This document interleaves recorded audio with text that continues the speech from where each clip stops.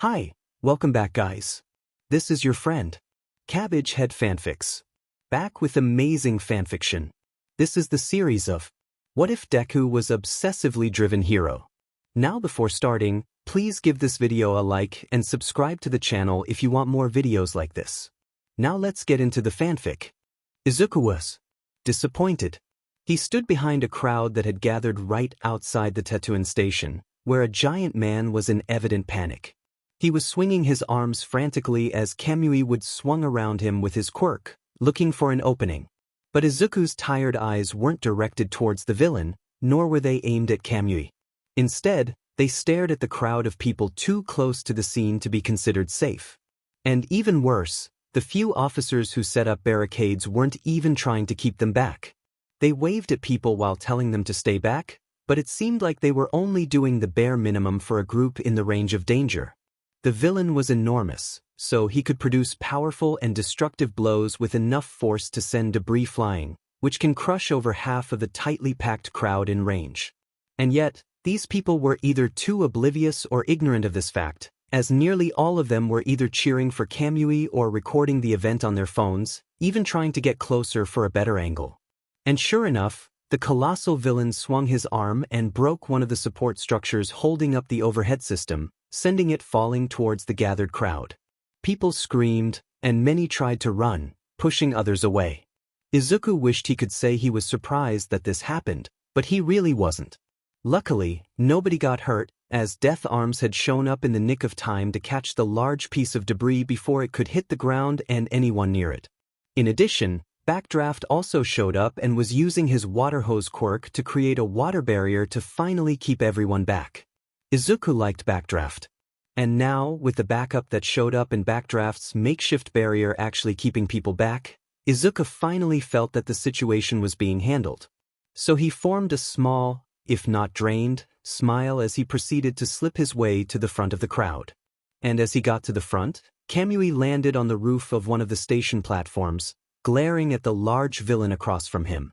Illegal use of powers during rush hour and robbery resulting in bodily injury. The wooden hero held his arm in front of him dramatically. "You are the incarnation of evil." Izuku cringed. He respected Kamui. He really did. He seemed to be a hero who prioritized the safety of people more than anything. Yet he was so exaggerative when it came to facing villains, treating every one of them as the scum of the earth that deserved to be purged. The guy snatched a purse, got cornered, and panicked into using his quirk. How does that make him the incarnation of evil? Well, at least Kamui's words didn't match his actions, as even though he spoke poorly towards villains, did he just like giving a show? He never used more force than necessary against them. Unlike a flaming pile of garbage Izuku knew. But back to the fight, Izuku's eyes lit up as he saw Kamui pull back his arm with more branches building up, recognizing the preparation of a special move. Izuku smiled, muttering the words as Kamui also spoke them. Preemptive. Binding. Kamui sent his arm forward, bursting out several branches towards the villain. Lacquered chain prison. Izuku found the name to be a bit too long, and he genuinely wondered if Kamui Woods had been a Chunibyo. He didn't get to explore this thinking as his attention was caught by a figure flying through the air. His eyes widened as he saw a female hero he didn't recognize soar and dropkick the giant villain just as Kamui's branches reached him. The villain was instantly knocked out and crashed onto the street, creating a crater while shattering the windows around him on impact. Izuku was left stunned as he stared upward at the newcomer, watching her bend over the now unconscious villain and purposely stick out her behind. This couldn't be any more perfect for my debut. She turned to the crowd, mainly the gathering male photographers, and gave everyone a big smile. "My name is Mt Lady." She winked, perking her butt up a bit. "Please stay behind and leave the rest to me." Izuku tried to distract himself by reaching into his backpack for a notebook to write a new entry, but he couldn't stop the reddening of his cheeks. He didn't immediately leave for the next few minutes, watching police clear the area while Mt Lady waved at the cameras and reporters with a big TV grin. Izuku couldn't help but frown, seeing that his first impression of the pro wasn't good. Stealing Kamui's spotlight selfishly, then using her charm to appeal to the crowd for an obvious desire for attention. Now, Izuku couldn't fault someone for wanting to be popular. But like this? He couldn't approve, especially when he saw Kamui sulking on the station roof. Not that anyone would care about his opinion anyway. Izuku turned away and glanced at the crater in the street and the shattered windows around it. None of this excess destruction would be here if Mount Lady hadn't thrown her gigantic body at the villain. Didn't she know that the larger and heavier an object was, the more force its impact would have? She should have let Kamui restrain the giant villain for at least a moment so she'd have an opportunity to move in and quickly knock him out. Well, no point lamenting the past. Especially when Izuku knew that it didn't matter what he thought. It never mattered what he thought. Izuku opened his most recent hero analysis for the future notebook he had pulled out and proceeded to write down his analysis on Mount Lady, even including a small drawing of her appearance. Gigantification, huh? She looks like she'll be popular, with both her quirk and how she uses her charisma to catch everyone's attention. But the damage she can produce due to her size will definitely be an issue to her, assuming she even cares about it, judging by how she stole Kamui's spotlight and caused more destruction than needed in the surrounding area. Does her quirk even let her change to any size at will? Or can she only change from her default size to that one gigantic size? That'll limit her dash. Hey, wait, you're taking notes? Izuku flinched and nervously glanced behind him to see a man that had been beside him when he had moved to the front of the crowd. A bald man with ninja star protrusions on the top and sides of his head. Izuku could only guess that his appearance was due to his quirk. His condolences. You want to be a hero, kid? The man grinned. Yeah? Izuku instinctively hugged his notebook tightly. His social anxiety has always been a problem for him, and he was already turning red at being addressed. But he couldn't be nervous. He knew what his dream was, and he had to hold onto it proudly. So burying his negative thoughts, he opened his mouth. Why yes. And contrary to the scowl or sneer he expected, the old man merely gave him a thumbs up. That's great. You can do it. Izuku froze. For a moment he wondered if he had heard him right, his eyes widening in shock. And then he formed his first genuine smile in a while, nearly blinding the man by how bright it was. Wise. I'll do my best. Maybe today would be a good day after all? Izuku's optimism is gone the moment he gets to school. More specifically, any joy from the previous encouragement he had received immediately dissipated when he saw what was on his scorched and graffitied desk. More spider lilies. He didn't bother looking around the half-full classroom for clues as to who left them on his desk.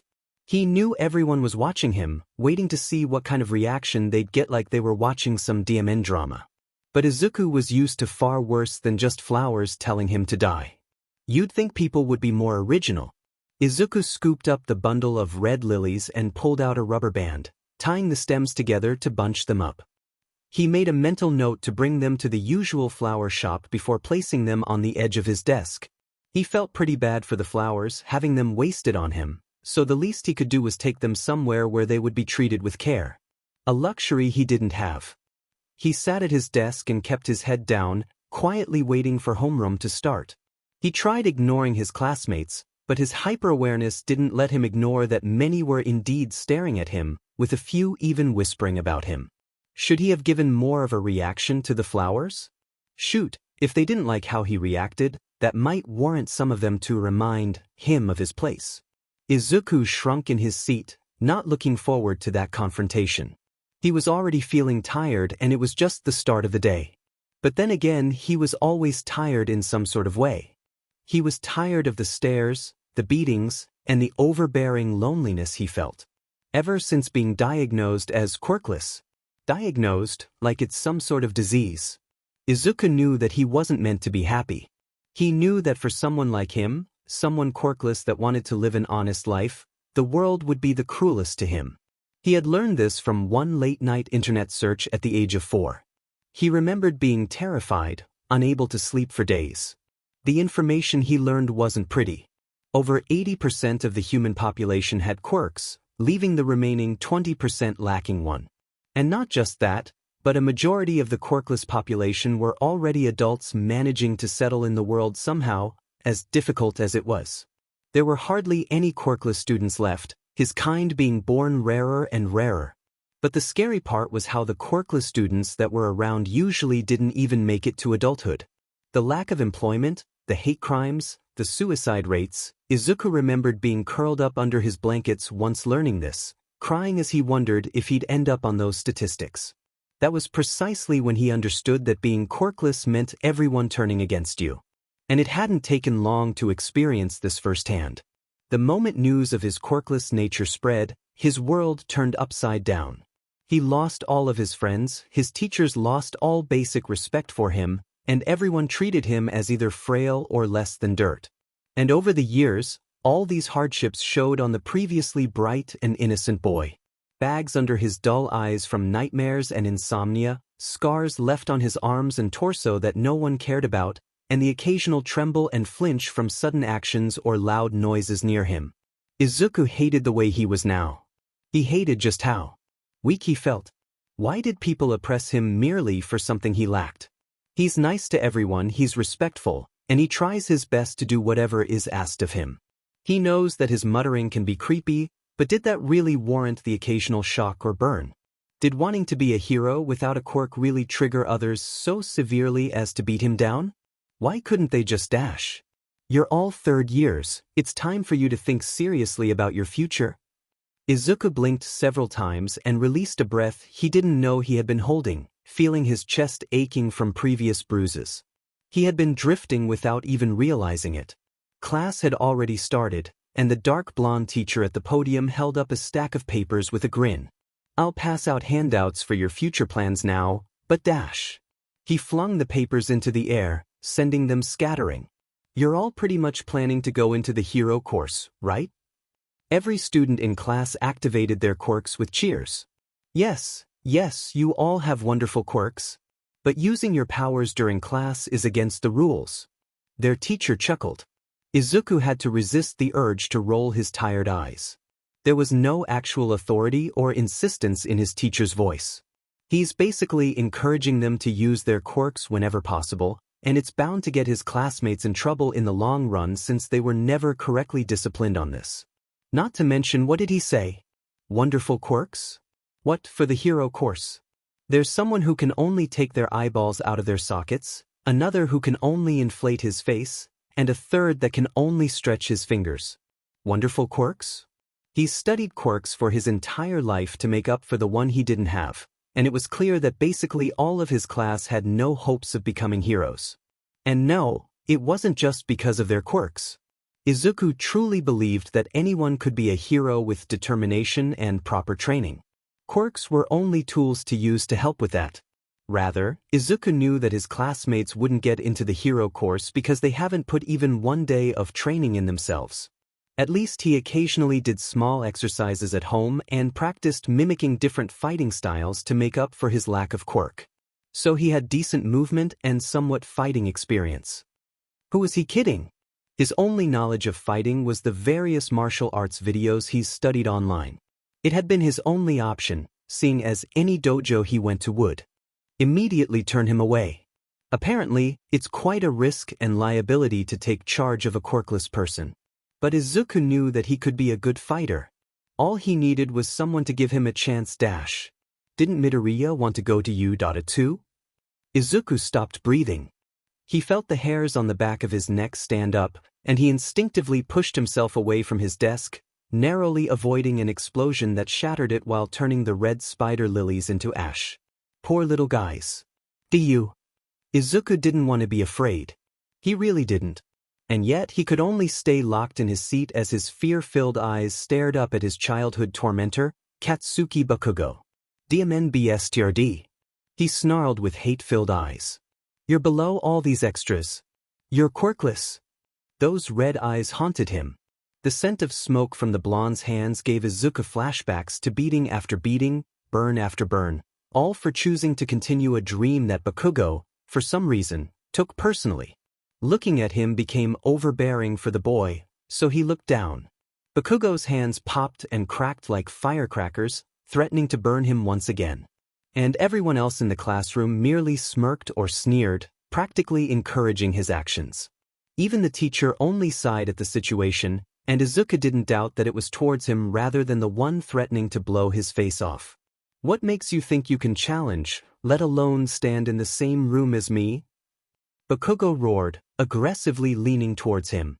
Izuku tried to pace his breathing, but it only came out in panicked pants. The scars on his body burned without even being touched, always still able to perfectly recall just how it felt to get them. Not trying to compete with you, Kaken. He mutters, not daring to look up at him. I'm just going to try to get in. That's it. Bakugo's palms burst once more, making Izuku flinch and shrink in his seat as his former friend took a step over his destroyed desk. Try? Try? That's what you're trying to do. What the hell can you do of all people? Izuku then felt Bakugo grab his collar and pull him up, forcing him to look the boy in the eye. His mouth turned dry as ragged breaths came out, fear coursing through him as Bakugo's right hand hovered dangerously close to his head, small bursts threatening to burn him. He felt his limbs lock in place, staring helplessly at the mercy of his tormentor, bracing for impact. Luckily, the most unlikely person saved him from another purchase of burn cream. Oi, Bakugo, sit down. We still have class, you know? Their teacher huffed impatiently. To think that only now he spoke up. Izuku could only guess that he didn't want any stains on the floor again. Bakugo let out an annoyed grunt but shoved Izuku to the ground, returning to his seat and uncaringly putting his feet on the desk. And Midoriya, clean up this mess and get another desk from the storage room. The teacher rolled his eyes. Giggles and snickers filled the room as Izuku struggled to hold back his tears. Bakugo was always successful at making him feel his worst. He always managed to make him feel so worthless. It took him a trip to the bathroom to cry and bring a new desk from the storage room before he could calm down. At least things proceeded to mellow down from there, as everyone had started ignoring Izuku again, allowing him to breathe properly. He couldn't stop feeling so pathetic. Why did he have to keep getting those flashes? To freeze up every time Bakugo even touched him? You'd think he'd be used to it over the years, but the treatment towards him worsened whenever he thought he knew the worst of it. All he could ever be was the good-for-nothing Deku. To take whatever Bakugo threw at him without ever being able to give anything back, otherwise receiving even harsher punishments. He couldn't risk getting any more marks on his record if he wanted to get into today, so the only option was to take the pain. No matter how much it hurt, no matter how much the bruises made it hard to walk, no matter how much blood he spat, he knew long ago that he didn't have a choice. At least he managed to develop a high pain tolerance thanks to it all. Most of it was due to Bakugo's aggression toward him compared to others. It should be useful if, when he became a hero. By the end of the day, Izuku felt so tired. And yet, his instincts screamed at him to pack his stuff and leave as quickly as possible. But apparently, he hadn't been fast enough. He was just about to shove his notebook into his bag when it was snatched from him, the blonde who took it grinning at him. Deku. Izuku's limbs locked. The way he said his name practically shattered all of his mental defenses. It was so full of hate and malice that it told him to expect something. We aren't done yet. Bakugo was speaking, but Izuku's mind had started to drift. His head was cloudy, tunnel vision focusing on his precious notebook and not even caring that Bakugo's lackeys were laughing at its title. Give I it back dash. He reached forward yet was slow and fearful as it wasn't a stretch to say that Bakugo could blast him at any second. Please dash. He was only able to watch as his notebook got detonated. Izuku's eyes lost all the remaining color as he watched the 13th entry of his hero analysis become scorched from the single explosion between Bakugo's palms. Bakugo continued to speak, but he still wasn't listening. He could only watch and drown out the world as he witnessed his notebook tossed out the window, staring outside even after it disappeared from his vision. He was only brought back to reality by a burning hand on his shoulder, ironically making his blood turn to ice. Don't apply to you at 8, nerd. Got it? Bakugo closed his eyes with an adopted smile, smoke hissing from the palm on Izuku's shoulder. Izuku looked down, his lips quivering as he shivered in place. He felt so angry, so scared, so distraught, and yet he knew he couldn't say a word. Otherwise, he'd risk Bakugo adding more numbers to the scars already on him. He knew he could do nothing about it. Because no matter how much Bakugo did to him, no one would ever help the quirkless kid. Luckily, Bakugo seemed to be feeling generous at the moment, as he and his cronies merely went to exit the classroom. And then Izuku had the mistake of relaxing for a second, believing that the worst was over. If you want to be a hero so badly, there's a quick way to do it. Despite his back facing him, Izuku could practically see Bakugo's sickening grin. Believe that you'll be born with a quirk in your next life, and take a last chance dive off the roof. Izuku's eyes lose all color in them. His classmates had written messages on his desk. He occasionally had red spider lilies placed there. But no one had yet to ever actually say it out loud. And of course, it just had to be Bakugo, who knew Izuku almost as well as he did himself, who said it. He didn't know whether to cry or puke. Even if I don't have a quirk, can I become a hero? It took almost suffocating to a Sludge villain and nearly falling to his death, but Izuku would go through it again if it meant asking the one important question he needed to hear the answer to. He needed the approval. He needed to hear that he wasn't a waste of space. He needed to hear that he could actually be a hero with his own set of skills rather than just a quirk. And who better to ask than the #1 hero? Although, for a moment, the question was put off since Izuku had discovered All Might's true form, caused by a grave injury he had sustained from a villain 5 years ago. Did he really have to tell him all of that? That seems a bit much to tell a kid he just met. It wasn't like he had to explain himself. But when he finally answered his question, I cannot simply say, you can become a hero even without a quirk. It was like his whole body had shut down. Izuku could hear the tinkling pieces of his remaining hopes scattered on the floor. His eyes turned dull, his breathing had all but stopped, and his head hung lifelessly from hearing the opposite of what he had needed to hear. You could compare him to a hanging corpse, so dead to the world. It hurt. It hurt so much. Having your hero tell you that you can't be like him, that you can't be anything like him, hurt worse than all the burns or beatings he had received before. All Might had been the one getting him through the days. He was the closest thing Izuku considered even close to replacing the father figure that had left when he had needed him the most. This was a hero who would always do the impossible and laugh no matter how grave the scenario. This was the man who always encouraged others to make dreams into reality, who always said that anyone can be a hero. And yet, he just told him that he couldn't. He should have known. He didn't know what he was thinking. All Might knows these things. Of course he'd. If you aspire to save people, you could always become a police officer or another similar profession. It's often thankless work but still admirable in itself.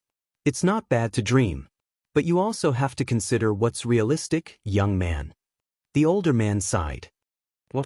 Izuku blinked several times, regaining his vision to see the gray roof he was standing on. Realistic? The F. Did he mean realistic? Being an officer? Doing a similar profession? Did he not know just how much of a disadvantage quirkless people have? Just how much discrimination they faced? Why hire someone quirkless to fix your electricity when people with electric or machine-suited quirks usually go into the business? Why hire someone quirkless to do heavy lifting when people with strength enhancement quirks aren't too rare and do the job more efficiently? Even a simple position as a janitor ends up non-existent when someone has a quirk suitable for cleaning. It's absurd, but that's reality. Izuku has seen these odd but specifically useful quirks, from a quirk that can escalate the growth of plants to a quirk that turns someone's entire head into a spray bottle that can actually be used. Anything that'd pay well is near impossible to get for someone without a quirk. Whether due to the competition having quirks more suited for the position or the people hiring just had something against quirkless people. Nearly every time, it's the latter. Everyone went into professions usually relating to their quirks, which left scraps and rare opportunities for those without the suited powers. And for someone quirkless? Let's just say Bakugo's advice sounds better than All Might's will ever be. Izuku felt his hands ball into fists as he trembled. He had already started crying, his hot tears hitting the floor. All Might was supposed to be the symbol of peace. Shouldn't he be knowledgeable about the suffering in the world? Shouldn't he be aware of the discrimination? Shouldn't he know that being quirkless didn't make you a person? Of course. He didn't know. Of course he didn't understand. It was stupid for him to expect All Might to side with him. All Izuku had ever known about the man was whatever he wanted the public to see of him. He thought he knew All Might, he thought the man would agree with him, but that was only because he had watched him through a television screen all his life. But in the end, they don't know each other. They lived entirely different lives. The man is the most beloved person in the world, with practically the most powerful quirk in existence. It's everything he's ever needed. All Might lived in the clouds of the bright sky, not in the deep dark rock bottom where he was. Izuku couldn't believe he had been this stupid. His admiration and desperate yearning for acknowledgement made him think too highly of All Might. He had sought validation from the hero with the belief that he understood him, that he understood the problem in that the whole world seemed to revolve around quirks and nothing else. Izuku thought All Might knew this, but now he realized that this was the same man that had almost kicked him off his leg thousands of feet in the air. And in addition, this was also the man who had just left behind a mentally damaged boy alone on a rooftop without a second thought, even though he had just crushed his dreams just seconds ago. Izuku stood utterly still, tears still trailing from his dead eyes. His vision was focused straight ahead at the edge of the building. He felt hollow and didn't even know what to think anymore. Believe that you'll be born with a quirk in your next life, and take a last chance dive off the roof. His gaze didn't move from the edge. Bakugo's words plagued his mind as laughter from his classmates followed. He hadn't even realized it when he started trudging forward like a zombie. It hadn't been the first time he's heard the blonde's voice haunting his head, but this time he didn't seem to be able to get it out. His dreams had been torn apart, and it was clear that he had no hope. So why bother trying anymore? Izuku's mind was clouded as memory after memory flashed through his mind. The sickening worried looks his mother gave him, the ostracization and bullying he's faced year after year in school, and just now, the dismissal from the man he had considered to be his savior for so long. He felt so tired. He just wanted it all to stop. An explosion snapped Izuku out of his trance, the boy only 3 steps away from the edge of the building. He stumbled back in confusion, eyes widened and breathing quick as he reminded himself just where he was. What was I dash? He then heard another explosion and turned to see thick smoke coming from somewhere not too far off in the city. The usual burst of adrenaline he got whenever he saw a villain attack kicked in, but just as Izuku was going to run to the scene, All Might's words returned. I cannot simply say, you can become a hero even without a quirk. Izuku lost any growing excitement and hung his head in defeat, leaving the building without even realizing what he had been about to do. He knew it was his fault.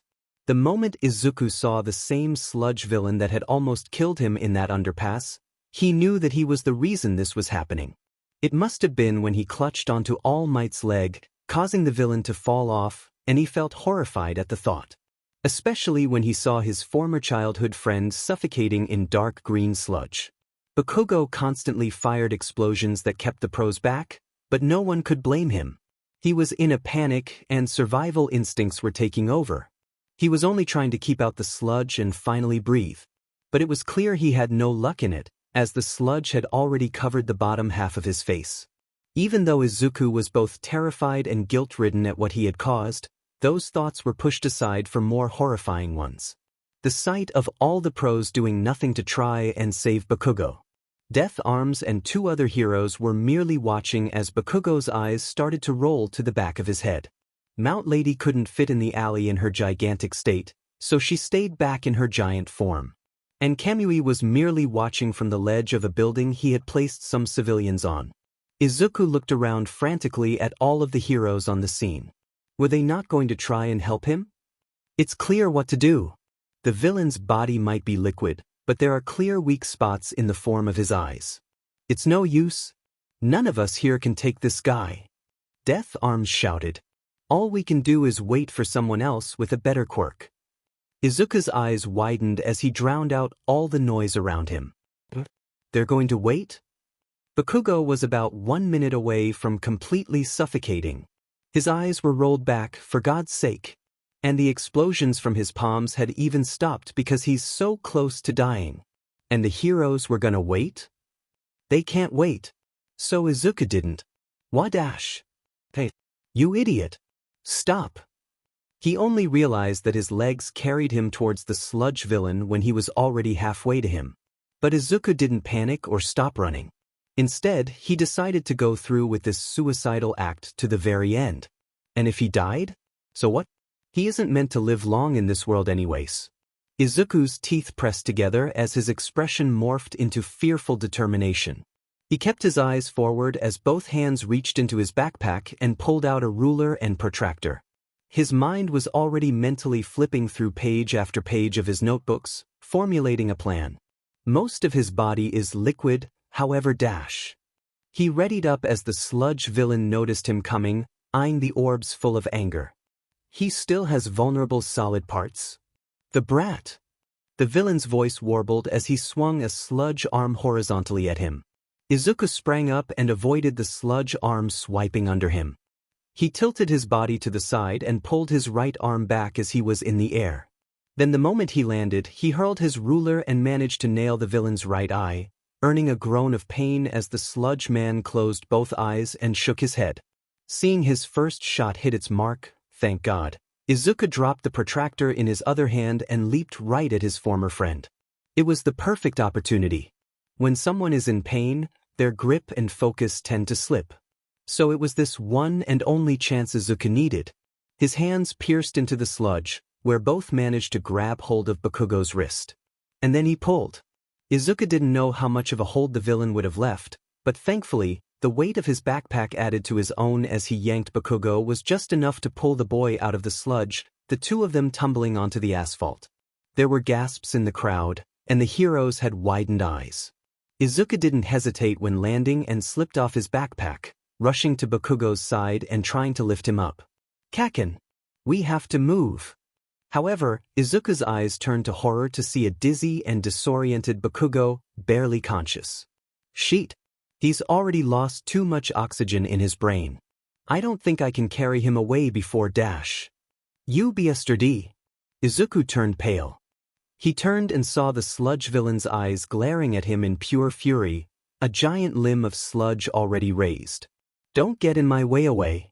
Izuku saw that he was going to die. He had finally done something the heroes didn't, even though he was quirkless.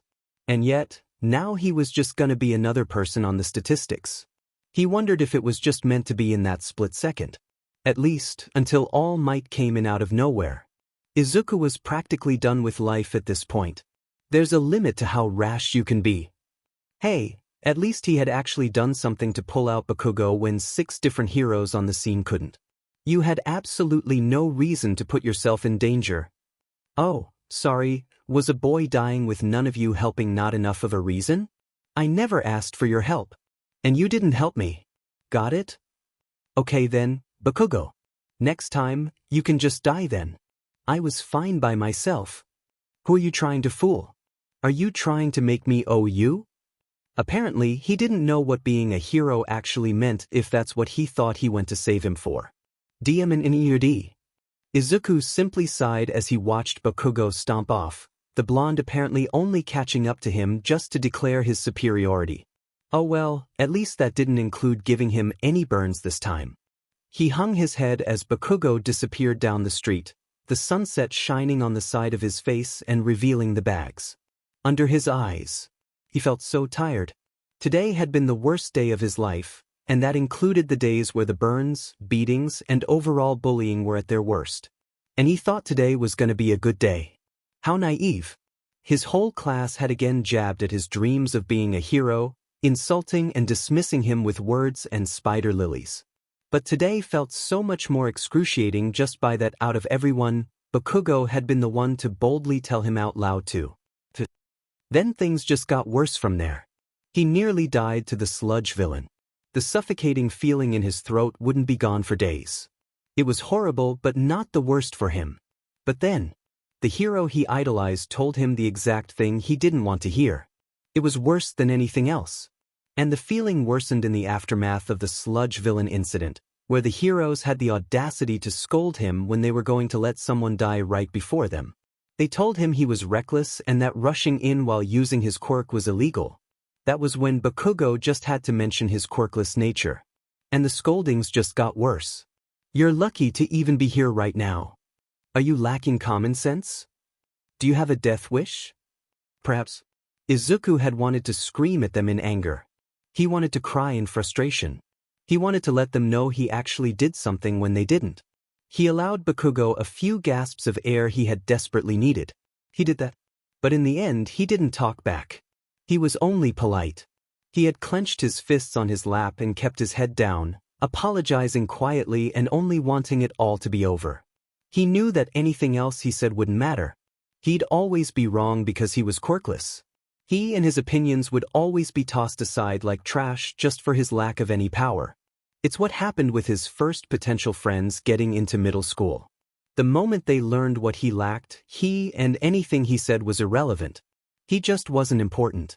He knew this. Without a quirk, he's worth nothing. That's why his dad had not so mysteriously disappeared. That's why the few friends he had in elementary all turned on him. That's why his teachers just don't care.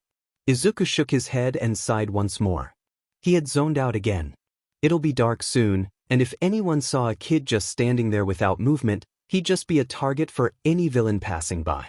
He turned around with the intent to make it back home, but he didn't know what to do now. His last chance to get the acknowledgement he needed had turned into the moment his dreams were finally crushed. And even if he were to choose a different career to go for, he doubted he'd ever get far in a quirk-biased society. There was really nothing left to keep him grounded at this point. Maybe he should just take Bakugo's advice. I am here. Izuku nearly choked, gasped, and yelled simultaneously, a jumbled and unnatural sound spewing out of his mouth as he got scared shitless by the hero skidding to a stop right in front of him. All Might? He didn't know how to feel right now. On the one hand, the number one hero had bluntly and heartlessly crushed his dreams and is more oblivious than Izuku thought he'd be. But at the same time, he still deeply respected All Might and his heroic spirit. He always prioritized helping people above all else, after all. He always managed to reassure people with just his presence.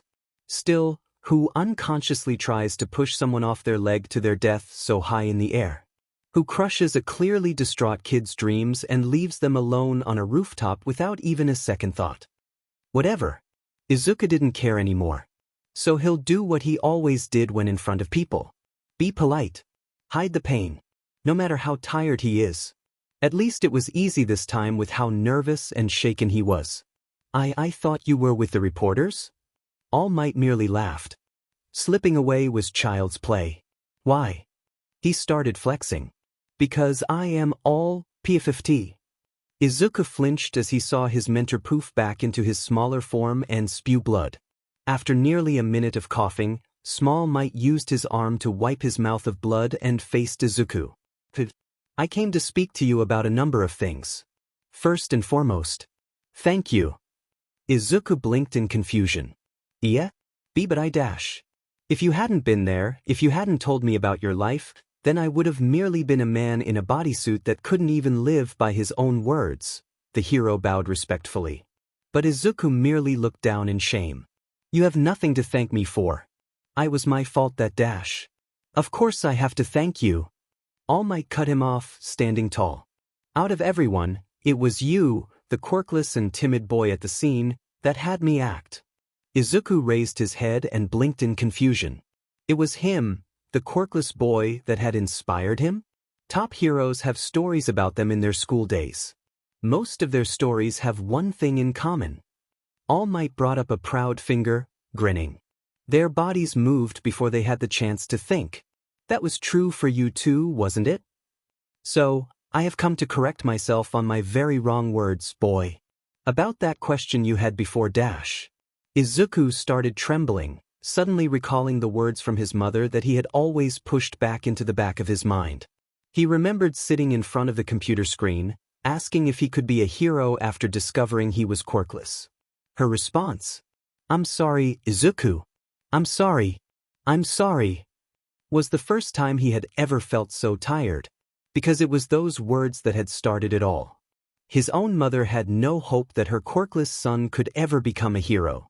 And for the next few years, even when he never gave up on his dream, her smiles towards him, which used to be so full of love and encouragement, had turned into pitying looks of pain and worry.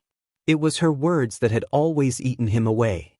Because the words he wanted to hear back then had never been an apology, as if she was the one who had cursed him. All he wanted to hear for 10 long years was, "You can be a hero." And that was when the waterworks started. For the second time in a day, a genuine smile formed on Izuku. He ignored how the skin of his face stung as he stretched the small cuts on it, too overwhelmed to even feel the pain of his tears causing them to sting. He looked down and his hands clutched his heart, wondering if this was really happening and that he hadn't died from the Sludge villain. His beating heart told him all he needed to know. Finally. He started full-on sobbing, even falling to his knees. He was finally recognized. And it was from All Might. He recognized his heroic spirit and potential, even with the lack of a quirk.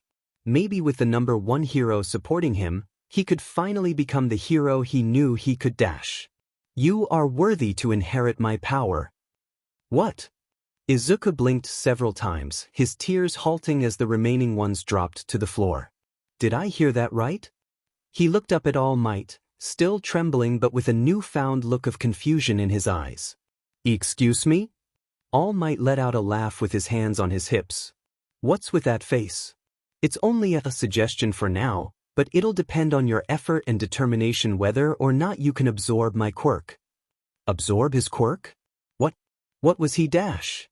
"I'm sure you've seen all over the media, but my quirk has always been speculated as super strength and speed. But it's not as simple as that, my boy. I will tell you the truth behind my quirk."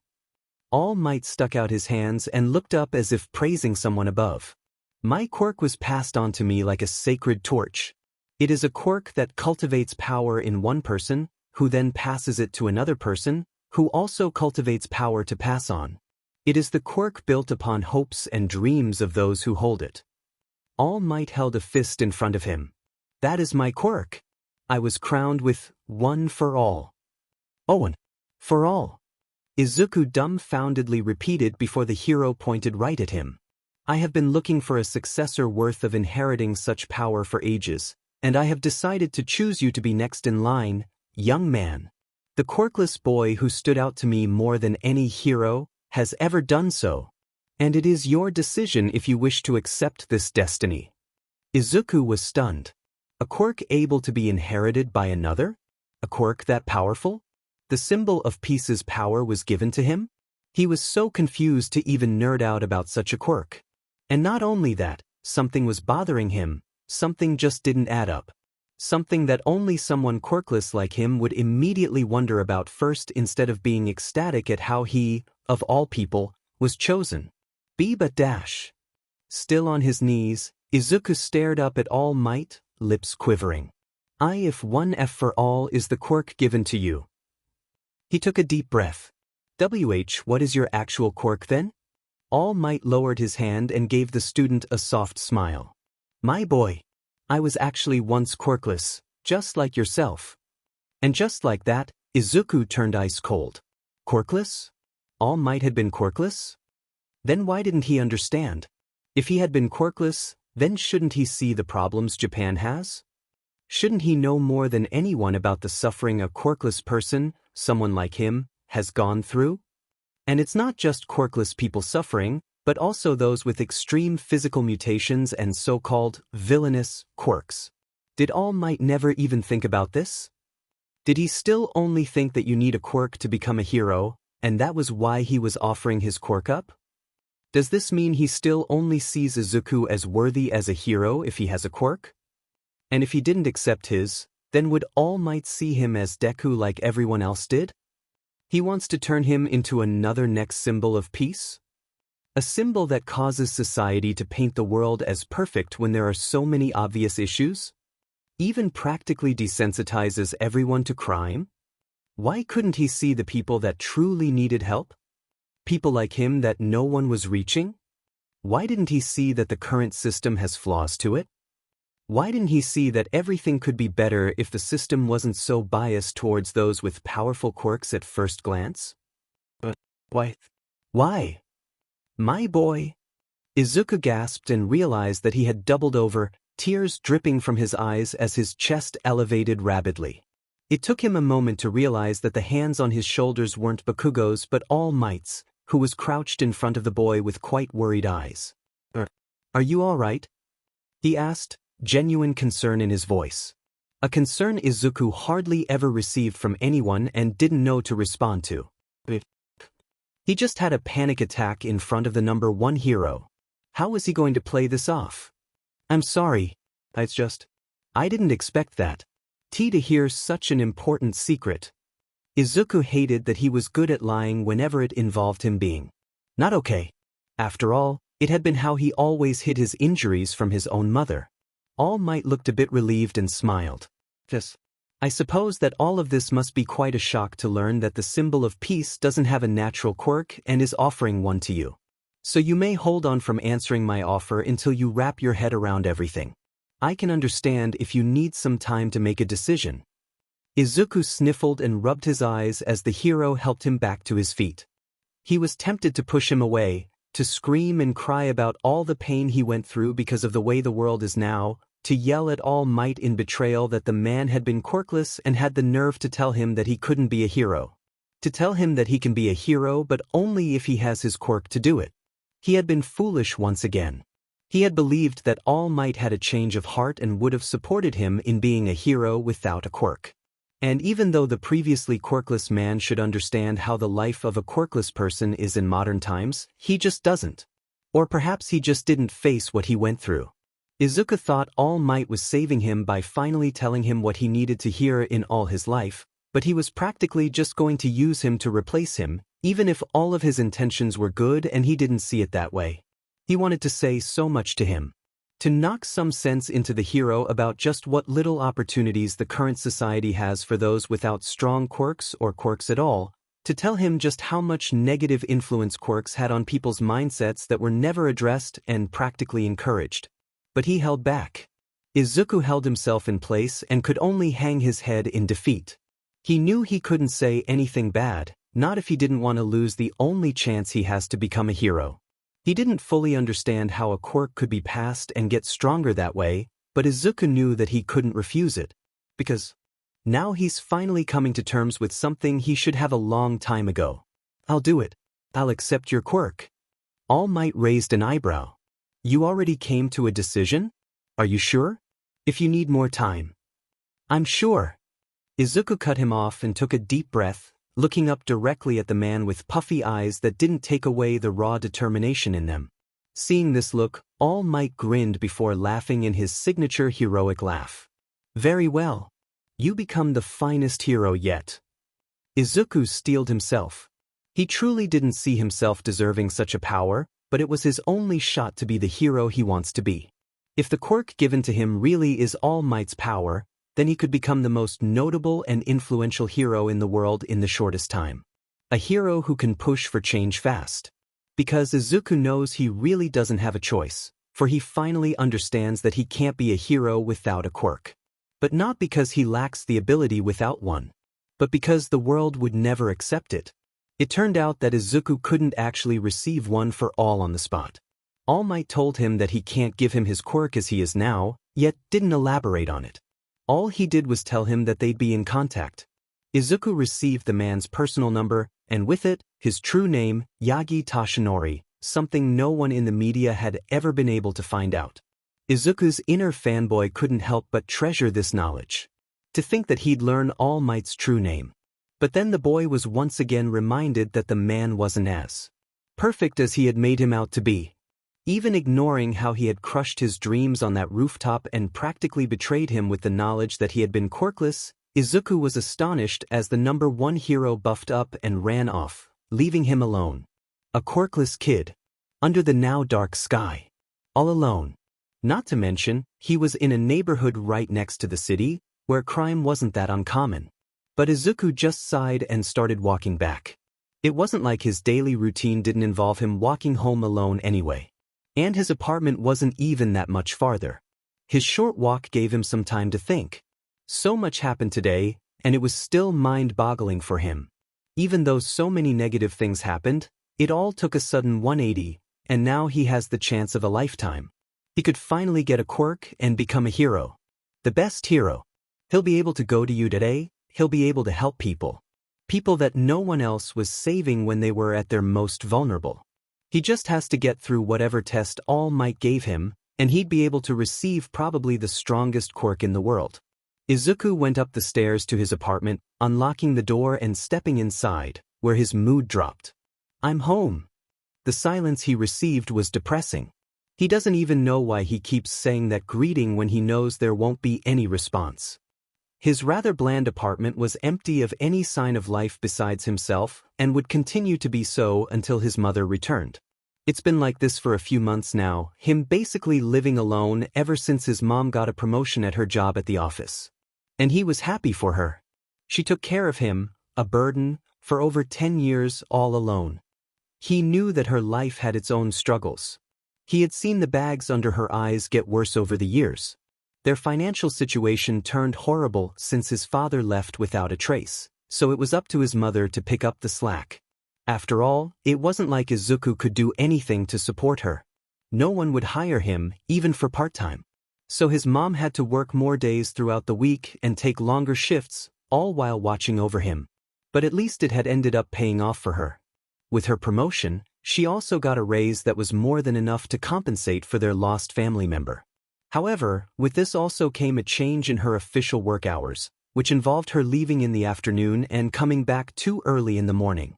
At first, his mother had been reluctant to accept the promotion, as her hours meant that she practically wouldn't even see her child until the weekends.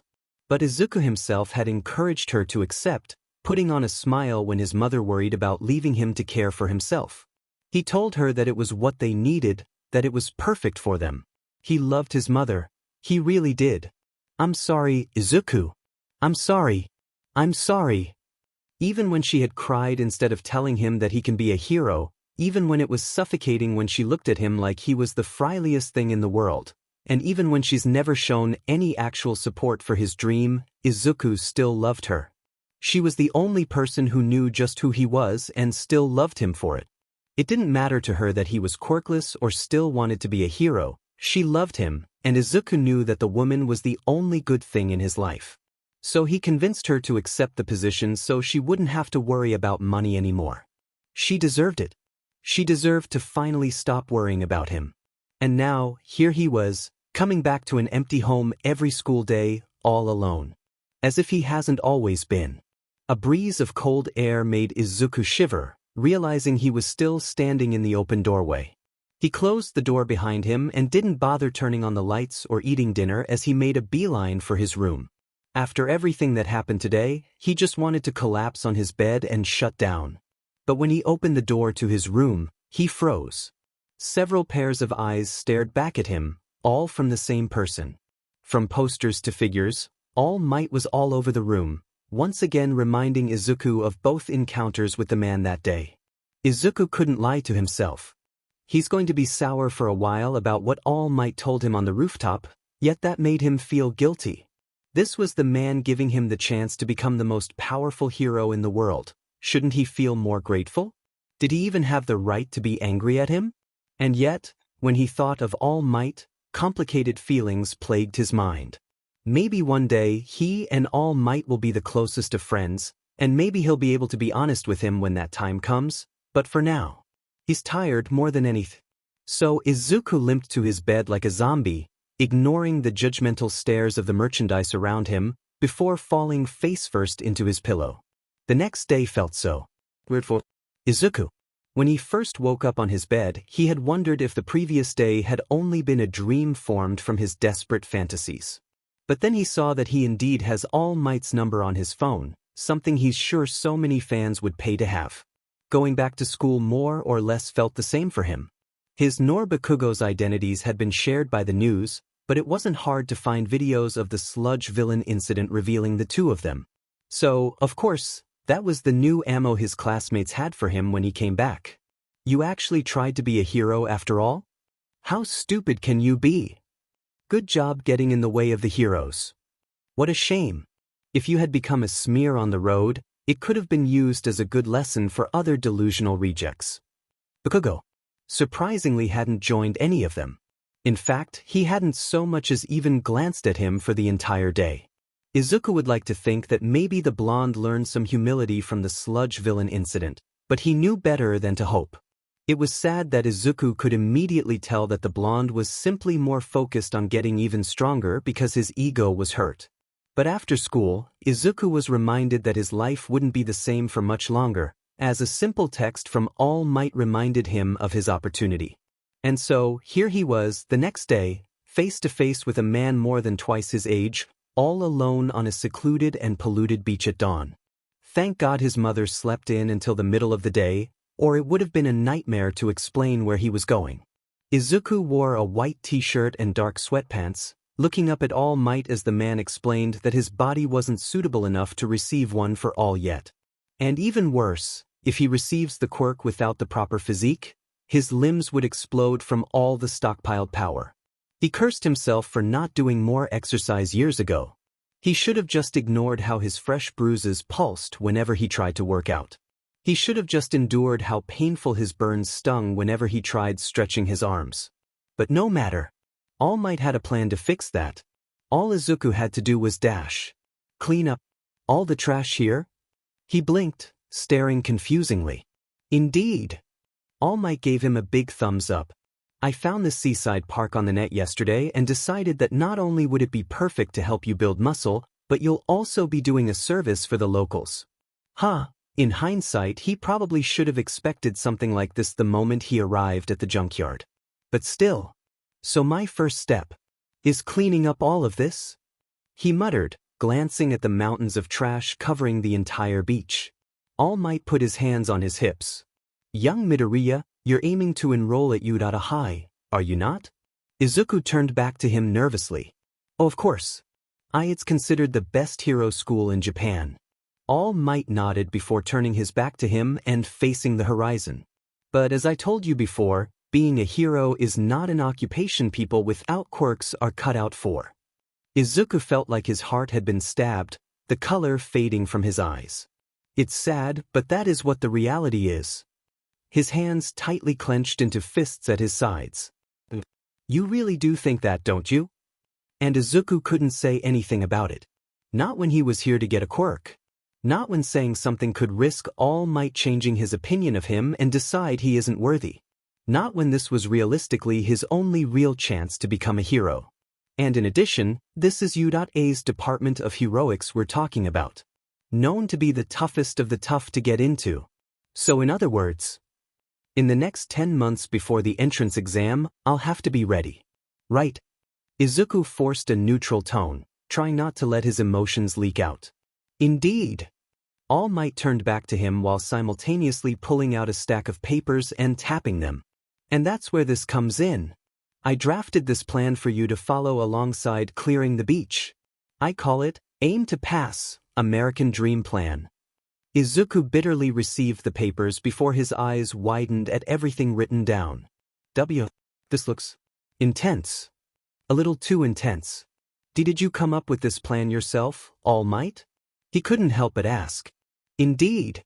Now I know what you're thinking, and yes, it's pretty DMN hard. All Might nodded. Okay, so the blonde didn't think it was some kind of simple routine. Why did Izuku have to worry that had been the case? But it is necessary to get you as fit as possible for the entrance exam of Japan's most prestigious hero school. Do you think you can handle it? All Might asked, a hand to his chin. Izuku tightly gripped the papers. He had to be able to handle it. After all, it was his only chance, and he had already known that he'd have to work several times harder than anyone else if he wanted to get anywhere close to his dream. So, of course, his answer was immediate. Yes. All Might was visibly proud, even giving him a thumbs up. Good. Then you can immediately get started. Right. Izuku looked around the area, looking for something before he'd start. Only. After 10 seconds of looking, his determined expression turned into that of confusion. Something wrong? All Might asked, noticing the look. Izuku sheepishly turned back to him. Where is the protective gear? Despite his eyes being shadowed in his buff form, Izuku swore he saw the man blink. Protective gear? Twice? I wouldn't want to get infected by a cut or something. Alright. Izuku barely uttered, growing severely nervous.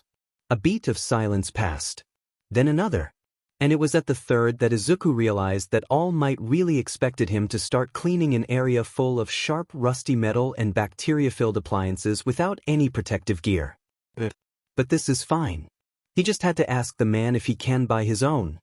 His thoughts cut off as he saw All Might deflate, steam erupting around him as he shrunk, a distraught look in his eyes. Izuku immediately started panicking. Had he offended the man? Damn it. He shouldn't have said anything and just started cleaning the diamond beach.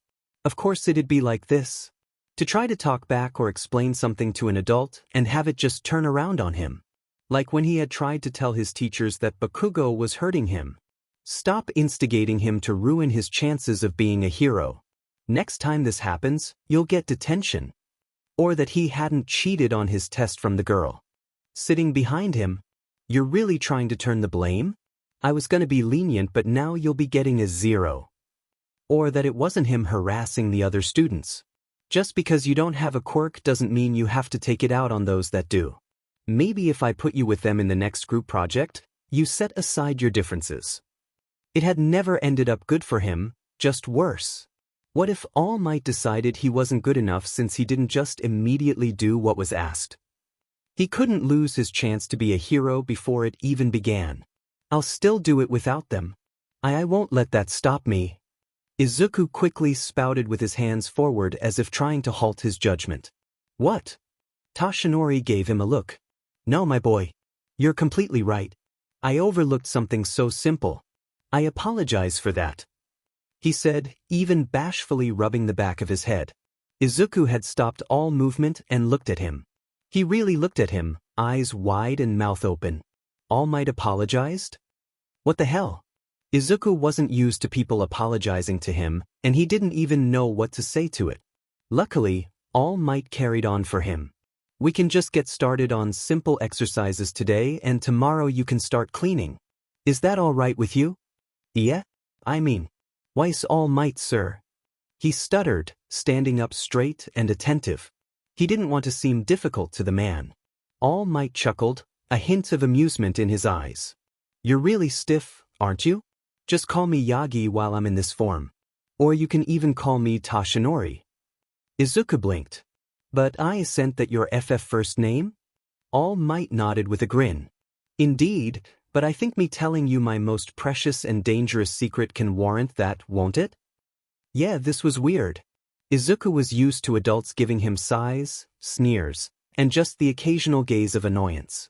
He wasn't used to whatever the hell this was.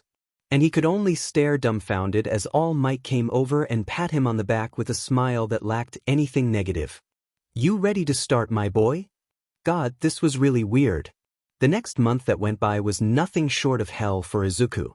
His body barely kept up with the exercise plan All Might assigned him. But despite his bruises, burns, and sore muscles screaming at him to stop, he didn't dare listen and continued pushing himself through it all. He had decided right at the start of his training that he wouldn't let pain stop him anymore. He's let it influence him far enough, and he regrets letting it do so. If he had just bore with it as he exercised before, then he probably could have been able to receive one for all early and train with it. But here he was, playing catch-up. So no more. No matter how painful something was, Izuku wouldn't let it get in his way of becoming a hero. Never again. At least when he went into the second month of his new routine, his body started to get used to it. Even the stings from his previous injuries didn't hurt as much whenever he moved now. And he was successfully following the meal plan All Might gave him too. He had managed to stay up late one night to talk to his mom about his exercise plan as a whole and had actually managed to get her support on it. So now they were picking up more groceries, and she left him more specific meals in the fridge. It was surprising how she had easily accepted it, considering she must know he's doing it to be a hero. Maybe she's just waiting for him to fail and finally give up? But besides the new training implemented into his life, everything else was the same. Aldra wasn't any better than before, as every moment of every day, there was still a risk of him being hurt, whether physical or verbal.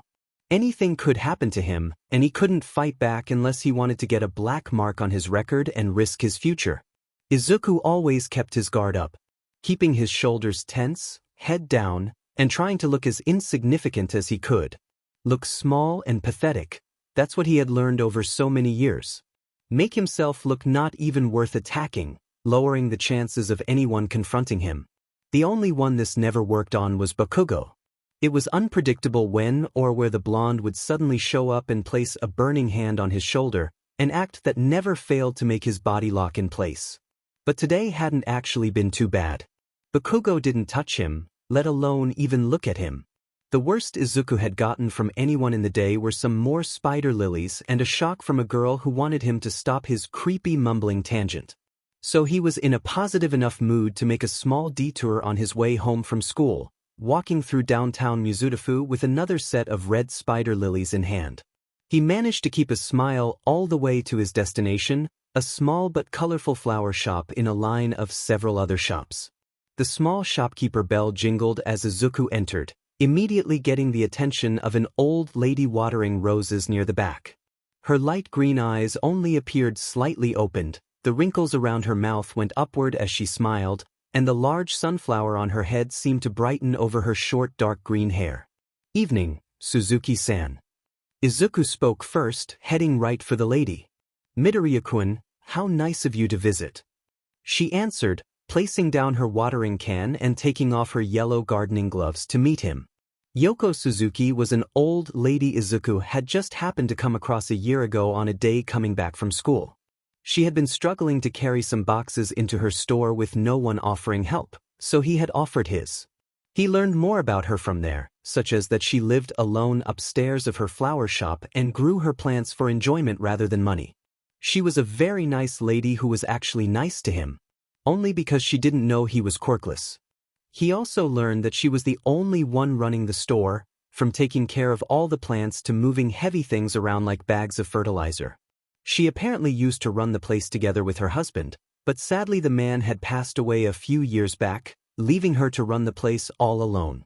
And although the woman told him that her quirk lets her convert sunlight into energy, hence the large sunflower on her head, and that she was fine alone, Izuku had still worried since he's seen her visibly struggle.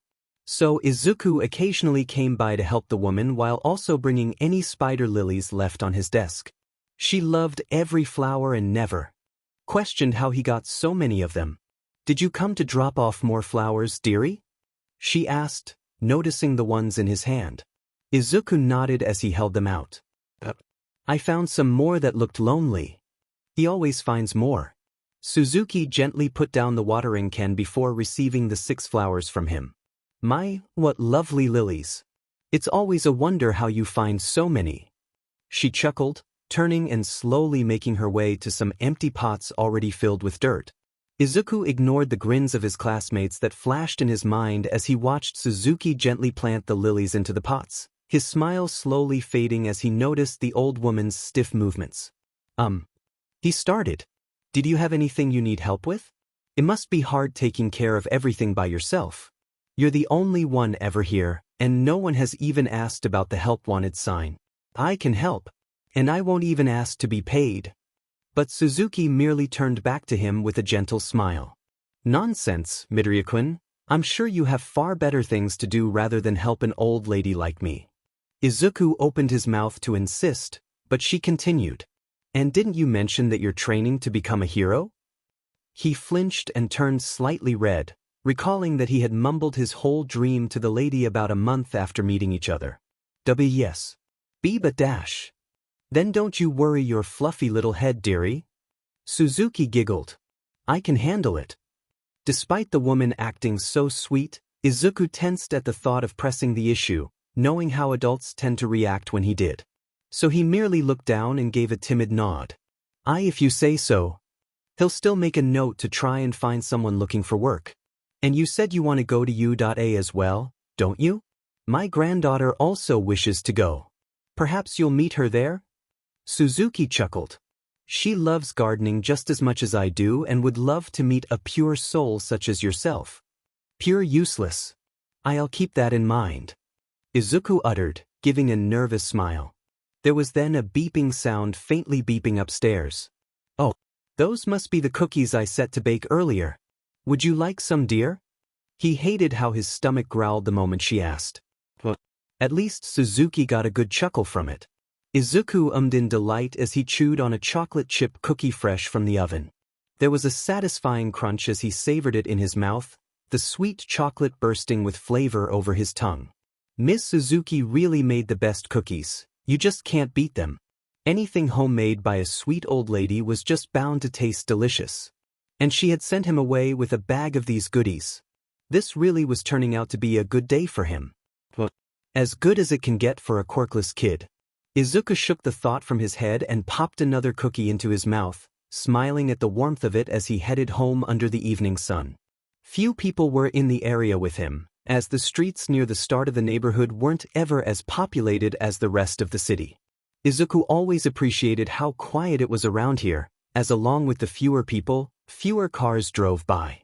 And even villain activity was low for this part of the city, as there were only really small shops that were more of a local community that didn't tend to have much money. It was a perfect place to take a walk. Bakugo nor the other bullies ever came into this area, so it was one of the few places where Izuku felt peaceful, where he felt safe. Until it wasn't. He was just turning the corner at the end of the sidewalk before walking face first into a large man's chest, making him stumble backward and drop something. Izuku opened his mouth to apologize. "Hey, watch it." Before his mouth turned dry. He knew that voice. Everything suddenly came flashing by. The explosions, the fire, the scoldings. Are you lacking common sense? Do you have a death wish? Izuku looked up almost robotically, his eyes widening and his breathing stopping for a second the moment he saw who was in front of him. Death Arms had equally wide eyes, the hero recognizing the boy as well. "You're sorry." Izuku immediately swerved around the man, desperate to leave, only to stop in front of another familiar hero. And when he saw her eyes of recognition turn to rage, he knew it was too late to leave, for Mount Lady had already locked onto him. "You!" His heart rate skyrocketed as he shrunk back from Mount Lady's voice, his breathing became shallow, and his blood turned cold as the blonde stood before him with fury burning in her eyes.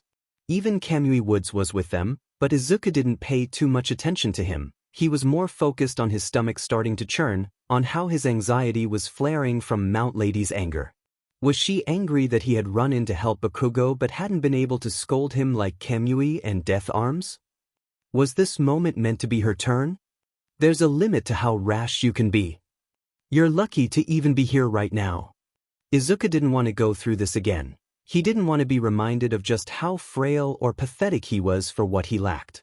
He didn't want another lecture that basically told him how useless he was. And yet he didn't move. By now, it was an instinct, a response. Being confronted by adults and being scolded by them, he never had any choice but to stay glued to the spot and listen. To listen to them say how he was disrupting the class when Bakugo blasted him, how he had to be more realistic with his dreams, how he should try to fit in with everyone rather than always cause a scene. Is it his fault? Is it always his fault? So even though he was shaking from the several pairs of eyes on him, even though Mount Lady looked absolutely seething, even though Death Arms looked annoyed while Kamui concerned, he kept his head down and listened, ready to apologize for whatever he was going to get scolded for this time. "You completely ruined my debut." Izuku flinched at her loud voice but didn't look up, even when confusion suddenly filled him. He had what? Ruined her debut? How did he even accomplish such a thing without being aware of it? "Mount Lady." Kamui turned to the female with a baffled look. "Calm yourself. You're overreacting." But this kid completely overshadowed my debut with that stunt he pulled. My earlier takedown would have been on the center of the news if he hadn't just thrown himself out to get killed. Izuku instinctively looked up with his eyes widened in horror. Did the Sludge villain incident completely overtake the media? A quirkless child had run in on the scene, after all. Add All Might into the picture, and it was a perfect story that dominated any other heroic accomplishments that day. He had done this. It was his fault, and now she was angry at him. Death Arms rolled his eyes and crossed his arms. "Mount Lady, I get it. You're upset that you didn't get the attention you wanted in your debut, but you're getting angry at a child." A quirkless child was left unsaid. Mount Lady turned to Death Arms with a scowl and was about to snap at him before realizing he was right. but she barely calmed her anger by putting a hand over her face with a groan. "Diamenet. I'm sorry, but..." She then huffed before turning back and frowning down at Izuku. "God, why did you have to do that?" Izuku suddenly found the floor interesting again, not daring to look up at the angry woman. Kamui sighed, giving a sympathetic look at the shivering boy. "I know we told you this already, but running in on the scene like that was dangerous, young man." "We had it under control." Death Arms added. "Under control? What part about Bakugo being unable to breathe for nearly 5 minutes was under control? If he hadn't run in and let him breathe a moment later, permanent brain damage could have been done." Izuku felt these words burn in his throat, begging to be released, but like always he swallowed them down and didn't dare talk back. Nothing good ever happened when he talked back. Instead, he took deep breaths as he tried to calm himself, reminding himself of the basic rules he imposed on himself to survive. "Look small, not even worth addressing. You ran in without a quirk, for God's sake." Mount Lady ranted. His knuckles turned white. "Be polite, don't further aggravate anyone. I was looking forward to that debut for over a week." His nostrils flared. "Don't talk back, they always have to be right. All you did was just cause us more trouble." His eyes squeezed. "Don't. Just don't." Mount Lady groaned. "You were just useless anyway, Dash." His eyes snapped open, pupils shrinking as memories flared through him. "You should probably give up." "I'm sorry, Izuku. I'm sorry. I'm sorry." "You were just useless anyway, Dash." "Useless. Useless. Deku. Dimenbisui." And Deku is for someone who is totally useless at everything. Useless. Useless. Deku. The so many words that had been bubbling in his throat burst. "You weren't doing anything." All the three heroes recoiled in shock by the sudden outburst, with Mount Lady's anger snuffed out in an instant. They hadn't been expecting this meek boy to suddenly shout at them, especially not with the look of anger in his watery eyes. "All of you just stood around and watched while someone was dying. You all waited for someone else to do your DMN jobs just because you didn't have the right quirk for the situation. What kind of hero does that?" Death Arms seemed to recover first by the outburst, returning Izuku's glare with his own. "It was a hostage situation. We couldn't just dash." "Hostage situation? Are you blind?" Izuku cut him off, surprising the man. "That was attempted murder. Didn't you see the villains suffocating him?" The horrifying image of Bakugo's eyes rolling to the back of his head flashed.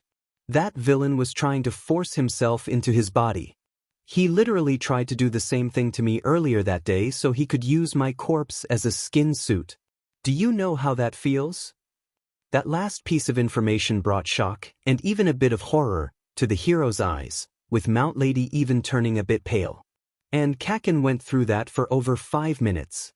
5 minutes dying just because you had all decided to watch rather than actually do something.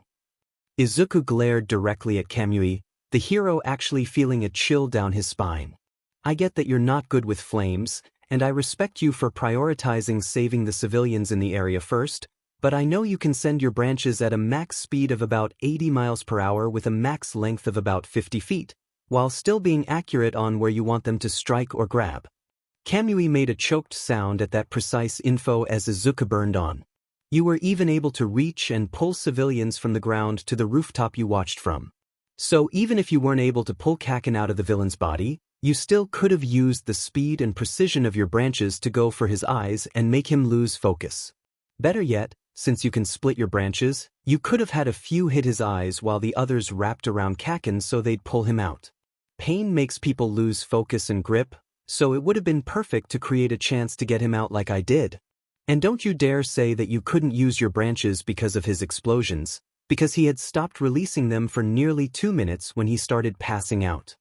Kamui was left in stunned silence as this information soaked into him, staring blankly into the air. Izuku then jerked his head to Mount Lady's direction, making the woman flinch. "A kid nearly died that day, and all you're thinking about is your DMN debut? Did you not use that day to learn anything? Didn't you think about how you could have responded better and what you can do differently the next time something like that happens again?" Do you know what you did the entire time a person was dying? Nothing. All you did was watch from above with your quirk without doing a single thing. Mount Lady was barely able to speak but somehow managed a few words. I couldn't fit in that narrow alley dash. Then shrink. Izuku cut in, throwing his hands up and startling her. Did you see how many people had gathered up right outside the scene? The same alleyway filled with flames, explosions, and a rampaging villain? Why didn't you shrink down and guide them to safety? You could have even used your giant form to move them since they were too close. Just do something, anything. But don't just watch. What if something like this happens again? What if you see someone getting robbed in an alleyway that you can't grow in? Are you just gonna do nothing and wait for someone else to save them again? Is your quirk all that you have? Mount Lady's mouth opened, but no words came out this time. In fact, she looked rather distraught, looking down at the ground with a complicated and distant gaze. And you dash. By now, Izuku's eyes were leaking tears, but that didn't stop him from sending a scowl at a baffled Death Arms, his anger burning on. Is your first instinct when confronting a villain always to just rush in and punch them? You tried to punch into a clearly fluid body. Didn't you see his eyes and mouth? You should have gone for those. But what's even worse is that once you gave him one punch, that was it. You threw one attack, decided that guy was a bad matchup, and gave up. And then you just stood there and watched a dying civilian while you waited for someone to save him for you. Death Arms clenched his teeth, not going to take this as the other two did. Do you know how delicate a situation like that is? It was better to wait for someone more suited to handle it. And if he had died? Izuku shouted, frustration filling his cracking voice. Death Arms blinked, narrowing his eyes. What? If he, a civilian, had died because no one had shown up from your call to wait, then what? Do you think the people would just accept that excuse? That not having the right quirk for a situation means you get to sit out guilt-free and do nothing when a life is on the line? Death Arms felt an uncomfortable cold grow in his blood. That didn't happen though. But what if it did? Izuku spat, red seeping into his crying eyes. Do you know how close it was to happening? If I hadn't run in to help him breathe, then by the time All Might showed up, he would have been dead. And who do you think the public would have blamed for that? The man that everyone idolizes, who showed up late but still tried to save a boy while managing to get the villain? Or the man on the scene who could have done something but instead stood by and watched him die? That had Death Arms think, the man apparently coming to a realization based on his widened eyes. The media always finds someone to blame, Death Arms. If he had died, they would have torn you all apart. Death Arms stepped back at the venom of those last words before a haunted look took to his face as he finally pictured just how bad things could have gone. Izuku let out several harsh breaths from his rant as his vision blurred from all the tears in his eyes, his voice going higher as he continued. None of you were helping him. None of you tried to think of any other alternatives to solve the situation. All of you just decided that the best thing to do was wait for someone with a better quirk to solve it for you. Is that all it comes to? Can you really call yourself heroes when you couldn't even save one boy right in front of you? Kamui looked down in shame, Death Arms's knuckles cracked as his hands curled into fists, and Mount Lady had turned her head away with a distant gaze. Izuku's hands went to his chest as he closed his eyes, his anger turning into overwhelming sorrow as he started full-on sobbed, voice cracking in pitches as he hung his head. I don't even have a quirk, and I was the one to pull him out of that villain. A worthless, useless, quirkless kid did it. Concern flashed over the heroes' faces for a moment, but Izuku didn't even notice. He was too busy catching his breath as his tears soaked the floor, slowly losing steam. Why, you could have done so many different things. You could have tried so much harder. You could have dashed. You see, Izuku's adrenaline slowly subsided as his breathing stalled, his body gradually relaxing after finally getting that out of his system. He kept his gaze down as fewer tears came out, clearing away the red that had clouded his thinking.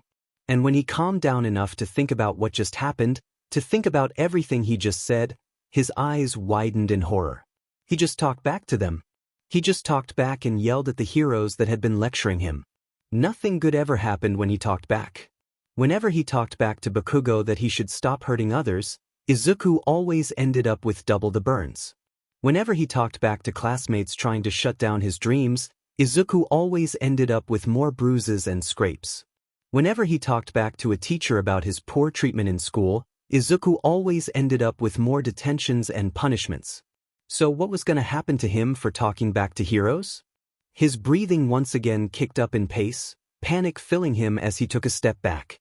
He had just talked back to adults. He had just talked back to heroes. That was the worst thing he could have done. He had to fix this before things got worse, before everything blew up on him. What if they got him banned from attending U.A? What if All Might heard about this and decided he wasn't fit to inherit his quirk? Maybe if he apologized, they'd let him go, or at least lighten whatever discipline they'd give. I am Dash. So Dash.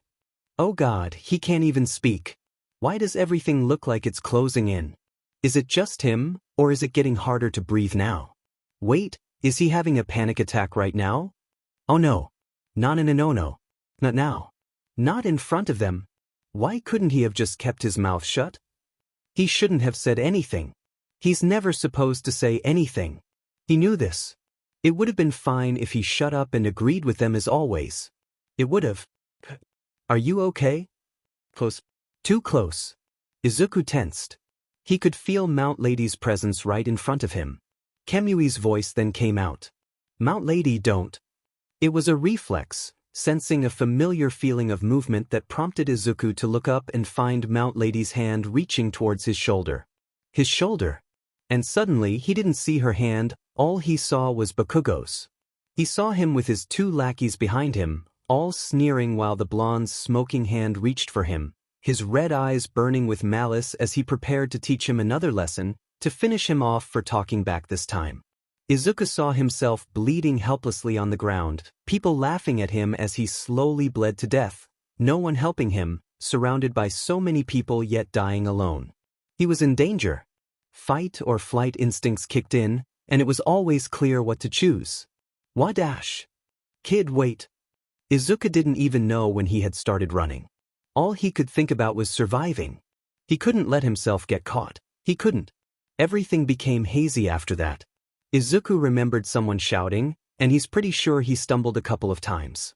Everything became cloudy as he ran, his vision blurring as he dashed what felt like hours. When Izuku finally did stop running, it was when his mind finally cleared up, and his body burned with exhaustion. He panted as all of his senses returned.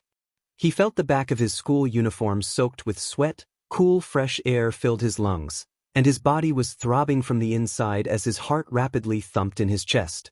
He blinked several times before glancing around him, taking in his surroundings to figure out where he was. It wasn't hard to recognize as he saw the familiar buildings of his neighborhood around him. He wasn't that far from home, but he could barely move as he struggled to recover from all his running. Still overwhelmed, he fell on his hands and knees while hanging his head, a bead of sweat dripping from his nose. His mind was still hazy about the events that transpired just earlier.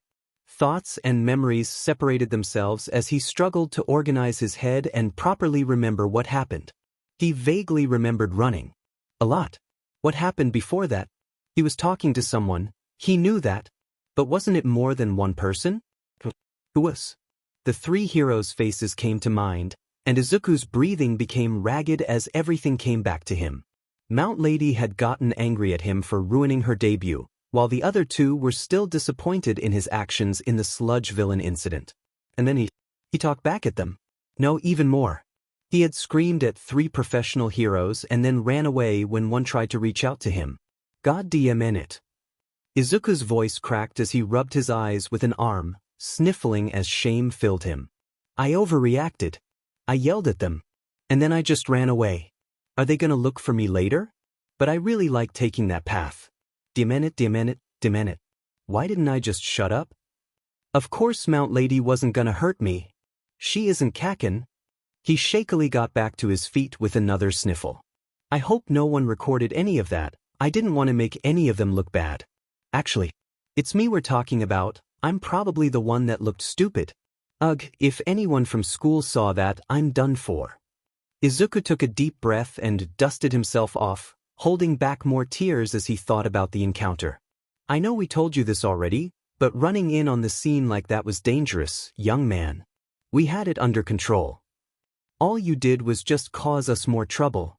You were just useless anyway. Izuku cringed. Had he really done nothing after all? Even though he had managed to pull Bakugo out, did it not even matter? They were both gonna die then, and there had it not been for All Might, right? Had he really been useless after all? Izuku choked back a sob. I shouldn't even be surprised. I've been told this my entire life. He grabbed at his face, clenching his teeth. I'm just Deku. That's all I am. But not for long. Izuku thought back to his encounter with All Might. You can become a hero. Even if it hadn't gone how he had wanted it that day, the man still gave him a chance. A chance to become what he's always wanted. Reminding himself of this, Izuku straightened up and tried to keep his chin up, watery eyes still containing some of their light. Just a year. His hands tightly gripped the straps of his backpack. Just one more year of this, and then I can finally be something. I just have to hold on until then. You've gone through 10 years of this, what's one more? Once again managing to lift his spirits up, Izuku took a deep breath before walking. But he didn't even take one step before realizing that he had dropped the rest of the cookies Suzuki-san had given him. He cried the rest of the way home. 2 more months go by after Izuku's second encounter with Mizutafu's local heroes, and he hasn't faced them since. He didn't know if he could handle being confronted by them a third time. Maybe one day he'll seek them himself and apologize for what he said, but for now, he was adamant about never running into them again. Part of this meant he could no longer take his usual route home, making him feel a little more dead inside. He knew that Kamui and Death Arms's patrol routes usually went through some of the streets he took, and he had a feeling that Mount Lady had her own route nearby as well if she occasionally met up with them.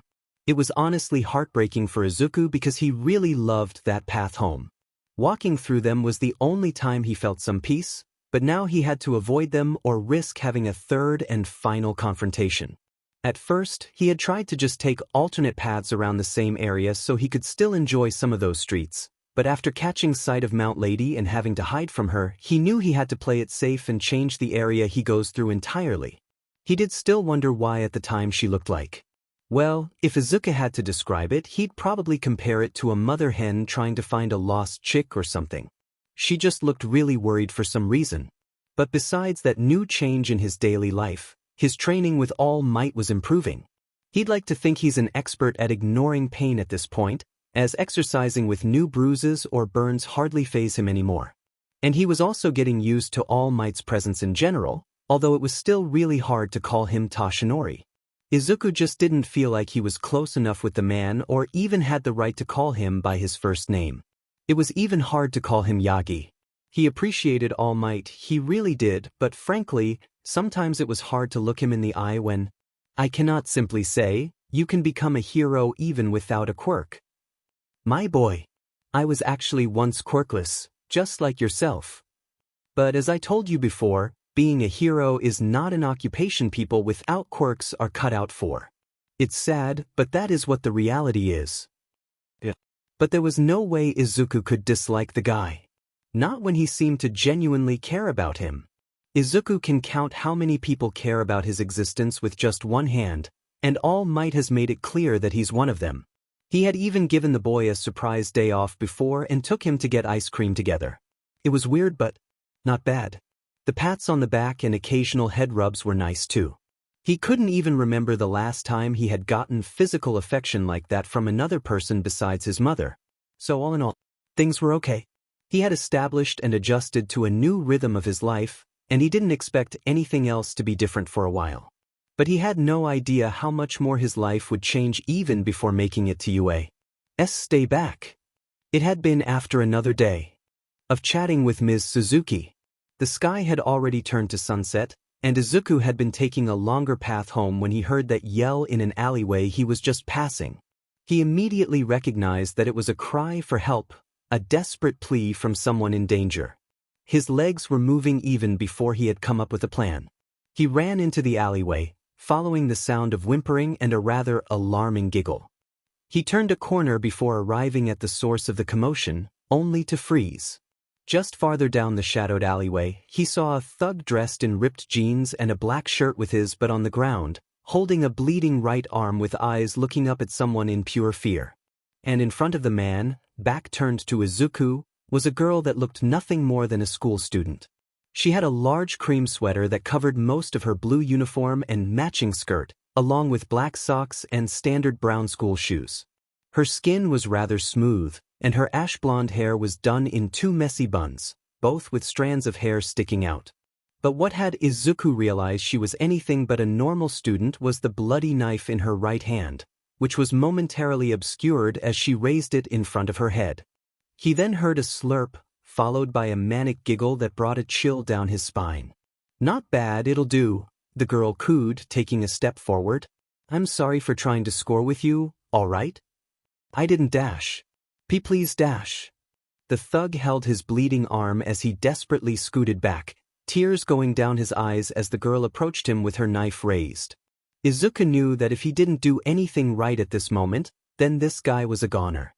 But he was too far for him to actually run in and stop her knife from coming down, so the only thing he could do to even make the girl pause was throw away his element of surprise. "Etwai!"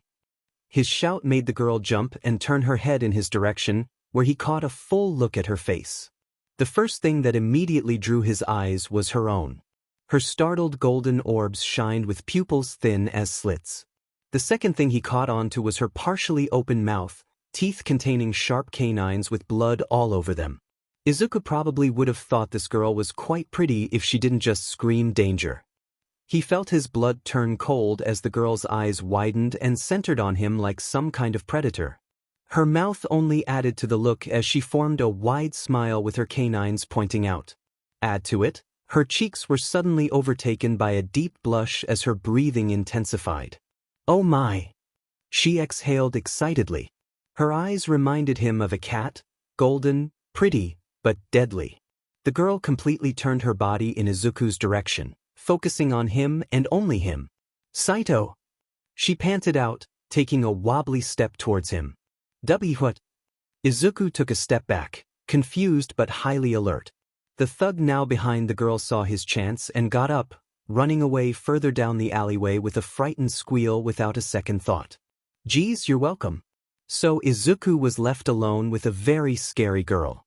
The blonde manically giggled as she muttered the same name over and over again, her knife glistening as she held it. "Saito! Saito!" She brought her knife up and clenched her hand around it, clearly ready to attack, which prompted Izuku to panic. "I'm not Saito." That seemed to snap the girl out of whatever trance she had, blinking a few times with her eyes slightly puzzled but her open smile still maintained. Seeing her stop, Izuku tried to use this brief opportunity to speak. "See, can't we just talk?" He held his hands up in surrender, feeling that if he tried to run, he'd just end up with a knife in his back. The girl blinked a few times before her manic trance returned. "Okay. Hi, I'm Toga." And that was the only warning Izuku got before she flung a knife right at him. "Jiwich." Izuku tilted his body just in time to avoid the knife that had been aimed at his neck. However, now he had to deal with the girl darting at him with another. "She's fast." He instinctively reached a hand behind him into his backpack and pulled something out just as Toga swung her knife down to slash him. Clang.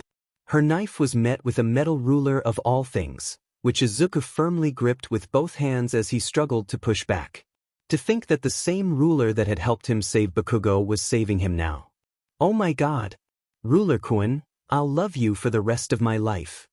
Toga wasn't even fazed that her knife was blocked. She merely jumped backward while flinging two more knives forward. Wait.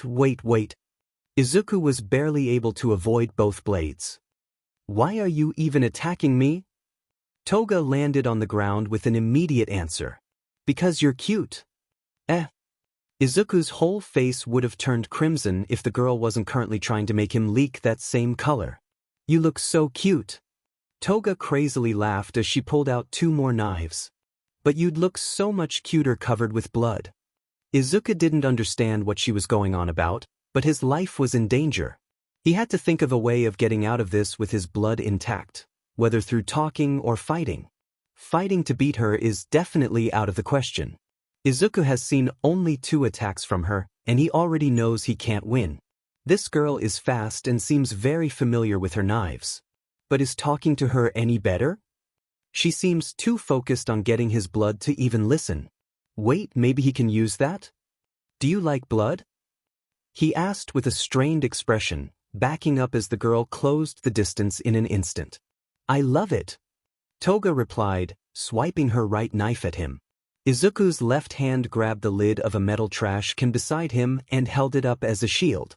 Toga's knife clanged against it, but it hardly made her stop. The schoolgirl just followed up on her assault by repeatedly slashing at the makeshift shield. Why do you like it so much? Izuku shouted, blocking blow after blow with the lid in his left hand while holding his ruler in his right. Toga's eyes squeezed as she formed another crazed grin. I just think it's amazing. Toga pulled back both of her knives. People just look so much better with blood on them. She then moved them forward, piercing through the already worn-down trash lid. Izuku cried out as one of the knives piercing through cut the back of his hand, causing him to drop the lid with blood coming out. That had Toga's eyes dilate as they locked on. And it tastes so good. She tossed aside the knives lodged in the lid and dove right at Izuku, tackling him to the ground and causing him to drop his ruler. Ruler-kun no. Toga quickly adjusted herself so that she was straddling Izuku's lap, then reached behind her and pulled out yet another knife she held up, intending to plunge it down. Izuku turned pale as he saw the glimmer in the knife, closing his eyes and desperately shouting his last plea. What if I just give you some of mine then? He expected to feel something pierce him somewhere, but nothing came when it should have. And after another pause of nothing, he cautiously opened his eyes to see what happened. Toga had stopped moving with her knife only a foot above Izuku's neck, a shocked and confused expression on her face. You'd give me your blood? Izuku was surprised that Toga had stopped, and the crazed look in her eyes from moments ago was no longer there. It was as if his question had snapped her out of it. He gulped down some saliva. He had to be careful with what he said next. This girl is dangerous, and he knows he doesn't really have the power to stop her from doing whatever she wants with him. And more than anything, he just wanted to understand why this girl was doing these things. A girl so young like her didn't just go around doing this without reason. God, he hoped there was a reason. It was a long shot, but, if I'm going to get hurt, then I'd rather it'd be on my own terms. And it really seems like you do need the blood. He uttered timidly. Toga blinked a few times as she stared at Izuku, only to press the blade of her knife against his neck. Izuku didn't feel fear from the cold steel on his Adam's apple. Rather, Toga's expression was what gave it to him. It was as if all the warmth had melted from her face. All the joy and playfulness the girl had before was gone and replaced with a killer's cold gaze. It seemed even more threatening than the last look she had. You're saying you'd give me your blood, but what's stopping me from just taking it from you? She whispered, leaning close to his face. Izuku couldn't stop shaking but didn't dare to look away from her eyes. Technically, there isn't really anything stopping you from doing that. Toga's eyes narrowed. But wouldn't it be better if you had a constant source of blood you can get whenever you want? Izuku offered, even giving her a small but stressed smile. His words did seem to catch Toga's interest as a look of surprise slipped through her cold wall. But it quickly built back up as she threateningly pressed her knife more against Izuku's neck. Why? She whispered. Izuku hated how the cold steel felt against him but didn't falter. What do you mean why? Did you really need a reason to help someone? Once again, a small slip of surprise reflected off Toga's face before her eyes narrowed suspiciously. Help? Why would you want to help me? I tried to cut you up and now I can just gut you right here. Do you think that if you just give empty promises you'll walk away blood-free? You came down here to stop me from getting my blood in the first place, and now you want to help me? That wasn't why I came down here. Izuku quickly answered, complete honesty in his voice. Oh really? Toga sarcastically asked. Then why are you here? Izuku could feel the sweat under his shirt, but he knew he was close to making progress. He just had to show her that he really didn't mean to deny her what she liked. Toga. Right. A nod. Okay. Izuku gave a steady gaze as he let his answer flow out rather calmly. Toga, when I came down here, it wasn't to stop you from getting blood, okay? I only heard someone in trouble and came to help that person. I only came to make sure someone innocent didn't get hurt. Izuku formed a small smile. But now that he's gone, it's just you and me. So now I can help you. Okay? You say that like there's something wrong with me. Toga hissed. Izuku squeaked. I'm not saying that. I really do want to help you in any way I can. But. He took a moment to compose himself before speaking again. I just want to understand. Toga raised an eyebrow as Izuku kept going. Why you called me Saito? I don't know who that is. You say that you really like blood and want it, but I don't really understand why you like it the way you do. I'm not trying to judge you. I'm not trying to make you change your thinking on blood. I just want to understand so I can go from there. So. Izuku kept an earnest look on his face. See, could you tell me why you like blood so much? Even on her favorite subject, Toga's eyes didn't change. She was still cautious and clearly hadn't ever been treated or spoken to in this way before.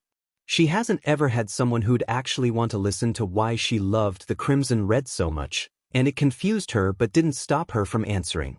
Didn't I tell you? I just think blood is great. It looks pretty, it tastes nice, and it makes other people look so much better. And. She paused, seemingly hesitant to let the next word slip. And. Izuku tried to sound encouraging despite how utterly terrified he was. And I like having the blood of the people I like. So that I can be exactly like them. She finished, biting her lip. That perplexed Izuku, listening to how Toga worded that out while analyzing the hesitation in her eyes as if she was waiting for him to judge her. His mind collected the pieces, and now he was putting them together. Toga, tell me if I'm wrong, but does your quirk involve blood? By how he saw her eyes widened, he nailed his assumption. And a small, relieved laugh came from him, making the girl frown as she wondered what that meant. So it does. That's great. I get it then. He continued to laugh in exhausted reassurance. If your quirk relates to blood, then it's only natural that you like blood too. Most of the time, people develop interests or personal traits relating to their quirks. Like a lady I know has a quirk that converts sunlight into energy for her body. Kinda like a plant, right? And guess what? She likes flowers to the point where she even has a small store for them. So you liking blood is normal, Toga? Liking blood is normal, Toga? Normal, Toga? And normal? The cold danger on Toga's face shattered as an expression of broken disbelief took over. She jumped off Izuku and took 2 steps back, bewilderment filling her eyes. Yeah, normal. Izuku sat up with a hand rubbing his neck, not taking his eyes off Toga as his smile became more relaxed. The honey blonde seemed to be going through a midlife crisis, dropping the knife she had been holding and staring at Izuku like he was some mythical creature. Why, you don't think it's gross? He shook his head. I don't. Not even. Not even wanting someone's blood to be like them? To be them? Hey, I've wanted to be like someone for nearly 10 years now, so I understand that. Izuku chuckled as he got back to his feet. You don't think it's... Judging someone to be a villain based on their quirk is discrimination. If anything, people calling you that makes them the villains. Izuku frowned. Toga started shaking. Her hands shot up and gripped her hair as her gaze went down to the ground, taking deep breaths to calm herself. Why? Izuku instinctively took a step forward to reach out to the girl, only to stop when Toga looked back up at him, his eyes widening to see tears forming in her eyes. Why aren't you like everyone else? Why aren't you yelling at me? Why aren't you saying how disgusting it is for me to like blood? Izuku was taken aback by Toga's sudden change of demeanor, but he could see the pain and conflict in her eyes that sparked his instinct to help. Because it's not disgusting or villain-like just to like blood, Toga. People. He sighed, trying not to look down as bad memories of his bullying came to mind. People can just be cruel. They don't bother trying to care or understand anyone they call different. He gave her a pained smile. But that doesn't mean you won't find people that will care. Toga stared at him, hot tears spilling down her cheeks as she again took in all of Izuku's features, where flashes of an identical-looking teen came to mind. Why you look like him dash. What is wrong with you? B but you're not dash. G get away from me, you freak. Why you actually dash? Izuku's smile dropped as he witnessed Toga practically having a meltdown. No one ever let you have blood. Did they? No. Toga's shout made him jump, and the girl started shaking her head while breathing rapidly. Mom and Dad said it wasn't normal. They never let me have blood. I had to act in a way I didn't want to act. They told me to never talk about it. I couldn't dash. I couldn't take it dash. I didn't mean to dash. It's okay, Toga. You did nothing wrong. I know how it feels. Toga's gaze froze as she saw Izuku pull back the sleeve of his uniform, revealing numerous scars on his arm. I know how it's like to be treated differently from others, to be treated as less than what a person should be treated as. Toga blinked several times at the marks she saw on the boy's arm. Some of them even looked fresh. Why you? Izuku pulled his sleeve back down, getting more serious and pushing through her last doors. Toga, I don't want to deny you what others have for your whole life. If you really do need blood, I'd be more than willing to give you some of mine. But all I want is one thing in return. Please. Izuku took Toga's silence as her waiting for him to clarify. I just don't want you hurting people anymore. I'll provide you with the blood you want whenever I can spare it. And I'll even help you find a way for you to get blood by other means. I don't really know your situation right now, but if it's blood you need, then I'll be here to give it. Toga had stopped crying by now from the shock of seeing Izuku's scars, but now she was staring at him with conflict all over her face. This calm stare down seemed to go on for what felt like minutes, one's expression reassuring while the others still confused and trying to detect any lies. It was during this silence that Izuku registered something trickling down his hand. He brought it up and saw that it was still bleeding from when Toga had stabbed through the trash lid and grazed him. He thought about reaching into his backpack for the first aid kit he always carried, but then he caught Toga's eyes dilating at the red. He gulped nervously but stuck his bleeding hand out. WL? Would you like some? Toga perked up like a cat, eyeing his hand and even sniffing in his direction. It looked cute. Izuku discarded that thought and didn't dare move as Toga slowly started to inch towards him, looking almost entranced as she stared at her target. When close enough, her hands slowly reached out and took his, keeping a surprisingly gentle hold as she brought it close to her face. And then she liked it. Izuku had to admit, it felt good. But it didn't feel too bad. He could still feel himself want to squirm as he felt Toga's tongue go all over the back of his palm, but he didn't pull away, as he didn't want to disturb her. But he did flinch when he felt Toga place her whole mouth on the cut, and Izuku turned pale as he felt the girl earnestly suck the blood right out of him. God, it felt so weird. But after a few more moments of sking, Toga pulled back her face and looked up at him. Izuku couldn't stop himself from gulping down a lump in his throat when he saw Toga's expression return to the passionate and toothy grin she had before. He could see some of his blood between her teeth along with the deepest blush he had ever seen. How was it? He asked. Toga formed a full Cheshire grin. It was wonderful. She panted. Izuku awkwardly smiled, scratching the back of his head. That's good to hear.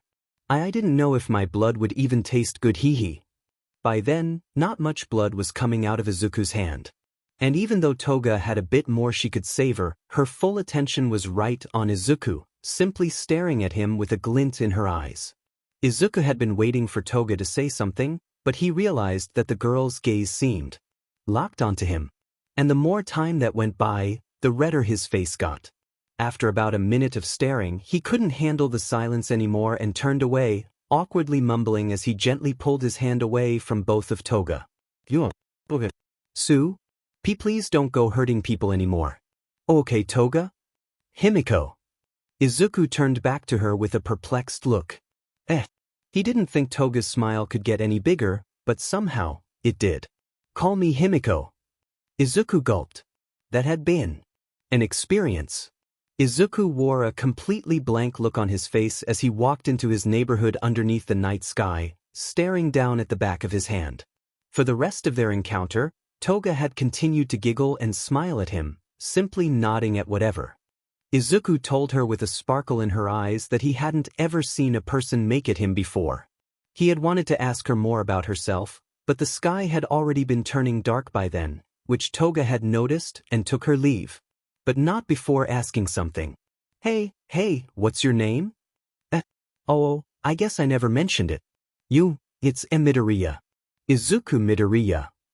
He couldn't forget how the girl's eyes brightened just from learning his name. Well, I'll see you tomorrow, Izuku-en. So Izuku was left alone, speechless by the nickname given to him. And here he was now, walking back home with so many questions and a now bandaged hand. Izuku was really confused about Toga. He was glad that he seemed to cheer her up but wondered if he should be feeling like that when the girl had been going to kill him. But at least he had managed to guarantee that there wouldn't be any more victims by the girl, he hoped. So, everything turned out okay? He would say it did for the moment. But what about Toga's situation as a whole? Did people know that Toga was going out hurting people, maybe even killing them? Did Toga get kicked out from somewhere and was now on the run? Her uniform looked pretty clean for her to be homeless. And even if she was on the run, Izuku usually watched the news, so he didn't remember anything reported that had Toga's name or would relate to her specifically. Izuku abruptly stopped walking, his eyes widening. He did. Vague memories of a few months ago came to mind as he started running back to his apartment. He remembered that name. Saito. He recognized it from somewhere disturbing, and his mind was picking up the rest of the pieces that had been long forgotten. Izuku made it to his apartment out of breath, slamming the door open and closing it before rushing the rest of the way into his room. He immediately hopped onto his desk computer and searched that name with specific keywords to narrow it down. It didn't take long to find what he was looking for. Shocking news. Why? Bloody tragedy at middle school. This was it. It wasn't even that long ago. When this happened, Izuku had just finished his second year of junior high in Aldra, so it hadn't even been half a year. God, she had been just ending her second year of middle school? Izuku clicked the video of the report, first seeing a woman reporting the events as she stared at the camera. The middle school girl who attacked and inflicted heavy injuries on her classmates is still on the run. Police investigations are still underway. It then cut to a boy being interviewed on the sidewalk, his head cut off from the camera for privacy. Toga was always smiling and sociable. She was just someone who was overall cheerful and well-behaved. I still can't believe it. It then cut to a girl visibly trembling as she hugged herself, her head also cut from view. I saw her. Toga. She had a straw in Sato's wound, and she was sking his blood through it. Izuku immediately paused the video with a look of horror on his face, his hand unconsciously moving to his neck. She actually.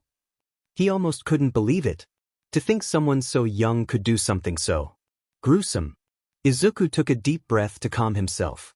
This was a lot to take in, but he knew who Saito was now, the victim. And he knew what Toga did to him. But Saito. Why did she call him by his name? Izuku immediately started searching for images of Saito.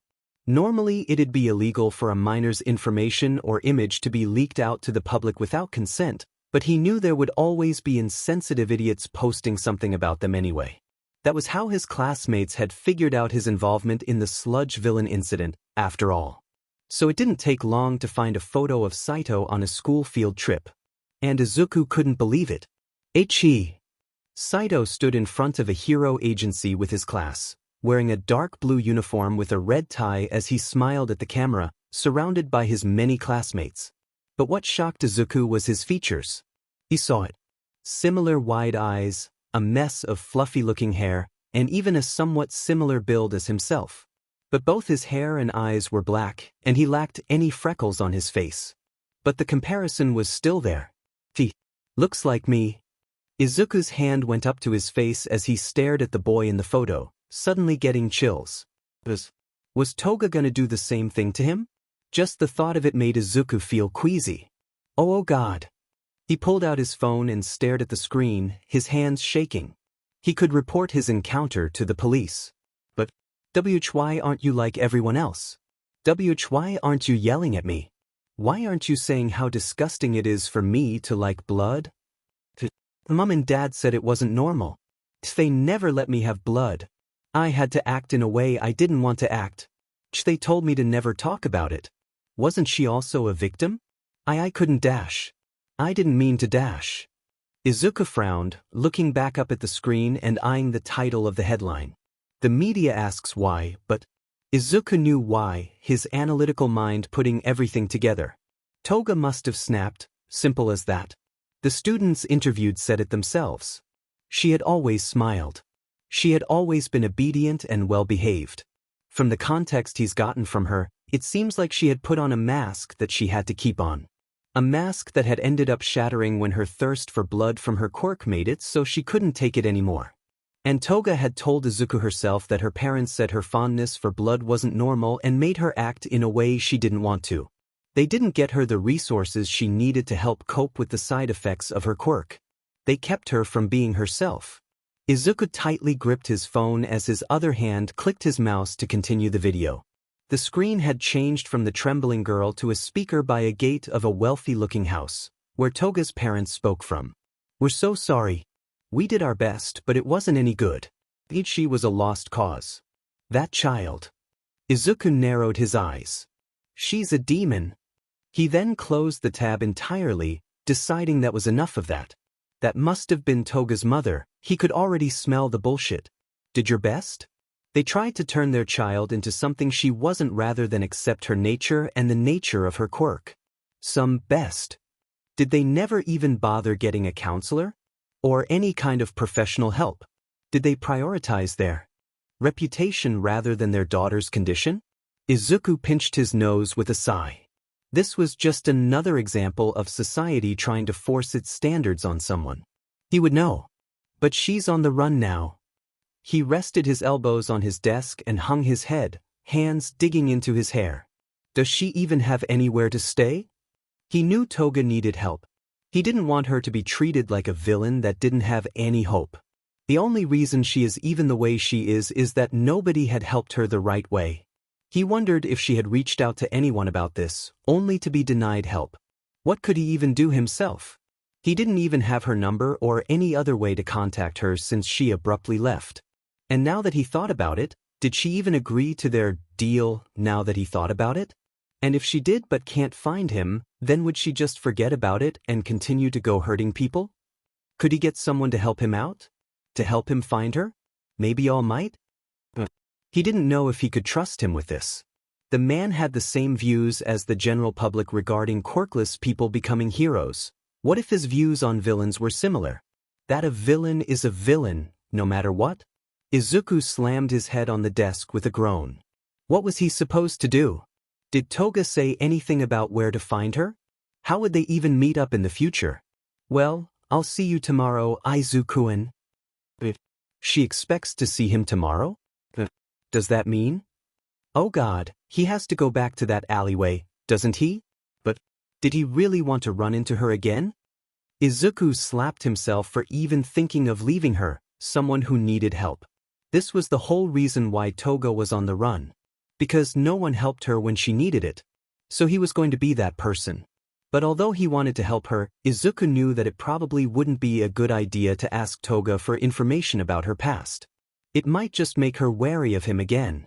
It'd be better if they got acquainted with each other to the point where she trusts him enough to share what happened from her view and her thought process at the time. So he'll go back to that alleyway tomorrow to make sure he finds her again. But for now, he had to eat something to help recover the blood he lost. Izuku took a deep breath as he stood at the alleyway entrance from yesterday, hyping himself up to go in. School hadn't been too bad today, besides a teacher scolding him just for dropping his eraser and one even chopping him on the head for mumbling. He had even managed to slip away from some of Bakugo's cronies who had given him looks earlier in the day. And now here he was, ready to continue his progress in saving the girl. Well. Here goes. He nervously fiddled with his hands as he stepped into the alleyway, following the path he had taken before while his eyes looked for any sign of movement. Behind him, the sounds of cars got further and further away, reminding him of just what dangerous territory he was entering. Soon, he returned to the corner where he would have to turn to get to his meeting point with Toga. Last chance to back out. A voice warned him from the back of his head. But he didn't. He kept walking, trying not to let his anxiety get the best of him at the thought of meeting the girl again. A girl. He hadn't thought about it at the time because his life had been in danger, but he had actually held a proper conversation with a girl. And he couldn't believe that he was more scared of the concept of talking to a girl again rather than being stabbed by this one. Oh, wait a minute, he's here? Izuku slowed to a stop as he entered the alleyway he had encountered Toga the previous day, taking a moment to look in front and behind him. He didn't see any sign of the girl despite being here around the same time he had come yesterday. Should I just wait for her? He took off his backpack and sat down against the wall, pulling out his partially chaired notebook and opening to a new page, proceeding to draw Toga from memory before writing down neat notes and questions about her. Himiko Toga. A girl with an obsession with blood, which is most likely a side effect of her quirk. Her quirk itself is unknown to me and hasn't been released to the public, but I know that it works with blood in some kind of way based on Toga's reactions when I questioned her on it. Does she have conditions for her quirk to activate? Perhaps she has to ingest blood, or does someone else's blood simply have to be exposed? Her sharp canines suggest that it's probably the former. But I didn't even see any sign of a quirk activated when she drank my blood, so maybe it's an unseen quirk that affects her body? Faster cognitive processing? Maybe improved speed? She did move and react pretty quickly, but that could just be her own abilities dash. You draw really good, Izuku-an. Oh, thanks Toga. Now where was I? Oh, her quirk could be some kind of dash. Izuku froze, processing the sweet voice right next to him. He robotically turned his head and found Toga crouched beside him, head in her hands as she smiled at Izuku's notebook in interest. Emerald eyes then met with golden, cat-like orbs. TV Toga. Izuku stuttered, clearly not having expected to see her right beside him. And especially not so close. Himiko. Toga corrected with a pout. Right, she did ask him to call her that. Yet, the thought made Izuku completely flustered. But, isn't that a little dash? Toga suddenly formed a cold glare. Hi Mikao. Izuku started sweating nervously, feeling small under her gaze. Okay, it's Himiko. Toga's smile returned as she glanced back down at his notebook. You're writing about me? Izuku turned back to his drawing, memories of disgusted classmates plaguing his mind. Why yes. He muttered, afraid of her reaction. But surprisingly, Toga merely giggled. You're pretty smart, aren't you, Izuku-an? She remarked as she read his notes. Izuku turned back to her in surprise. Toga noticed it and tilted her head. What? Izuku blinked, turning away with flushed cheeks. Nothing. I didn't expect that reaction. I thought. He held his notebook close. I thought you wouldn't like me writing about you. Toga smiled happily. I don't mind, I think it's interesting. Did you write about anyone else? Izuku was confused. He thought he'd get stabbed for sure for writing about her. Whenever someone at school found him writing about them, he'd always be called a creep, and his notebook would end up either unreadable or completely destroyed by the end of the day. That was why he only wrote about classmates at home or just not at all. But Toga found it interesting. He couldn't stop the smile that formed or the bubbling excitement that followed. Why, I mainly write about heroes and their quirks. Sometimes I have pages just about their quirks and everything that you can do with it. Oh, wanna know my quirk then? Toga asked, pointing at herself. Izuku was shocked. You actually want to tell me? And you'd be okay letting me write it down? It makes you look happy doing it, so sure. Toga smiled, taking a seat against the wall next to Izuku. Izuku just kept staring at her, confusion and uneasiness in his eyes. He didn't really know what to think. This was unfamiliar to him. He ended up shyly turning away. Okay. Toga's smile turned into a grin. By the end of her explanation, Izuku's eyes were enlarged and engrossed in his notebook as he scribbled down every fact he learned about her quirk with astonishment. Amazing! To think you can copy so much about a person, even their clothes. You could disguise yourself as anyone and infiltrate wherever you want to go, even getting past fingerprint and eye scanners since your apparent DNA becomes that person entirely. You could even use your quirk in the police force to ingest blood samples and easily identify who they belong to by turning into that person. Toga's eyes fluttered in such an innocent way that didn't match how bloody she could leave a person, merely listening to Izuku's muttering and appreciating how he radiated like the sun when he did so. But she was caught off guard when Izuku turned to her and started bombarding her with questions. Could you identify a person's blood type by the taste? Or does each person's blood have a unique taste to you? Would ingesting the blood of someone drunk and transforming into them make you drunk too? Or would it depend on the alcohol level of your own blood? Do you think that since you're copying the DNA of the people you transform into, there's the possibility that you can use their quirks? Can you dash? Izuku stopped his ramblings when he registered the blank look on Toga's face, realizing that he had gone on another one of his mumbling sprees. I'm sorry. He suddenly closed his notebook and hugged it close, closing his eyes and tensing in an instinctual defensive measure as he prepared to get either burnt or shocked. But neither happened. Instead, all he got was a giggle. Hee, you're funny, Izuku.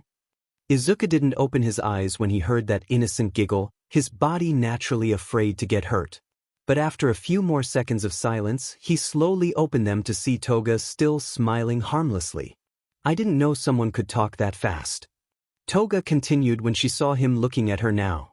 Izuku's body still shivered, but he stared at Toga with less fear in his eyes. Apparently, he hadn't spoken for a bit, as Toga's gaze was neutral now. Izuku, are you scared of me? His eyes widened, and he instinctively shouted, no, flailing his arms in a panic that he had offended her. It's not you. It's just that dash. Dash. He looked down, ears red from embarrassment as he fiddled with his fingers. Not. Good with people. Toga blinked in surprise. Not good with people? She didn't really get that feeling in their first impression. She had remembered trying to cut him up, and even though his eyes looked so scared, they had a burning light in them. But now he was this adorable, nervous wreck? She found it hilarious. You're weird, Izuku. Izuku rose his head to see Toga's soft gaze staring back at him, feeling his nerves calm down just by looking at it. She looked so calm, satisfied, as if she enjoyed just being with him, something he never thought someone would feel with him of all people.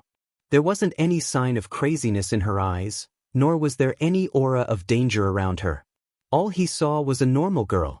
A girl that hadn't been treated right. Izuku put his notebook to the side as he kept his full attention on Toga. Hey, Tog dash. He got a look from her. Himiko. Toga seemed amused by how nervous he was to say her first name. Yeah, Izuku. We should talk. Toga tilted her head cutely. Haven't we been talking for a while now? Izuku rubbed his arm. I meant about more important stuff. Toga tilted her head the other way, waiting for him to elaborate. Okay, Izuku. Baby steps. She didn't technically agree on that deal you offered. You have to make sure if she's settled on it or not. Why, you know how I asked if you would stop doing crimes if I gave you blood? Toga nodded, hugging her legs close to her chest with her mouth hidden behind her arms. So, what do you think about it? He continued. Toga tightened the hug around her legs, squinting at Izuku as if trying to find something deep in his eyes.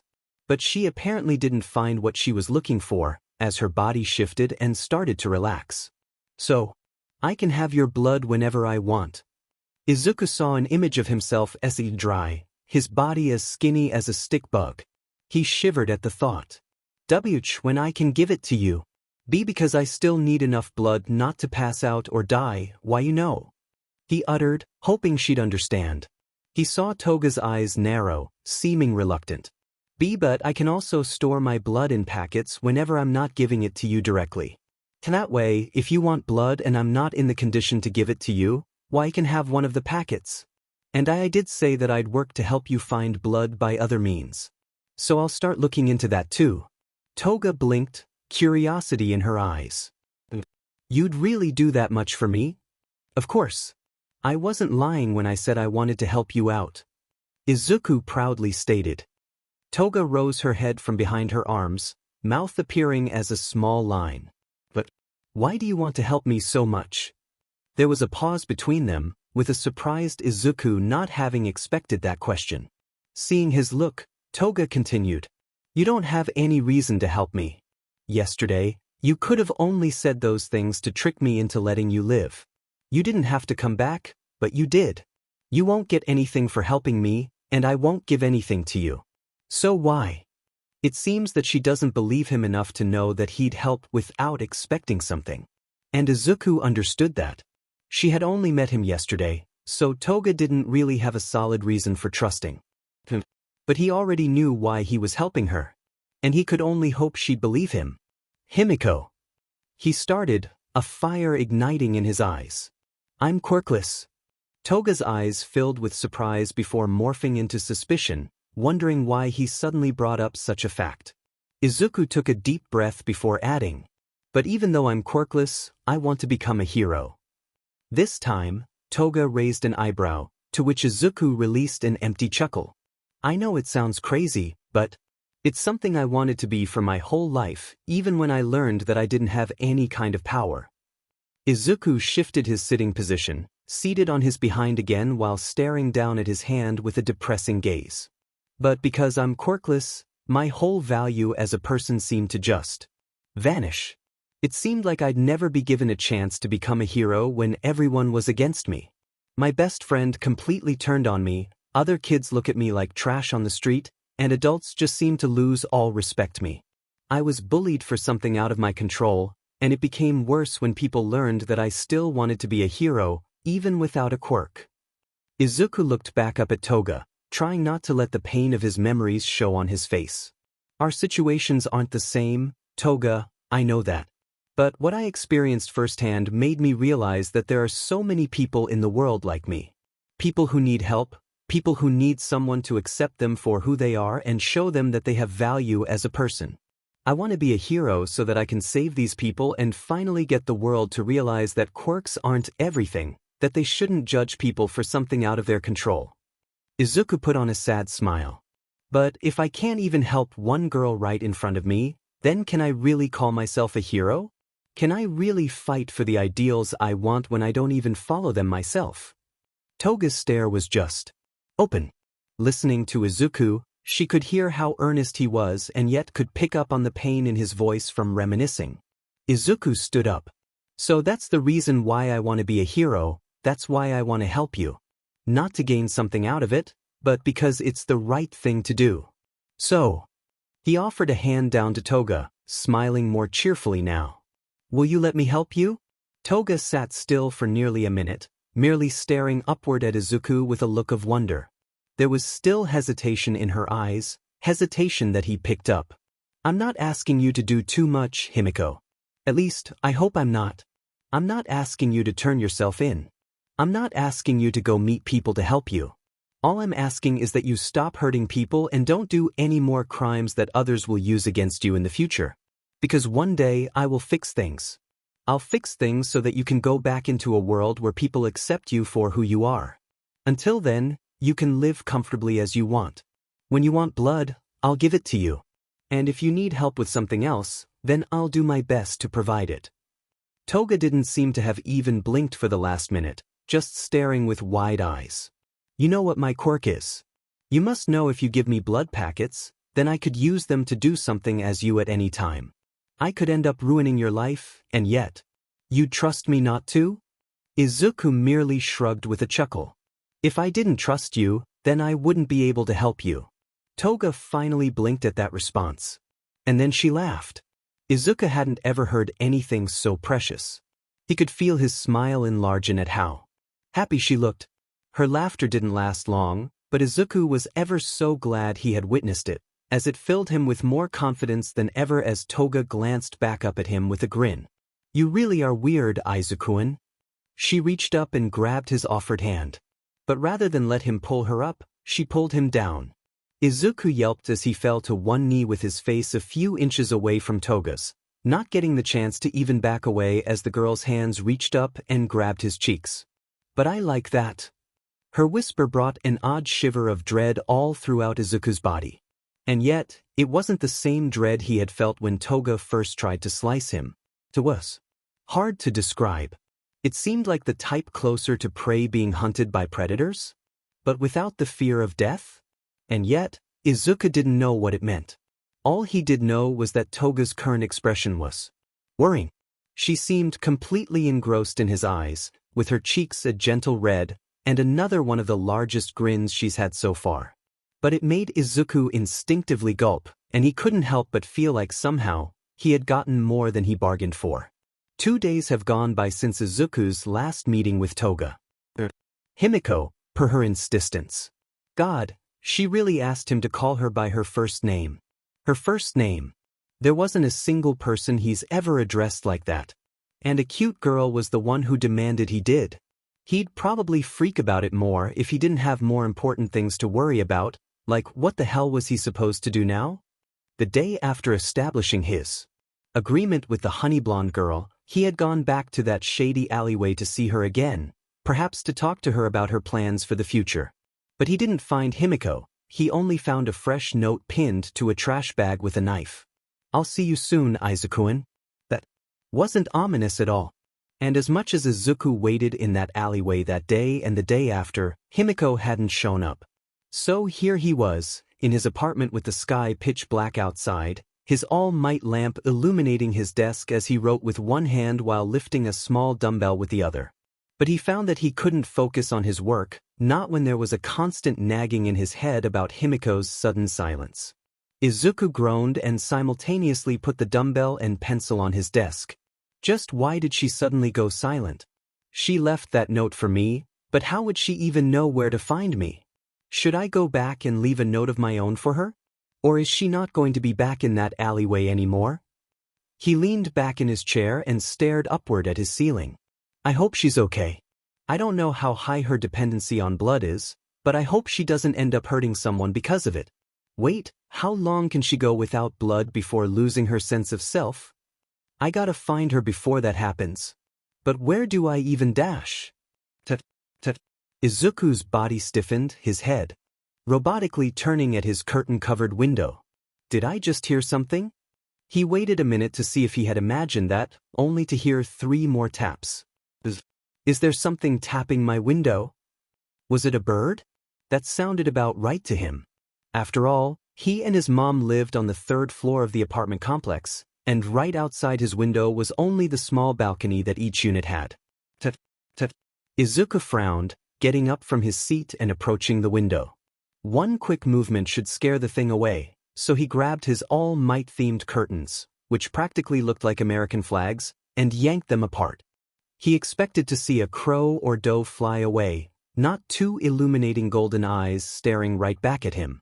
Jewish. It was like something straight out of a horror movie, including Izuku falling on his butt and scooting backward across the room as his breathing went from 0 to 100 real quick. Wah dash. He had been on the verge of running out and calling the police, only to realize that he knew who those eyes belonged to. And indeed, when he focused his vision and saw a pair of fangs in a devilish grin and 2 messy buns of hair, he knew just who he was staring at. Toga? The girl waved at him from behind the window.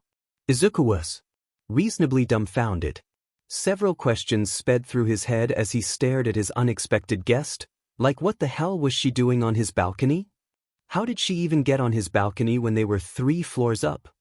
Oh God, was she here to kill him? Did he end up doing something wrong after all? Or has she gone too long without any blood and hunted him down? Tut. Izuku stopped his frantic thoughts and realized that Himiko wasn't immediately busting into his apartment. Rather, the girl respectfully stood outside his window but impatiently tapped his window's glass with a pout. Was she waiting for him to let her in? Izuku gulped down his nerves and stood back up, then inching his way toward Himiko until he reached her. Whether he was stupid or just suicidal, He unlocked the window and slid it open, where the blonde then smiled as she jumped over the windowsill and into his room. She then looked at him with mischievous eyes and an equally mischievous grin. "I told you I'd see you soon, Izuku-kun." She cheered. Izuku's mouth quivered out of nervous confusion. "T-Tog dash." He received a glare. "Himiko." He stammered, instinctively straightening his body. The girl brightened once more before a large poster caught her eye, to which she saw the large face of Japan's most iconic hero. Then she glanced around the room and saw over a dozen smaller versions of that face. She blinked, then blew an impressed whistle as her eyes roamed. "Wow, Izuku-kun, you really like All Might." At this moment, Izuku realized that a girl was in his room. Not only that, but she could see all of the All Might merchandise he's collected over a decade. His face burned red as his hands shot to cover it, feeling as if he wanted to die. Well, die a little more than usual. How was he supposed to explain this to her without looking like a total nerd? Wait a minute. Again, he had way more important things to be worrying about. Izuku removed his hands from his face and tried not to look nervous, failing miserably. Himiko, what are you doing here?" The blonde raised an eyebrow as if it should be obvious. "Visiting." "Yes, he can see that, but that's not the issue." How do you even know where I live?" Himiko innocently smiled. "I followed you." He didn't know where to begin with that. "Okay, but what if my mom was home? It would have been bad if she saw you." "Don't worry, Izuku-kun. I made sure to watch you for 2 days to see when you're usually alone." Himiko chirped. Did not where to begin with that. So he ignored it entirely in favor of being glad to see her again. "At least now I know you're okay." He sighed, tiredly rubbing his forehead. Did you miss me, Izuku-kun?" Himiko teased, hands moving behind her back as she leaned her face close to his. Red seeped into Izuku's cheeks as he averted his eyes. I was just worried that something had happened to you." He stuttered, earning a giggle from the girl. Don't worry, Izuku-kun." She brought a hand from behind her back, one twirling a knife as a glint flashed in her eyes. "I'm not easy to catch." Izuku shivered at the sight of the metal reflecting the moonlight. "All right." He hadn't thought about it before, but she was really good at using knives, wasn't she?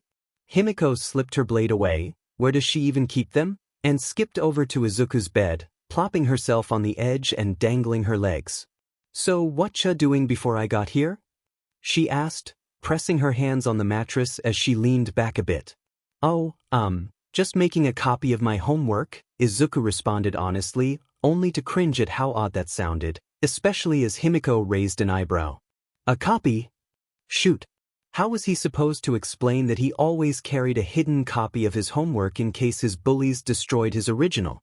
Himiko's eyes darkened. "I said that out loud, didn't I?" She nodded. "Minute. You mentioned those little bullies before.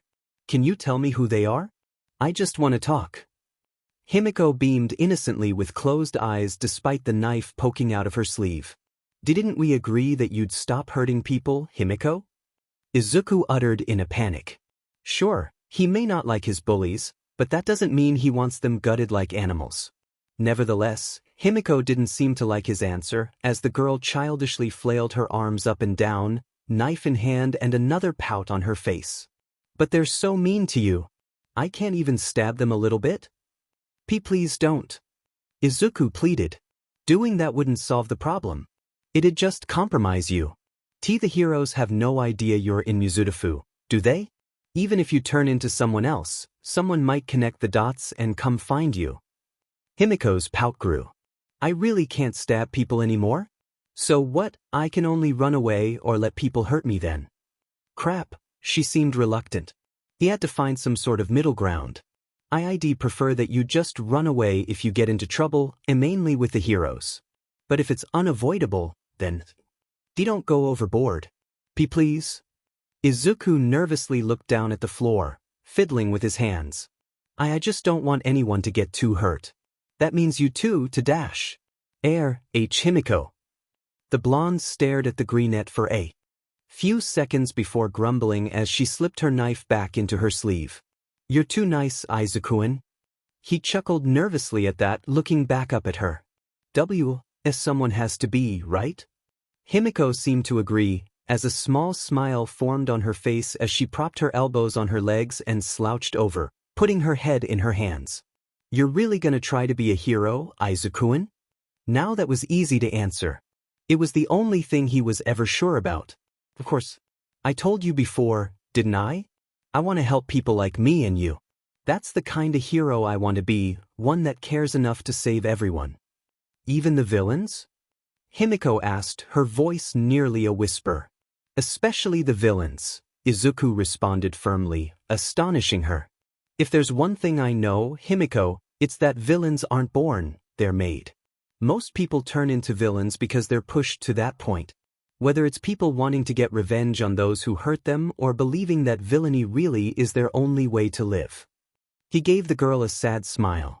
"I know that there are probably a lot of reasons someone can become a villain, but to me, quirks are the biggest factor nowadays. People tend to look at a person's quirk and see it as all they are." His hands clenched into fists, head tipped downward. "If you have a quirk that's flashy or hero-like, people praise and support you."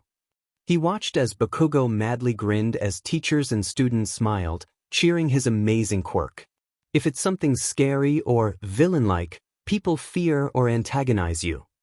He watched as Himiko cried and clutched her head, having suffered because of the disgust and fear of her own parents keeping her from being who she was. "And if you don't even have a quirk, then?" People sneered and laughed, punched and kicked, taunted and baited. Izuku remembered all the articles he read on quirkless deaths, from hate crimes to suicide, and wondered if he'd join the statistics one day. Well, it's obvious what people think about that. He lifted his head back at Himiko, his smile becoming determined. "So I want to be a hero to help fix that, to help make a world where people won't have to worry about being treated terribly for something they can't control, where people can feel safe and get help anytime, where people won't feel desperate to do things." And once he gets All Might's quirk, he could turn that dream into a reality. To become a top hero that makes people feel safe, to become an iconic figure the world would have to listen to. To tell everyone that a quirk, or lack of quirk, isn't what determines who a person is, nor what they're worth. Oh, and to fix the system involving quirks and heroes so that a single man wasn't holding up the entirety of Japan. Izuku didn't want to be like All Might and have everything come crashing down the moment he left. The world needs more than one symbol to fill people with hope and inflict fear on villains. Izuku realized that he was deep in his thoughts and snapped out of them to notice that Himiko's eyes hadn't once looked away from him during his rambling, a smile on her face that nearly reached her ears. "You really are cute, Izuku-an." All the composure he had suddenly crashed and burned, leaving him in a sputtering mess. "What the dash? I'm not dash? Why did you dash?" As he stuttered incomprehensible words, Himiko giggled, standing up from the bed and happily springing to him. "And when I think about how cute you are." She reached up and wrapped her arms behind Izuku's neck, making the boy completely freeze, golden gems and emerald jewels staring at one another. "I get hungry." The way she said it once again brought that familiar shiver of dread from the other day, and yet, Izuku was unable to look away from the cat-like eyes 3 inches from his own as his skin became a shade that made him resemble a strawberry. Himiko dash? The girl opened her mouth, revealing her sharp canines and a long tongue. "And I think you know what I'm hungry for. Right, Izuku-an?" she asked, her cheeks flushed with excitement. Izuku gulped down a lump in his throat. In hindsight, he really should have expected this when the girl had shown up. At least she hadn't immediately jumped him for it. Why? But that didn't mean he didn't have butterflies in his stomach at the thought of what would come next. Please be gentle?" The schoolgirl giggled like, "What? A schoolgirl? Ah, now you're making me want to do something else. But that can be for another time." "What? Wanting to do something else? What does that mean?" Was there something he missed from what he said that prompted that reaction? What was she dash? Izuku squeaked as he felt Himiko bite into the area between his neck and shoulder, tensing up as he felt her feasting on his blood, although the image was ironically not as visibly bloody as that sounded. It actually didn't hurt as much as he thought it would, despite having 2 fangs punctured into his skin.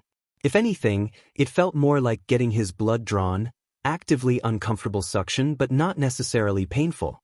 And the feeling was so familiar that it wasn't hard for him to relax to make it easier for his blood to come out. And the sting didn't even last for that long, merely about 10 seconds before Himiko popped her mouth off with a gasp of pleasure. She didn't let go of Izuku immediately. She kept her arms around him as she took deep breaths over his skin, making the boy stiffen. Ha! With each breath against him, Izuku shuddered.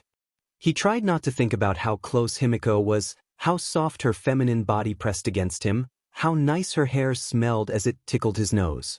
He was failing miserably. Himiko? His nervous whisper became an aghast cry as he felt Himiko's tongue slither over the spot she had bitten, liking the area passionately as she panted hard. After what felt like an eternity, Himiko finally pulled back from Izuku's neck and stared upward into his eyes, her own dilating like a cat's as she exasperatingly breathed, open mouth revealing traces of blood still around her teeth. "Huff, you taste so good, Izuku," she whispered. How does he even respond to something like that? "Did thank you?" he uttered, eyes unmoving from hers. "Cease, can you let go now? Why, you're a little too close." Himiko's open mouth closed into a smile. "Ah? What's wrong, Izuku? You don't like it?" She chuckled. "You don't like a pretty little girl holding you like this?" "That's not." He averted his eyes from hers, whatever blood was left in his body rushing to his head. "Or would you like something more?" She cooed, wrapping her arms tighter around the back of his neck, face moving ever so closer to his. Holy Mother of God, he can't handle this, he doesn't know how to handle this, and he didn't even know what this is. Is this another form of bullying he didn't know about? Not like the sneers and offenses from his classmates, but something lighthearted meant to mess with him? Is Himiko teasing him, or is she implying what he thinks she's implying? Or is she flirting with him?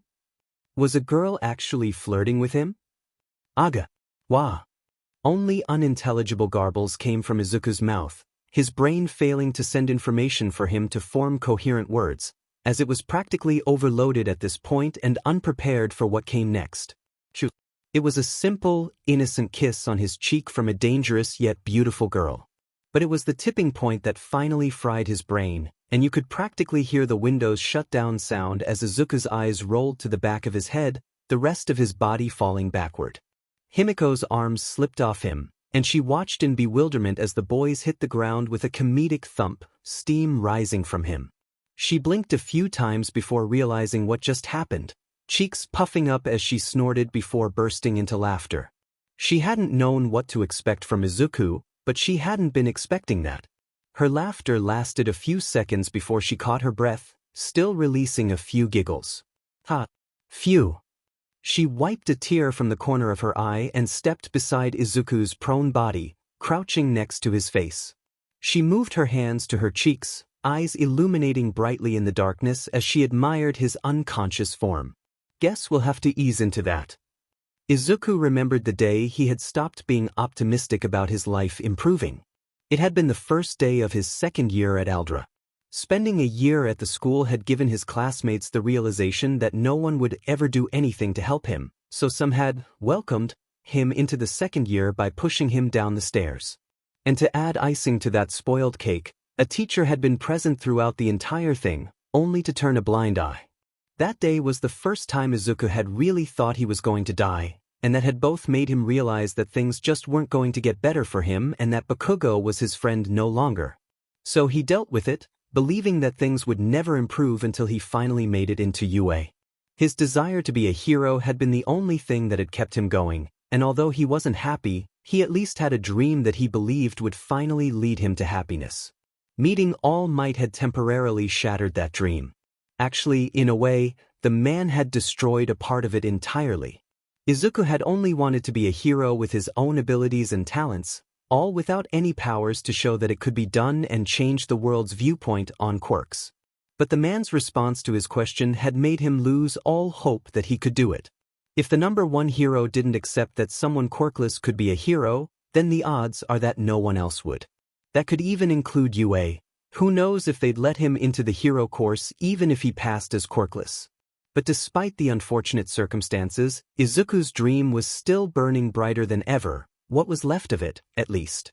Because even though he couldn't be a hero the way he had wanted, at least he had a guaranteed chance to become one with his mentor. All it required was his hard work. So you bet your butt Izuku went plus ultra even when All Might wasn't around to motivate him. And that included right at the moment, as he pushed a fridge over the sand toward the truck his mentor would eventually use to transfer the trash. Phew! He finally managed to push the appliance next to the vehicle, leaving it there for All Might to lift up into the truck later. Because yes, even if Izuku could push a lot of the heavier things across the sand, there was no way he could lift them yet. You're really gonna clean all of this up, Izuku-in? Izuku wiped the sweat off his forehead as he glanced at his spectator/stalker watching him from afar. Yeah. Once I finish, I should be ready for the U.A exam. Well, ready to use All Might's quirk for it, at least. But who knows? Izuku has done tons of research on UA's practical exam before. He might not even need the hero's quirk to get in. Wouldn't that show everyone? His answer earned him a huff of acknowledgement from Himiko, who was seated on a random freezer to the side, thankfully one that looked rather clean. Izuku was honestly still getting used to Himiko's occasional presence around him. It's been over a month since the first day she had visited him, and ever since then, the girl made it a habit to show up at his house at night when his mom wasn't around, sometimes not even asking for blood. She usually just lounged around his room, either watching Izuku doing something or making small talk with him, like asking what hero school he was going to apply for. She had been surprised to hear him say "you," but she didn't laugh at him, not like how literally all of his classmates did. That had actually meant a lot to him. But anyway, he and Himiko had gotten better acquainted throughout the month. He learned that besides blood, the girl loves cute things and pomegranates. Surprisingly, he also learned that she had taught herself how to use her knives but didn't really have an explanation for her fast movement and reflexes. Did it have to do with her being cat-like? Izuku had also told her a few things about himself, like his exercise plan at the beach park and that he usually had a trainer helping out. He didn't tell her it was All Might, of course, and he had also emphasized to her that she shouldn't come anywhere near him when he was around, using the excuse that Yagi had a quirk that could potentially detect her identity if she ever got too close, which was good to keep the two far away from each other. He still hadn't asked her just who Saito was to her, afraid of touching a sore subject, but that was fine. He was just glad he had the closest thing to a friend now. Toga? A dark glare was sent his way. Himiko. The blonde's expression softened into a fond smile. Yeah, Izuku-in? He didn't know if he was sweating because of his physical exhaustion or due to the sudden anxiety about what he was going to ask. Are we friends? Himiko paused, staring at him with a blank expression. He immediately felt some dread creeping up. I'm sorry for assuming. I didn't mean to dash. Izuku-in. Himiko's stern tone made Izuku straighten his body into silence, especially as the girl hopped off the freezer and stepped towards him. As she got close, her hands went up and grabbed his squishy cheeks, forcing him to look at her closely. He couldn't shake the thought that she looked adorable when she pouted. And that was what momentarily distracted him before what came next. Izuku blue-screened as he felt Himiko's lips peck his cheek again, the soft, warm feeling engraving itself down to his soul.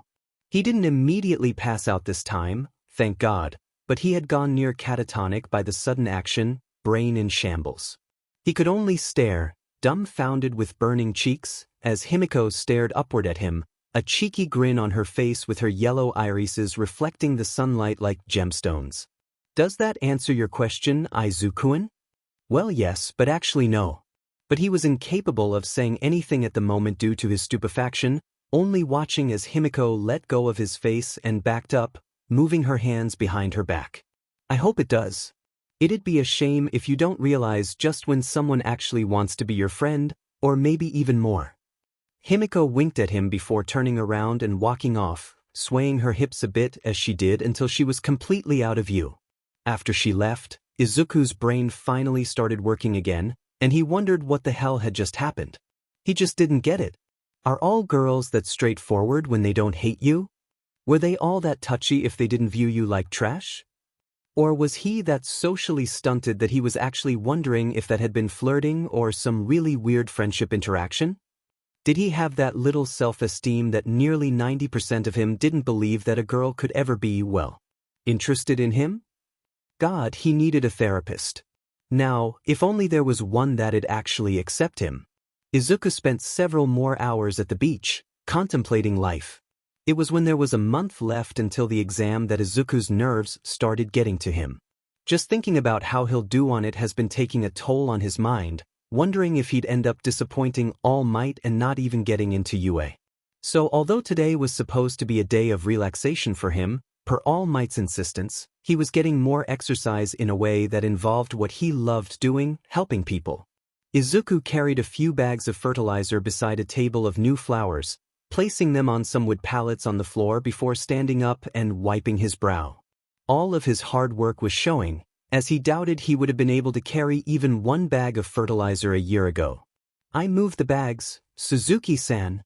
Ms. Suzuki had just finished placing a bunch of flowers into a pot when he had called out to her, the old woman turning around with a smile. "My, you have really grown this year, haven't you, Midoriya-kun? You've been putting on muscle." The boy sheepishly scratched the back of his head. "He just been training a bit for you." Suzuki hummed. "Ah, the entrance exam is in a month, is it not?" He nodded nervously, being reminded of just how close that day was. "And still you decide to come and help an old lady out." Suzuki smiled fondly. I just like helping people out," he uttered. "Well, your service is always appreciated, Midoriya-kun.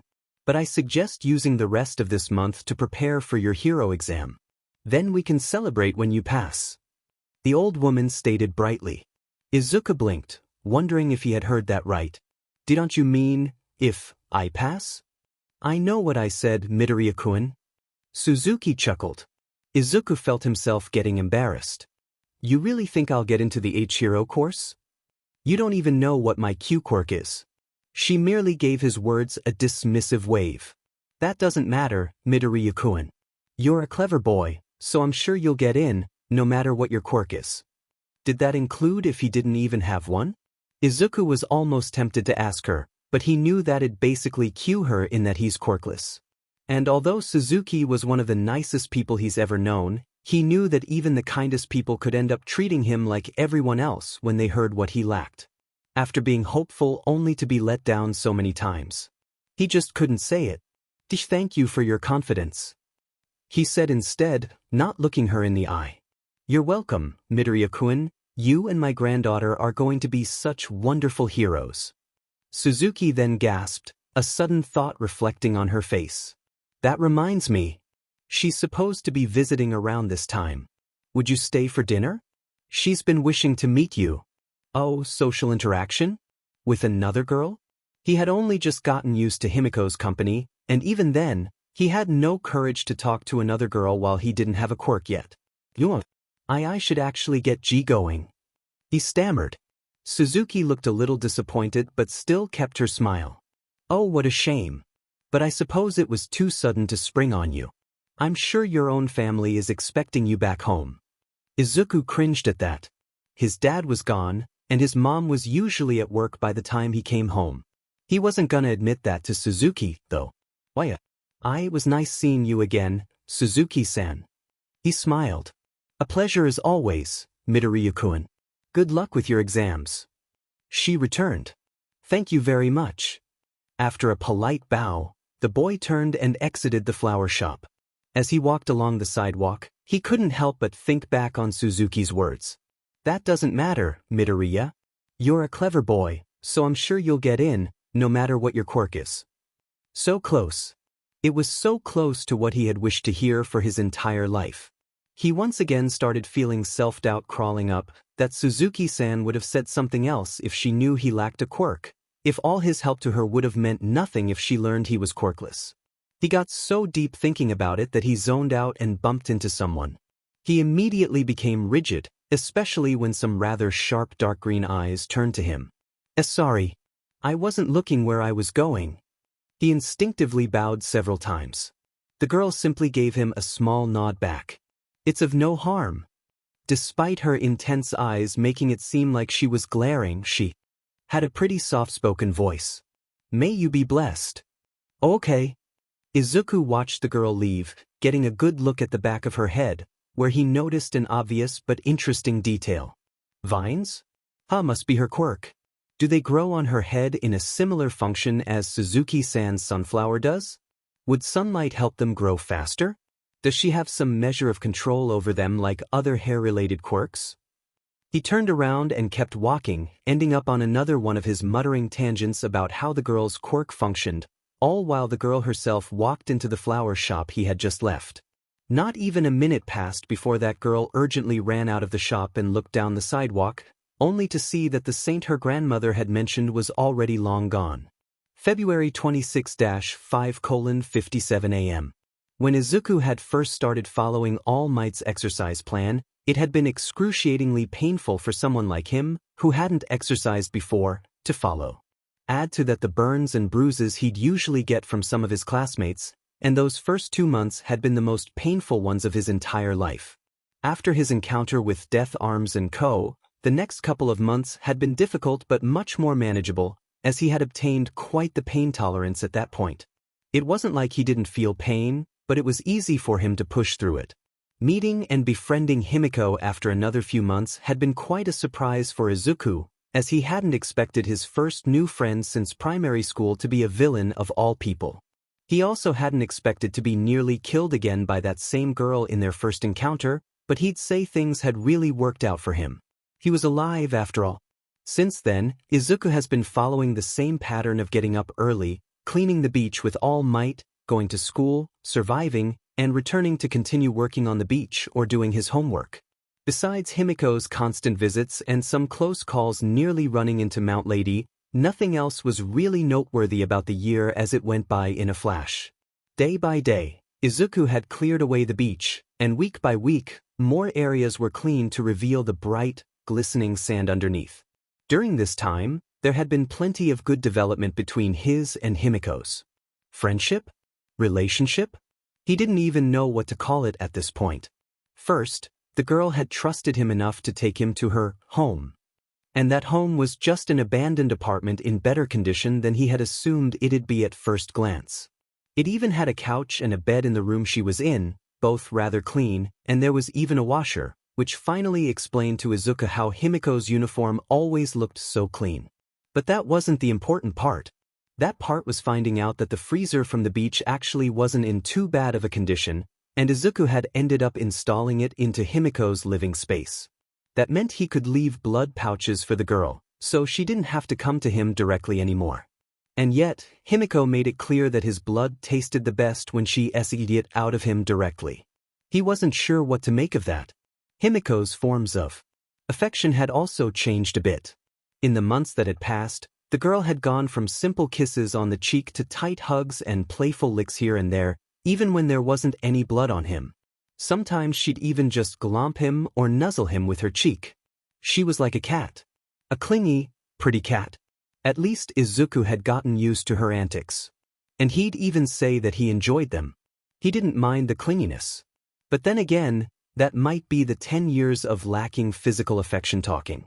However, even after the remaining year had blown by, Izuku was still unsure what to make of Himiko regarding just what their relationship was or what it could potentially lead to. On the one hand, this would probably be the only girl who'd ever genuinely liked him for who he was, even knowing he didn't have a quirk. On the other, his life was complicated enough and would probably get even more so with One for All and Yua, and he wasn't sure how he felt about Himiko or that he'd even be good for her. Or maybe that was just him making excuses because of his lack of confidence and social interaction. And he hadn't even addressed Himiko's past yet, as in getting her perspective of what had happened the day she had snapped. Could he really be in a relationship with her if they both kept deep and dangerous secrets from one another, with One for All and her past that she believed he didn't know? He'll worry about that later. Wait, what was he doing? Right. He was trying not to pass out as he screamed at the top of his lungs. Shirtless, Sweating, yet invigorated, Izuku stood tall on the remaining heap of trash on the beach, which he had piled onto the pavement. He had finally done it. The beach park, which had been comparable to a landfill, had been completely cleared up so that only the white sand remained, reflecting the beautiful sunrise on the horizon. Cleaning the beach had been the most straining yet fulfilling thing he's ever done in his life, and the results of it all were clear on his body. His unfit yet durable body had changed into a muscular build with even a six-pack, contrasting with his baby face. He panted hard as he sat down on the top of the heap, wiping his brow of sweat. He had finally completed the task All Might had given him, and on the morning of the entrance exam, at that. Hold up. Izuku's eyes widened as the realization hit him like one of Bakugo's explosions to the head. Yue's entrance exam, it was today. And he still hadn't gotten All Might's quirk. How was he gonna learn to use it in time? Of course, as the exam date approached, he had asked the man on a few instances if he was ready to receive his quirk, seeing as, he needed time to learn how to use it. But All Might had told him at each instance that his body wasn't ready, which was okay, especially since the man had explained that each generation holder of One for All had strengthened the quirk during their time, expanding its power for the next holder.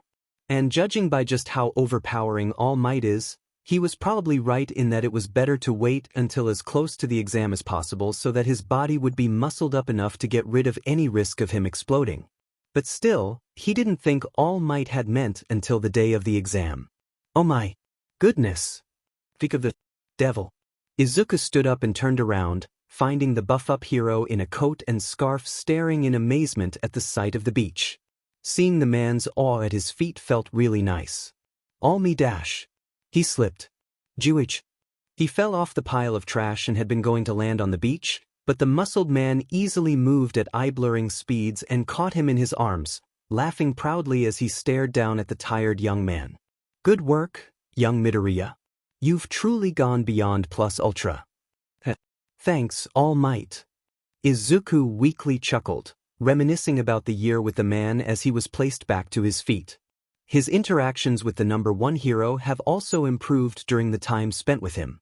He no longer stutters when calling him by his hero or last name.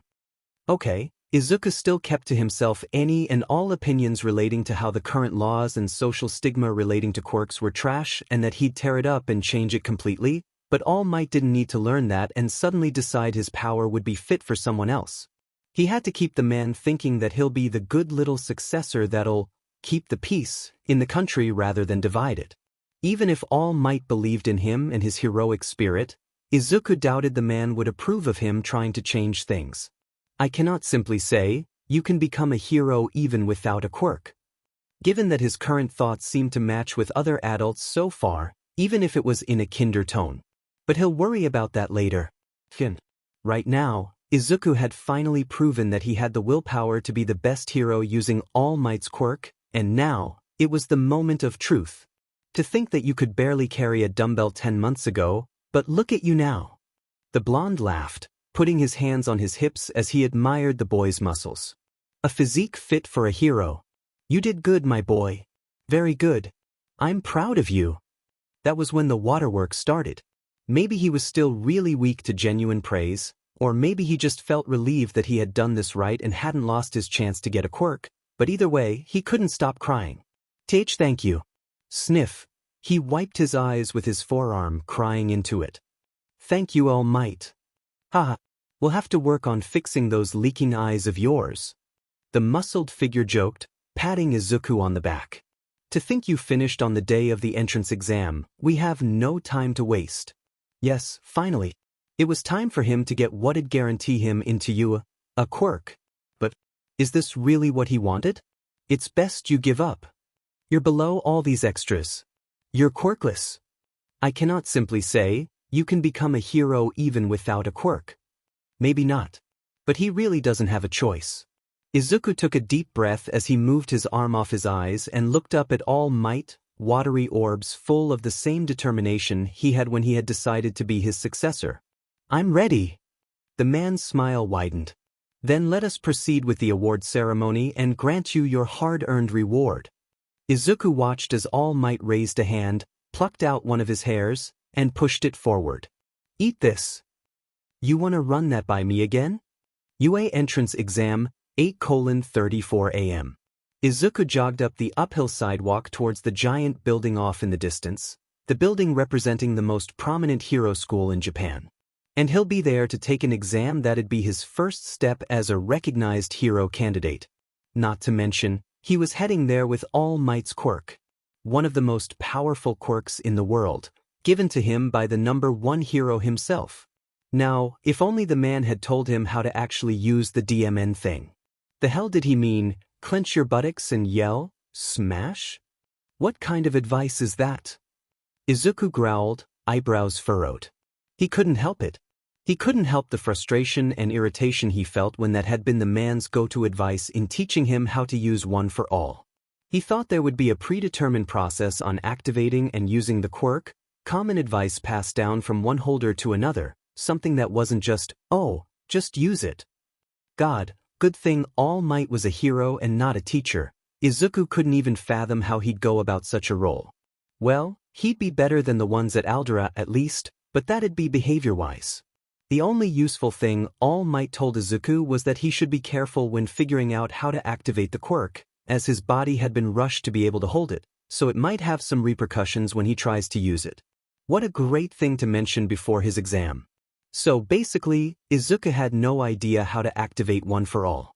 Therefore, he had yet to practice using it, so he's essentially going to take the practical exam still quirkless. But okay, this is fine. The thought didn't even leave him that dismayed, seeing as he had been planning to take the exam without a quirk in the first place before meeting All Might.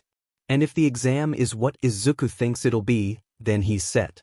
He felt so confident that he entered through UA's gates with his head high, following the brick path as he firmly gripped his backpack straps. Of course, this confidence didn't last. Out of my iffy way, Deku. Izuku's breathing halted as his pupils shrunk, an instinctual fear kicking in as he shakily turned around, finding his childhood bully standing right behind him with a scowl. K-cack and dash. I said get out of my way, or do you wanna effing die? Bakugo growled, eyes burning into him. Izuku tensed before jumping to the side, allowing the boy to walk past him. Bakugo didn't even look at him as he strolled by, his hands not leaving his pockets. The explosive blonde hadn't said nor done anything to Izuku ever since All Might had saved them from the Sludge villain. It was apparent that he had gotten quite the wake-up call, recognizing that even he was still prone to danger like everyone else, and the strike of realization must have been so shocking for Bakugo to suddenly stop tormenting him. And yet, Izuku knew that Bakugo didn't leave him alone because of anything like respect or humility. He knew that his classmate had merely moved on from him to focus on getting even stronger, so the next time he faced something like the Sludge villain, he'd destroy it with no mercy. Izuku knew Bakugo too well not to realize what he was thinking. He watched the boy's back disappear into school, his confidence replaced with the cowering anxiety he usually held. He still hadn't been able to stop being afraid of Bakugo. 10 years of being crushed would make that difficult.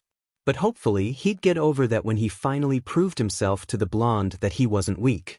Taking a deep breath, he tried to repump himself up the best he could as he took a step forward. Izuku-in. Only to stop so abruptly that he nearly tumbled over. Regaining his footing, Izuku turned his head so fast it was surprising he hadn't snapped his neck, eyes widening in recognition of that peppy voice. But rather than the honey blonde he expected to be behind him, he found a different girl. One with blue eyes and some crazy silver hair that looked as if it was floating upward. He knew this girl from Aldera. At least, he knew the identity of this appearance. And one look at her teasing eyes and manic smile told Izuku exactly what he needed to know. He took an inhalation of air.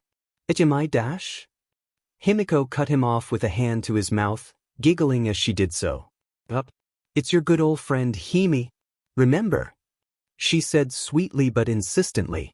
Izuku could only slowly nod before Himi moved her hand off his mouth, then put both of them behind her as she fluttered her current form's eyelashes at him. "I'm glad I caught you before you went inside." She beamed. What are you doing here?" Izuku asked in a low but frantic whisper, looking around to see if anyone was paying attention to them. "You know that if you get caught Come on, Izuku. Don't overreact. I just came to wish you luck. Himiko giggled, swaying her head side to side. By doing so, Izuku's eyes were drawn to the floating and swinging silvery hair of Himiko's disguise, which was of his classmate, and a chill went up his spine as he realized just what this meant. Himiko? He whispered, sweating a bit. Why you're using your quirk? She tilted her head as she gave him a look. Yeah. Izuku gulped. How did you get the blood to do that? Himiko blinked a few times before giggling. Don't worry, Izuku. She's alive. His eye twitched before he frowned, whispering, Himiko. I didn't use my knives. Hi, Mikao. She pouted. I was outside as you to get some steak.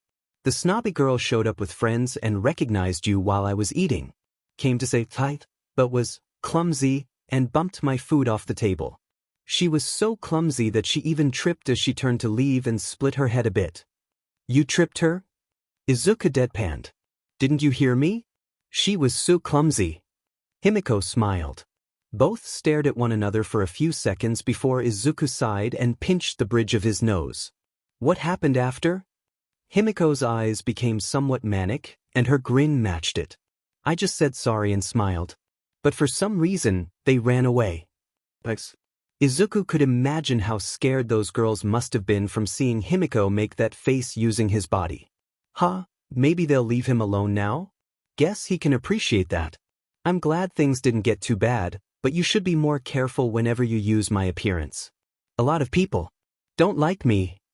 Himiko frowned at that as if the idea that anyone not liking him was scandalous. Thank you for coming to wish me luck.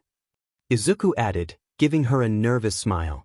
It makes me feel more confident. The smile returned on her disguised face. You're welcome, Izuku. But I can do a little more than that. Before he could ask what she meant, Himiko grabbed his cheeks and moved her face closer to his, a twinkle of expectation in her eyes. How about a good luck kiss? She whispered.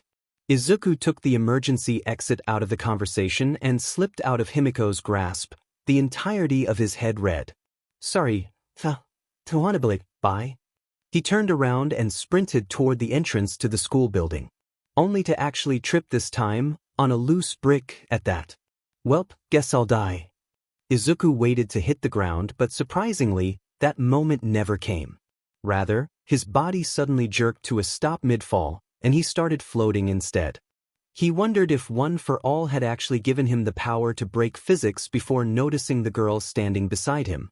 With brown hair, brown eyes, permanent blush marks, and wearing pantyhose with her coat, he saw her grabbing his currently floating backpack, realizing that it was holding him up. Are you all right? The girl asked, smiling softly at him. Oh no, she's cute. Not another one. Izuku could already feel himself blushing as the girl used her hands to gently move him upright, then letting go and pressing the tips of her fingers together, where he then felt the weight of his backpack return to him. Sorry for using my quirk on you without asking first. I just thought it'd be a bad omen if you fell, you know? The girl smiled. For once, Izuku was glad for Himiko's constant clinginess and teasing, as it made it easy for him to get over his nerves and talk to this cute girl. Thank you for catching me. He bowed, overjoyed to be talking to someone his age who didn't immediately hate him. The girl giggled, her breath visible in the cold morning air. You're welcome. Are you here to take the heroics exam too? She was aiming for the hero course like him? How he'd love to have a classmate like her. I am. He nodded. The girl's eyes brightened at that. Oh, I guess that's why you seem nervous. I am too, but let's give it our best. Plus ultra, right? She encouragingly smiled, raising a fist up. Izuku hesitantly raised his own. Why yeah. Who's this, Izuku? Hearing that voice practically doused Izuku with cold water, making his eyes shoot to a still-disguised Himiko standing beside the other cute girl, hands behind her back and curiously looking at her. Dash. This is Dash. Oh, you came with a friend? The brown-haired girl beamed, not unsettled at all by this new arrival. Himiko gave a hum of delight, getting a good look at the girl before her smile turned into a full-on grin. Oh, you're cute. Izuku's brain stalled. Did she just dash? Uraraka's eyes became comedically wide open as red spread from her blush marks to the rest of her face. What are you dash? Himiko just moved closer, her face inches from the other girl's. What's your name, cutie? The other girl's eyes became swirls, and she started stammering, backing up with flailing arms. That's Dash. I'm Dash. Dash. I gotta go. She then booked it, taking off as a blur right into you, even nearly bumping into several people. She's shy. Just like you, Izuku-an. Himiko cheered. Izuku. Deadpanned. Himi. What was that? She turned to him with a cute tilt of her head. What do you mean? Izuku put his palms together in a praying motion and took a deep breath. Okay, how do I put this? Himi, are you like that with everyone? It'd finally tell him if she had only been messing with him this entire time. Himiko blinked at him before smirking. Are you jealous, Izuku-an? That broke his composure, sending him into a sputtering panic. No, I'm just Dash. Aren't you both Gigi girls? Himiko's teasing smile shifted into a pout. You're gonna tell me you never dreamt about having both a wife and husband? How boring. Okay then. Apparently she just swung both ways, good to know. Wait, what the hell did that mean for him, exactly? He couldn't further explore that thought process as a warning bell suddenly rang from the school, dragging both teens out of their conversation. Izuku tensed up as he realized that he was gonna be late for his written exam if he didn't move, while Himiko became somber as she glanced at the school she'd never be able to go to. Izuku gave Himiko another nervous smile. I gotta go now. Thanks for coming to wish me luck. He turned around to head inside but only took 2 steps before he felt Himiko's arms wrap around him from behind, making him freeze. You'll get in, Izuku-an. She whispered, forehead pressed against his back. You're already an amazing hero, now you can show them that. A surge of emotions swelled within Izuku, the most prominent being an overwhelming joy. Himiko was sure he'd pass, even when she was under the assumption that he still didn't have a quirk. That meant more than anything to him. He had to keep himself from crying as a wobbling smile formed on his face. Thank you, Himiko. Thank you so much. She didn't answer back. She just pulled her arms back and gave him a gentle push forward. Izuku didn't look back. He held his head high as he marched confidently toward the building, knowing that he had to make the girl proud. Oh, and if you see that cutie again, make sure to get her number. This time, Izuku's face met concrete. Of course he had to sit next to Bakugo. Izuku knew something just had to ruin the good mood he was in after so strongly finishing his written exam. Yes, it had been tough as he had expected of UA, but he had gotten through all the questions thanks to studying so hard. And now came the moment of truth, what all of his hard work was leading to, the practical exam to get into the hero course. He could deal with Bakugo being right next to him. He knew the blonde wouldn't attack him and risk his position in UA. Izuku just had to get through this. Present Mike showing up to give the exam orientation made him feel a lot safer, at least. For all you examinee listeners turning in, welcome to my show. The man yelled, not even using his quirk to project his naturally loud voice. Everybody say hey. It was honestly kinda depressing how no one shouted back. Izuku probably would have had it not been for his usual anxiety and the threat of Bakugo blowing his mouth off for it. But the hero took it in stride, simply shrugging without even losing his smile. What a refined response. Hopefully, you'll have fewer jitters once you're in class. Now, I'll quickly give a rundown of the exam. From there, Izuku listened attentively to everything the man said while reading the handout provided. The more he listened, the more his eyes widened.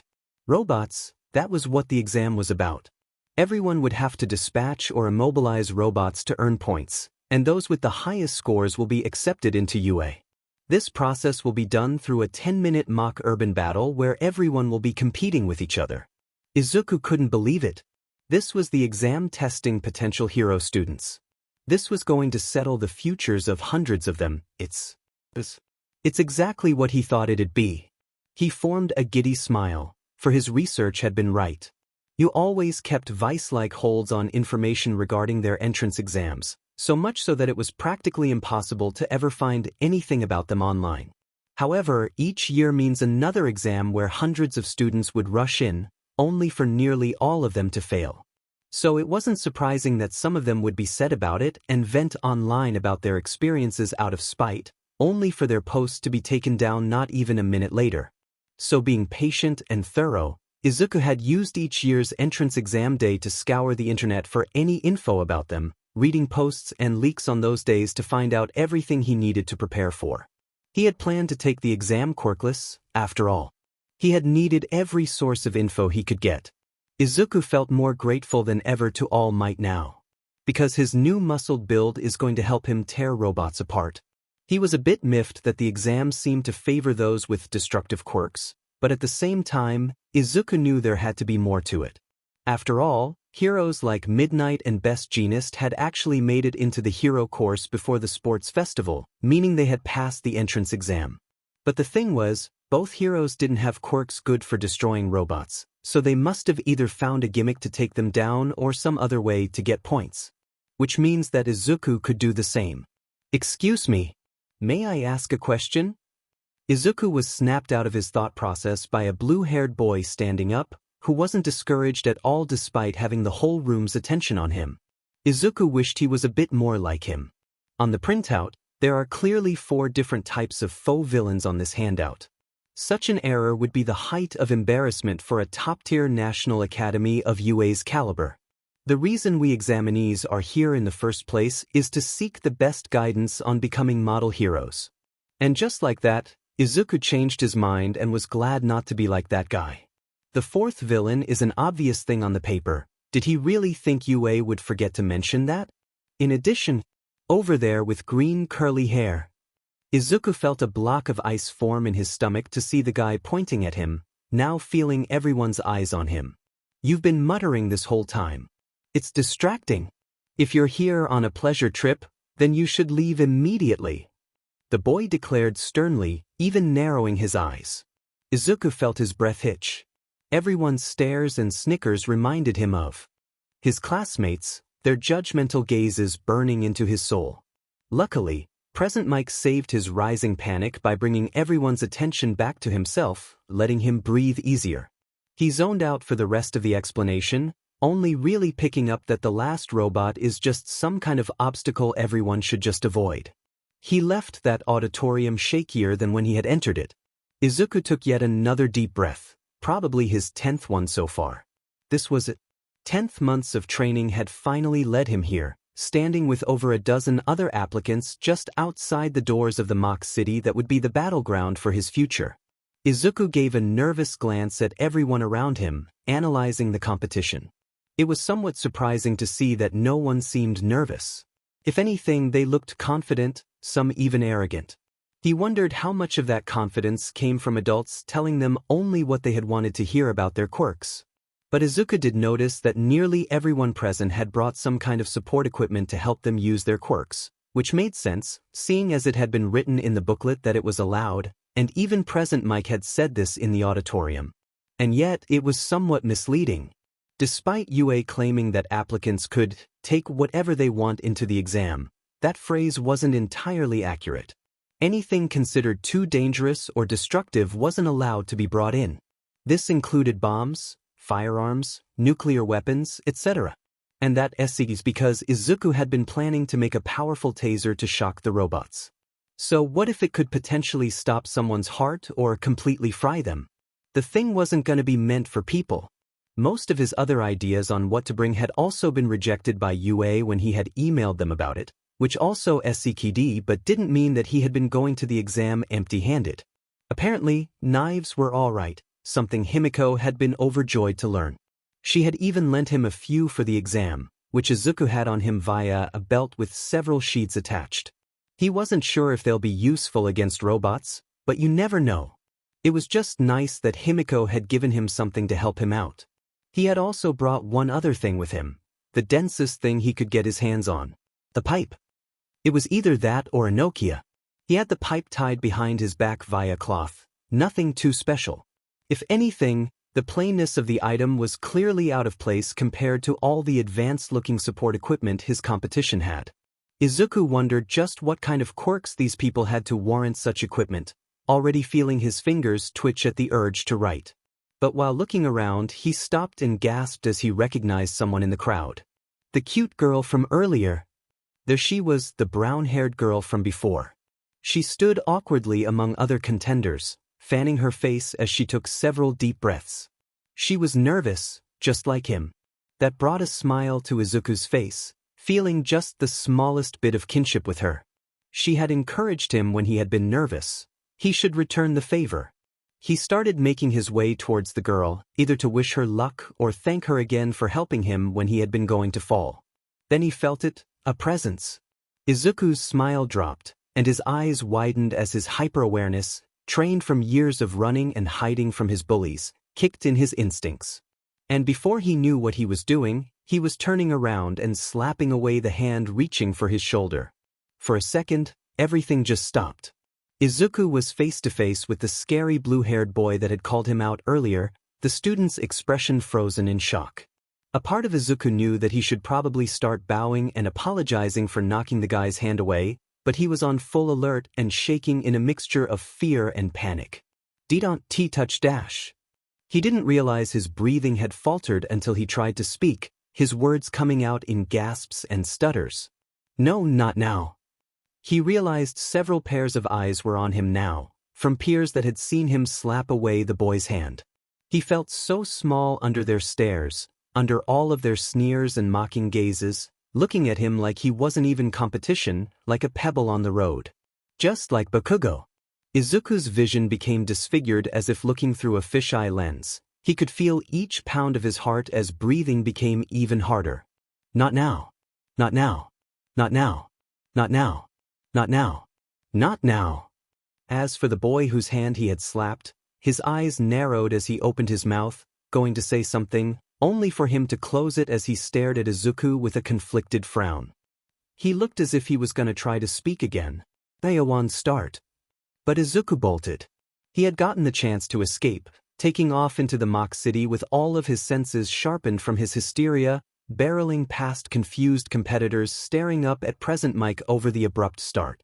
Despite only running for a few seconds, his breathing made him feel like he had already run a marathon. Breathe. Remember why you're here. He did so, taking deep whiffs of air as he refocused on what he was doing this for. You're already an amazing hero, now you can show them that.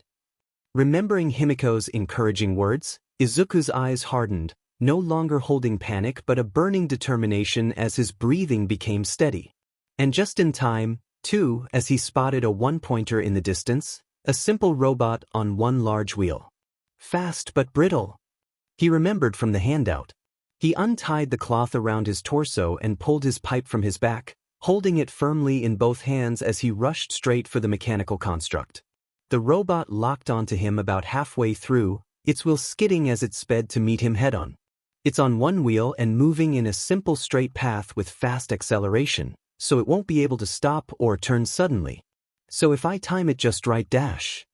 Izuku leaped with his pipe raised overhead just as the robot was gonna swipe at him. I can use its momentum to give my swing a harder blow. Finishing that thought, he slammed his weapon right onto the mechanism's head, smashing it inward with a satisfying crunch and making the red light of its shattered headlamp shut off instantly. The one-pointer collapsed to the ground, unmoving, and for a moment, Izuku was in awe at what he did. He took down a robot, in one swing at that. However, he didn't have time to admire his work as the other contenders had already caught up to him, with those having speed-enhancing quirks passing by as they headed for other robots in the vicinity. But Izuku didn't follow them. Rather, he took off down an alleyway to the right, brandishing his pipe. Don't go for robots gathered up at the starting area. He told himself. Everyone will be going for those. Take advantage of the city's large size and go farther to find other bunches for yourself. With this in mind, he made it to another street, a few one- and two-pointers scattered about. He kept a firm grip on his pipe and started swinging. He couldn't use the same strategy of waiting for robots to come to him for a one-hit kill, as the multiple robots in the area would interrupt him by also attacking. In addition, that strategy only worked on the 1-pointers, as 2 and 3-pointers are much more armored. So Izuku relied on simple but powerful swings aimed at the robots' heads to take them down. While collecting points, he caught sight of a girl he almost mistook for the cute one with the gravity quirk, as she also had brown hair curved inward, although much larger in that it even covered her eyes. Izuku saw her somehow covering robots with mushrooms, restricting their movements to the point where they just shut down. However, he saw a stray missile from one of the 3-pointers heading right for her, the girl oblivious to the fact. "Look out!" He tackled the girl to the ground and landed right on top of her, shielding her as the missile soared past them into a building with a small explosion occurring on impact. Full of adrenaline and concern, Izuku pushed himself off the girl and gave her a quick look over. "Are you all right?" "Why, yes," the girl squeaked, looking up at him from the ground with faintly red cheeks. Thank you."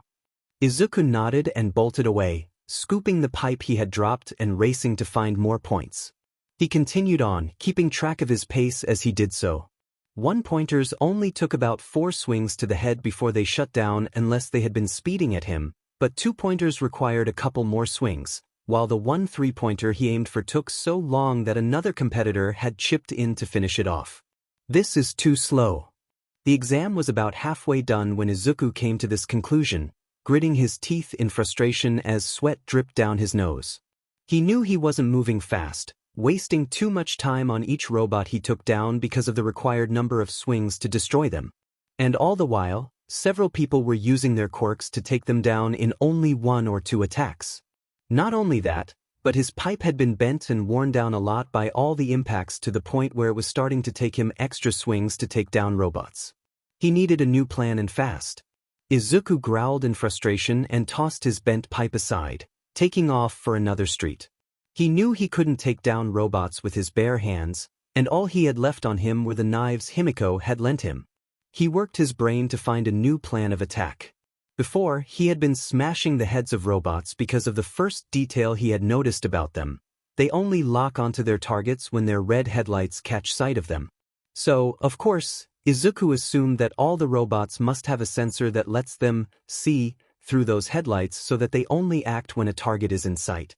Therefore, smashing the robots in their head enough smashes the sensor, automatically shutting it down.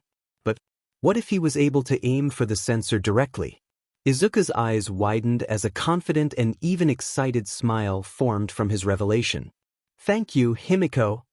He reached for his belt and pulled out one of Himiko's knives, holding it pointed downward as he made his way to a 1-pointer standing in place. It wasn't looking at him and therefore hadn't locked onto him, which confirmed his theory about a sensor. And using the opportunity of being outside his field of vision, Izuku jumped on top of the robot and firmly gripped his knife. He then stabbed his blade into the headlight acting as the robot's eye, feeling the metal figure JRK before shutting down. Of course, it's meant to be its literal eye. Take out its method of sight, and it won't be able to process what to do, so it'll force itself to shut down. That, or UA had set it as a function because they weren't just going to let a robot with no sight aimlessly thrash about in an area full of students. With this in mind, Izuku jumped off the robot and ran to a 2-pointer, stabbing it in one of its 3 red eyes. The robot didn't immediately shut down, but it did after he stabbed into its 2 other headlights. So I have to take out each eye for them to be considered taken out. Is that concept also meant to represent rendering a villain immobile by taking out their eyesight? That sounds pretty gruesome to think about. Izuku shook that thought away before pulling out a second knife, holding both tightly as he took off for another robot.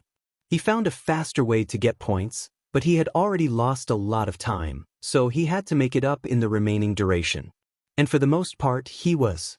1 quick move into a 1-pointer's eye, 3 quick ones in the 2-pointers, and he started racking up points again. Things were going well until 3 minutes left in the exam. "I can do it, I'm almost there." Izuku panted as he jumped off another 1-pointer he had stabbed, jogging as he desperately tried to find any remaining robots. "Just a bit more of this pace, and I should be able to secure my spot." Izuku knew the average number of points that hero students needed to get into UA, having analyzed reported scores from passing students that had shared their results online before they had been taken down. He knew he wasn't there yet. His eyes scanned the streets littered with broken bots. "It's not enough, I need just a few more points, please." He was close. So close to getting enough points to prove himself, just a bit more. And then everything went wrong. The ground began to shake, and Izuku looked up in time to see a building crumble into rubble, with a robot several stories tall revealing itself to the students, its metal body groaning with each movement. And no way dash. The monstrosity swung its massive arm and completely decimated a smaller building, sending debris flying everywhere while creating a large shockwave. "That's the 0-point obstacle they mentioned? That's insane even for an exam." Izuku panted as dozens of examinees ran past him, desperate to escape the war machine's path and get to the entrance. He wasn't any different, already turning around to make space between himself and the metal monster. He had to get out of there. But he also had to find some more points on the way out, otherwise, he won't get in. There should still be about a minute left, so if he takes an alternate path, he can find just enough points to dash. Ow! Everything came to a halt as Izuku heard that faint cry of pain behind him, all sounds seeming to cut out as he looked back and saw someone he recognized. The girl from earlier in the morning. "I guess that's why you seem nervous." "I am too, but let's give it our best. Plus ultra, right?" She was visibly trapped underneath some rubble, right in the path of the giant robot. And suddenly, this was no longer an exam for Izuku. And once again, his body was already moving for him. He didn't know what the hell he was doing. He dropped his knives and belt as he bolted right towards the girl, hoping that he could pull her out of the rubble. However, he saw that the massive zero-pointer was already reaching for her, to which he realized there'd be no time for him to help pull her out and return to safety. Gritting his teeth, Izuku knew he only had one final option and didn't even know if it'd work. "Please." He bent his knees as he felt something suddenly start coursing through them. "Let me save her." He jumped, and just like that, he was in front of the robot's massive head. He didn't even question it, already pulling back his fist as an intense burning flowed through it. And then he swung, shattering the behemoth's head. For a moment, Izuku was in awe. He did it, he used All Might's power. And he just saved someone with it. But it didn't take him long to realize the cost of doing so. He looked at the arm he had just used to completely clobber the robot's head, only for his irises to shrink at the sight of his red and dangling limb. "Izuku!" screamed. He didn't scream at the sight of his arm. No, he screamed as the state of his body finally caught up to his brain, bringing white, hot, fiery pain with it. Not only had his arm turned into a mangled mess, but his legs had also practically turned into noodles. He had just lost 3 limbs from using his quirk for the first time. Izuku hissed in agony, but thanks to his pain tolerance and high adrenaline, he pushed down his suffering and addressed his situation. He was falling from several hundreds of feet in the air, and if no one did anything, he'd become a giant red stain on the asphalt below. But the teachers would save him, right? They had to. They wouldn't just stand around as he dashed. Izuku's thoughts flashed back to the start of the exam. The only teacher he's actually seen had been Present Mike, and the only thing he's heard about any other heroes on the test site was that Recovery Girl was on standby in case someone got hurt. 2 heroes watching over the contenders. But neither can actually jump in and save him. Izuku realized he was going to die. He had only just used All Might's quirk, and already he was going to die. Because he had so foolishly tried to use a quirk he's never used before, one that he hadn't even been taught how to use. He grit his teeth as tears streamed from his eyes, tears that immediately flew upward from how fast he's falling. He couldn't die now. Not when he had only just gotten a quirk, not when he had just started to take a step into his lifelong dream. So coming up with a quick plan, Izuku ped back his last remaining limb, ready to punch the ground with another burst of power to somehow break his fall. Only for him to get slapped out of the air by the cute girl he had saved. Gravity stopped for him, suspending his falling body and causing his destroyed limbs to jerk by the stop, spiking him with overbearing pain once more. Then his body lightly hit the ground, another shot of agony coming with it. No. It's not enough. Despite knowing his body's state, Izuku still tried to move, his single, uninjured arm pulling him a few inches forward. Just a few more. He knew he didn't have enough points to pass, not if those claims from previous test takers were right. He needed more points. He needed to get into the school that'd turn him into a hero. The test is over. Hearing that practically shattered something in Izuku, his movements ceasing as the light faded from his eyes. He failed. He had saved the girl, at the cost of his chance to get into the hero course. Izuku let his head fall as black clouded his vision, no longer having the will to stay awake.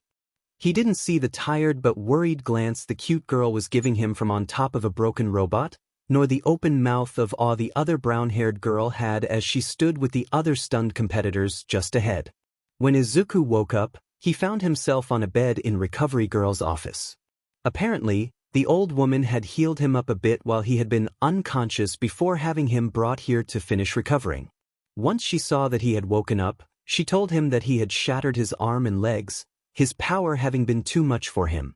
Then she finished fully healing him up before giving him some gummies and sending him on his way. Izuku's mood was a mixture of sour and depressed as he wobbled his way off UA's grounds, his right arm holding a few new scars. Some repercussions, All Might. The man had clearly underestimated how his quirk would affect Izuku's body. And to be fair, Izuku had too. He hadn't expected that simply using his power would break his bones, clearly unable to handle it enough despite all the muscle building he had done. And yet, Izuku could hardly care about that right now. The only thought that plagued his mind on the entire trip back to his home was that he had failed. He had failed UA's exam and lost his chance to attend the hero course of the #1 hero school. He couldn't stop thinking about how much of a screw-up he was. He had used his quirk to save a girl who probably hadn't been in any danger in the first place, throwing away the chance he had been given. There must have been staff monitoring the robots and could have stopped them anytime. He had no reason to suddenly do what he had done. He should have just found more points so that he could pass. What would All Might think about him now? Izuku stopped walking momentarily, dread creeping up his spine. What was All Might gonna say to him the next time they met? He really didn't want to think about it. How disappointed the man would look, how Izuku would be troubling him to find another way to get him into a hero school, or maybe he'd just give up on him entirely. Would he ask for his quirk back? Izuku didn't think he'd have the will to live if he lost it. But worse, he didn't think he'd actually ever give it back. It was dark by the time Izuku got home. His mom wasn't there, of course, off at her late-night shift as she usually was, and he was relatively glad for that. Otherwise, he'd have to deal with her frantic worry and even worse, her crying. It ate Izuku inside when his mother cried because of him, and she would have no doubt flooded the apartment if she found out that he had nearly died at the entrance exam. Actually, shouldn't his mother already know that? He must have called her, right? To tell her that he had suffered extreme injuries? But if they had, there was no way in hell she'd still be at her job right now rather than already at home to see him. If anything, he should have seen her at the academy when he had woken up. But he hadn't even gotten a text from her besides the one he had received wishing him luck with his exam. Unless they really hadn't called her? Well, whatever the case, Izuku supposed it worked out for him. He didn't think he could bear telling her he had failed. Not right now, at least. He sighed as he entered his unit and closed the door behind him, immediately heading to his room. Despite having woken up only about an hour ago, he already felt his eyelids become droopy, caused by Recovery Girl finishing healing his body using the stamina he had recovered. He could still feel his limbs ache, the phantom pain burning at him. That had single-handedly been the most painful experience in his life, even more than Bakugo using his quirk to burn him. And he hoped to never feel anything like that again from his quirk. He desperately hoped All Might would finally be able to teach him how to use it now that they had time. If he even wanted to bother teaching him anymore. Izuku shook off the thought as he opened the door to his room, only to pause as he saw a familiar pretty blonde sitting on his bed. Himiko turned her head at him, her golden eyes glowing in the darkness. She gave him a smile, only for it to fall near immediately. He must have failed to hide how utterly miserable he felt. Izuku-san. She stood up from his bed and approached him with a neutral look. Are you okay? He broke down right there. Whether Himiko's sweet concern had torn him down or everything had become too much for him, Izuku fell to his knees and started sobbing. Himiko was by his side in an instant, engulfing him in a hug while placing his head on her shoulder. "It's okay," she whispered, wrapping him tightly. "It's okay, Izuku-san." He cried on her shoulder, returning the hug just as tightly. They stayed like that for a while, with Izuku getting out his frustrations through his tears. It was only when he felt nearly dehydrated from crying that he started trying to talk. "I was so close. But then I dash. I should've. Why didn't I just dash?" Hey, take deep breaths." Himiko calmed him down, gently stroking his fluffy hair with her hand. Izuku did so, breathing in and out as his body slowly relaxed, melting in Himiko's embrace. Thanks, Himiko. I'm sorry about this." "None of that, Izuku-san. You know I'm here for you, just like you were for me," she whispered gently, not stopping caressing his head.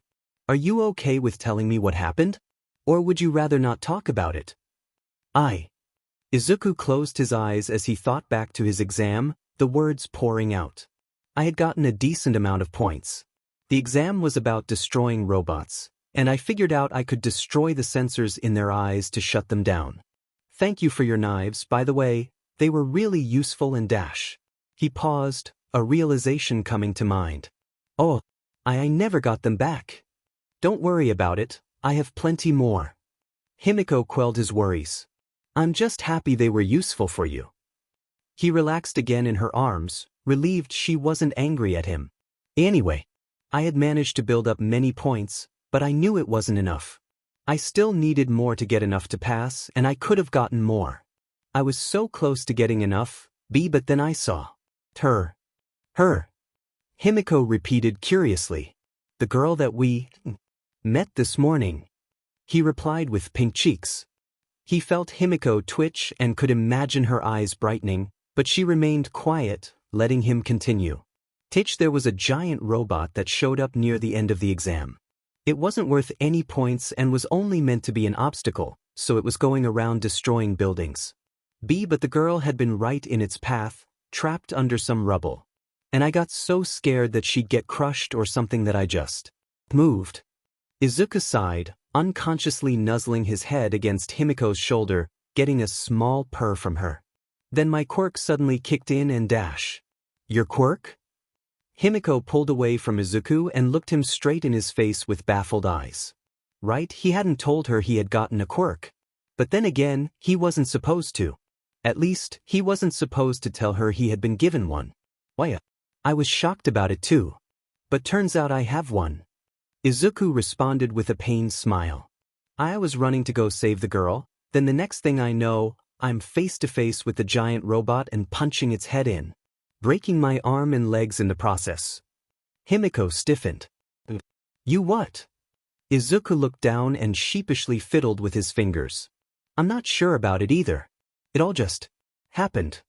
He felt bad for lying to Himiko, but one for all really wasn't something he could just tell her, especially when it'd undermine his whole speech to her about being a hero without a quirk.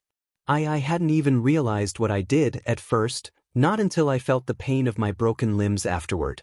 Then I was falling from the sky and probably would have splattered on the ground had it not been for the girl returning the favor and saving me with her own quirk. But I couldn't move after that, having broken everything. So I couldn't get any more points. I couldn't do anything else and just passed out right there, screwing up my chances of passing. By the end of his words, Izuku was visibly ashamed. Himiko stared at him blankly for a near minute, then slowly spoke with her eyes never moving from his. "You're telling me that your quirk suddenly showed up during your exam of all times, you used it to save a girl by punching a giant robot, broke your arm and both your legs because of it, and you almost ended up falling to your death?" The pause. Then a nod. "Izuku-san, what the F?" Oh wow, Himiko had never cursed in the time Izuku's known her. Kinda surprising now that he's thinking about it. "And you failed you even though all of that happened?" Himiko hissed, irises shrinking. Izuku shrunk a bit under her gaze, nervously lifting a finger of correction. "You actually, We don't get our results for both the written and practical exams until next week. That erased the anger visibly building up in Himiko, but her cheeks still puffed up in an adorably angry pout. Then Yue has to accept you then. Izuku simply sighed, holding no hope for that as he turned away from her. I didn't get enough points to even reach what I think would be the average Himiko. Who wouldn't dash? He didn't get to say any more as Himiko grabbed his cheeks and forced him to look at her, their noses inches from each other. You saved someone, Izuku-an. You got hurt while saving a girl for no reason other than to help her. If Yue doesn't let you in after that, they don't deserve you. Izuku probably would have freaked out about how close their faces were touching had it not been for Himiko's words striking a chord in him. You really think so?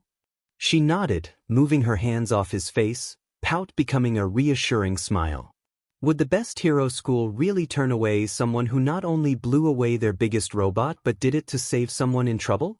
Would they? Izuku didn't want to doubt Yue, but he wasn't sure they'd give him any bonus points from this or simply let him in for what he did. Unless, suddenly connecting the dots, his eyes practically became plates as he gasped, shooting up from the ground. That's how Midnight and Best Jeanist could have made it in. Himiko raised an eyebrow, standing up with him. What about them? He turned to Himiko, and the girl had to shield her eyes at how bright he became as he started rambling. Midnight had made it into the hero course at the start of the term she had joined, which means she had to have passed the entrance exam despite her quirk not being suited to destroy robots. Best Jeanist, too, because at the time, he could barely use his quirk due to how much control is needed for it. But I've read on forums and other websites that there are some kind of alternate points, but I couldn't find anything about it. But if it's what I think it is, then. Blinking her vision back, Himiko grinned. You get points for helping people. She finished for him. Izuku let out a choked laugh, grabbing his head as tears of relief suddenly started pouring out. If there's still a chance. Oh my god. Himiko hugged him once more, placing her head on his shoulder. I guess telling you to show them you're a hero was the best advice I could have given. Another laugh came from Izuku, the boy returning the embrace. Thank you, Himiko. I really needed to hear that. She simply nestled her head against his. Anything for you, Izuku, she whispered in his ear, giving him a small shiver as his cheeks turned faintly red. Alright, thanks. He uttered nervously, suddenly becoming very self-conscious that the girl was pressing herself against him. Why you can let go now? Himiko did not do so. Instead, Izuku felt a pinch lower down and yelped. Did you just pinch my butt? All Might hadn't contacted him for a week. Izuku had been nervous for the first few days, expecting the man to either text or call, asking him to meet up. He was sure that at some point, All Might would send something to him asking how his exam had gone or when he'd be free to speak. And yet, he never did. The number one hero hadn't so much as sent a text to Izuku. No questions about the exam, no asking how he was doing, just nothing. Izuku had been tempted to text the man first, but his fears of receiving disappointment kept him from doing so. He just didn't have the guts to contact him after a presumable failure. Yes, even with Himiko's encouraging words and the realization that he might receive some kind of bonus points, that didn't entirely convince him that he'd magically pass the exam. What if the teachers saw what his quirk had done to his body and deemed him a lost cause? Or what if the other students had gotten bonus points of their own to undermine his? So Izuku was left in a state of dread, anxiety, and even a bit of anger for the entire week, for he just didn't understand why the man who was supposed to be his mentor hadn't texted him at all. If All Might had really given up on him, then why didn't he just contact Izuku and get him to give his quirk back? The man cared for him more than that. He'd at least listen to him talk before deciding to take back his quirk, Izuku's sure of it. And he had to understand that there was no way Izuku would have been able to use his quirk immediately for the exam. But then again, All Might had said that he had been able to use one for all immediately, so had he expected Izuku to do the same and blaze through his exam? Depending on the answer, Izuku wondered if the man might see him as incompatible with the quirk and want it back. Speaking of his quirk, he had caved in and told his mother about awakening it during the entrance exam, making sure to leave out how it had turned his arms to paste. Apparently, she really hadn't been called about what had happened to him, as she had been visibly shocked by what he had told her. Telling her about his manifestation went about as well as you'd expect, but he probably should have expected it in hindsight. His mother had immediately freaked out about a quirk appearing so late and had yoinked him to see their quirk doctor as soon as possible. But Dr. Tsubasa had apparently moved to a different hospital to work, so they had to get a different doctor to check him out. Izuku had to confess just what his quirk had done to him, knowing he wouldn't be able to hide it for too long.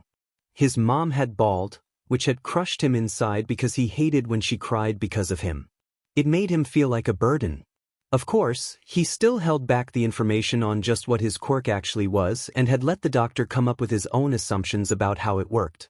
Izuku ended up having a pretty clever cover for it thanks to his own suggestions he had given the doctor that maybe his quirk hadn't emerged for his entire life because his body had never been in shape to use it without it killing him, but thanks to all the exercising he's done, it had finally shown up, albeit with him unable to control it. His doctor had named it superpower. How original. Nothing else noteworthy had happened for the entire week. Izuku hadn't even been able to practice using one for all, as he still had to make sure he fully recovered from breaking himself at the exam, per recovery girl's insistence when she had sent him home. It was the weekend now, the days in which his mother didn't work. These were the days that Izuku and his mother would actually eat together and catch up on anything they did during the week until Inko would return to her usual schedule on Monday. Izuku was seated on the couch in the living room, clenching a hand grip in one hand as he absently stared upward at his ceiling. The results for his exam should be showing up today or tomorrow, but he had spent nearly the entire week freaking out about it and All Might's silence that he could barely care if it did show up. Pass or not, he wasn't about to let anything stop him from being a hero. He'd learn how to use All Might's quirk sooner or later and graduate from a hero school, regardless of whether it's at UA. His mother was cleaning up behind him in the kitchen, occasionally sending nervous looks. Teach the results for your exams should arrive today or tomorrow, right? She stuttered, putting on a smile. Yeah. He nodded, closing his eyes and letting himself relax. Why, honey? Even if you didn't make it, I still think it's amazing that you applied. Izuku's eyes snapped open, his hold on the hand grip tightening. I'm sorry, Izuku. I'm sorry. I'm sorry. Of course. Even with a quirk now, it wasn't like his mother was all right with him aiming to become a hero. She cared too much. He kept silent, not even bothering to give the woman a response all the way to when she left. It was stuff like this that was why Izuku wouldn't even consider telling his mother about All Might and that he had received his quirk. He knew that she's never believed in him becoming a hero, although most of that reasoning was from her not wanting him to be one. If he told her anything about one for all, she'd probably just want him to give it back. His face hardened as he picked up a dumbbell by his feet and started doing reps while gripping his hand grip occasionally. He was going to be a hero, no matter what. Even if his mom would never accept it like everyone else. Izuku. Izuku. He blinked, turning his head to see his mother on the floor of their doorway, nervously holding an envelope with UA's icon on it. He got in. He actually got in. Not only that, but he had somehow gotten first place in the practical exam. He had been right. There was actually another category of points for students to earn. Rescue ones that involved helping people. Oh, and the cute girl he had saved spoke out for him. Apparently, she had heard him mutter how he didn't have enough points before he passed out and had asked the school if she could give him some of hers as thanks for saving her life. Izuku decided that he'd absolutely die for this girl, no question. And he had almost done just that during his exam, but hey, it had earned him 60 points. He passed with a total of 96 points, 21 villain points from the robots he had taken down, and a whopping 75 rescue points from not just saving that cute girl but also tackling that one other brown-haired girl out of the way of that missile. To think that he, someone who had only just gotten a quirk the day of the exam, had ended up placing at the very top of it. And All Might had apparently been appointed as a teacher for UA, which Izuku was somewhat glad for since he'll be close by and could help him get a better handle on his quirk. even if he didn't give the best advice. He'd wonder about that later, for the man had finally contacted him, asking him to meet at the seaside park as if he hadn't just ghosted him for a whole week. Yet, Izuku was actually happy to meet with him, knowing he no longer had anything to fear about the man being disappointed. But first, he had to get through the last day of the hellhole that was Aldera. I can't believe we have 2 students from our school who got into you today. Who'd have thought? Izuku kept his head down as his homeroom teacher, one of the many adults that didn't care for his existence, was smiling with a twitching eye as he looked from him and Bakugo. Izuku tried to ignore Bakugo's heated glare towards him but involuntarily shrunk as he realized that today he probably wouldn't be able to avoid another confrontation with the explosive blonde. Especially you, Midoriya. It's a miracle among miracles. Their homeroom teacher forcefully laughed, probably thinking the same thing as all the other teachers in the lounge eyeing him. How? Izuku kept his hands clenched at his sides, refusing to thank the man for treating him, well, during his stay in this nightmare. Well, congratulations on both of you for getting in. We're proud to have called you students of our school. Don't forget everything we've done for you, his former teacher said, directing that more to Bakugo. But something ticked in Izuku, and for the first time ever, he raised his head at his teacher with a leveled glare. I won't. His teacher's smile twitched at that, but Izuku didn't let him say anything, simply turning around and rushing out. That had felt good. Frankly, it wasn't much, just the only thing Izuku could get away with now that he was finally leaving this poor excuse of a school, but it had felt nice to finally give some sort of defiance to those who had always put him down. He had gotten into UA, practically giving all his former teachers and classmates the middle finger as he left them behind. He was finally free. Free from the school that had always tried to knock him down, free from the students that had treated him as some sort of joke, free from the adults that had treated him like an insignificant bug stuck to their walls. He walked outside the school building with his head high, deciding that he'd stop by Suzuki's shop on the way back to give her the good news. Only for a hand to grab his shoulder. Deku! Izuku's heart stopped for a moment before it started pounding in his ears. All sound became muffled as he completely froze, only able to feel Bakugo holding him so tight that he'd surely leave a bruise. The light in his eyes dimmed. As he disassociated, his vision turning blurry and his body locking up as it waited to be left burned and beaten on the ground. But instead of coming back when Bakugo finished having his fun, Izuku was literally knocked back into reality when the blonde slammed him against the wall, causing him to cough up the air in his lungs. His vision returned, and his ears felt as if they had popped from the impact, but he found himself being held up against the school by his collar, Bakugo holding him up with one hand while the other popped like firecrackers threateningly. What dirty goddamn trick did you use to pass the exam? Answer me, you effing cheater. He can't answer, he can barely even breathe. Bakugo was angry. He was angry at him for defying his expectations. An angry Bakugo was one of the scariest things Izuku could ever face. I was supposed to be the first to get into UA from this second-rate school.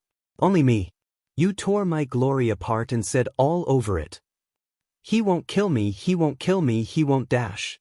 Bakugo pulled him forward only to shove him against the wall again, to which the back of Izuku's head hit the concrete surface.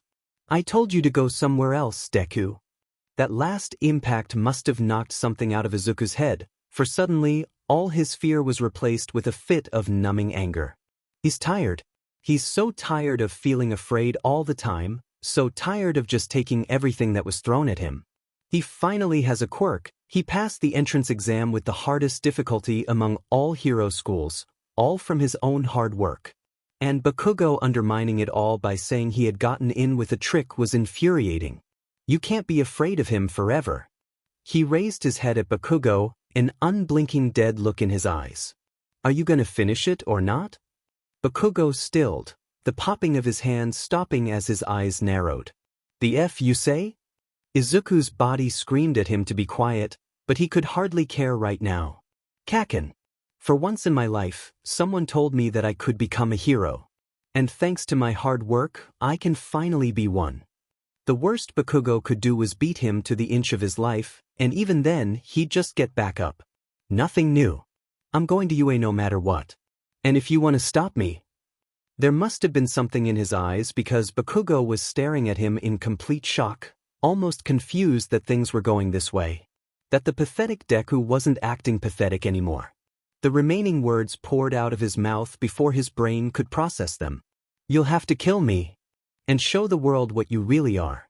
For the first time since they've known each other, Bakugo flinched.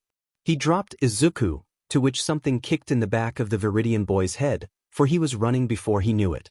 He ran far from Bakugo, far from the school he never wanted to ever so much as even glance at ever again. And when Izuku got far enough, he stopped, catching his breath as his nerves finally caught up with him. To which he proceeded to puke in the nearest trash can. Several hours later, Izuku meets All Might at the beach under the starry night sky, the man in his skinny form. Congrats on passing, kid. He grinned as Izuku arrived, holding a hand to give him a high five. Izuku was embarrassed to admit that it took him a second to realize what the man was waiting for before quickly clapping his hand with his. Thank you very much. All Might put his hands on his hips and proudly looked down at him, his tall height and Izuku's short stature making it that he had to. Just so you know, I didn't tell the school about my connection to you. Yeah. You're the type that would think that's cheating, right? Or that I pulled some strings to get you in. He clarified. Well, Izuku supposed so, but he didn't think he'd even mind getting into the hero course that way if it meant still attending. All Might and the school probably would have helped him get his new quirk under control. Thank you for your consideration. He says instead, softly smiling at his mentor's consideration for him, consideration no other adult had given him besides his mother and Ms. Suzuki. Oh shit, he still has to visit the latter and tell her he got in. Still, I was really surprised to hear that you're a teacher of UA now, with your agency being in Minato, after all. Guess I know why you're in Mizuta for now. Izuku sheepishly smiled. I wasn't allowed to tell anyone until the school announced it. All Might shrugged. Conditions and all that. UA had actually been the one to contact me and offered a job while I was looking for a successor. I couldn't pass up the chance. He beamed at Izuku, giving him a thumbs up. And since you managed to pass the exam, it's the perfect scenario for both of us. Passed, right? He had passed. Oh.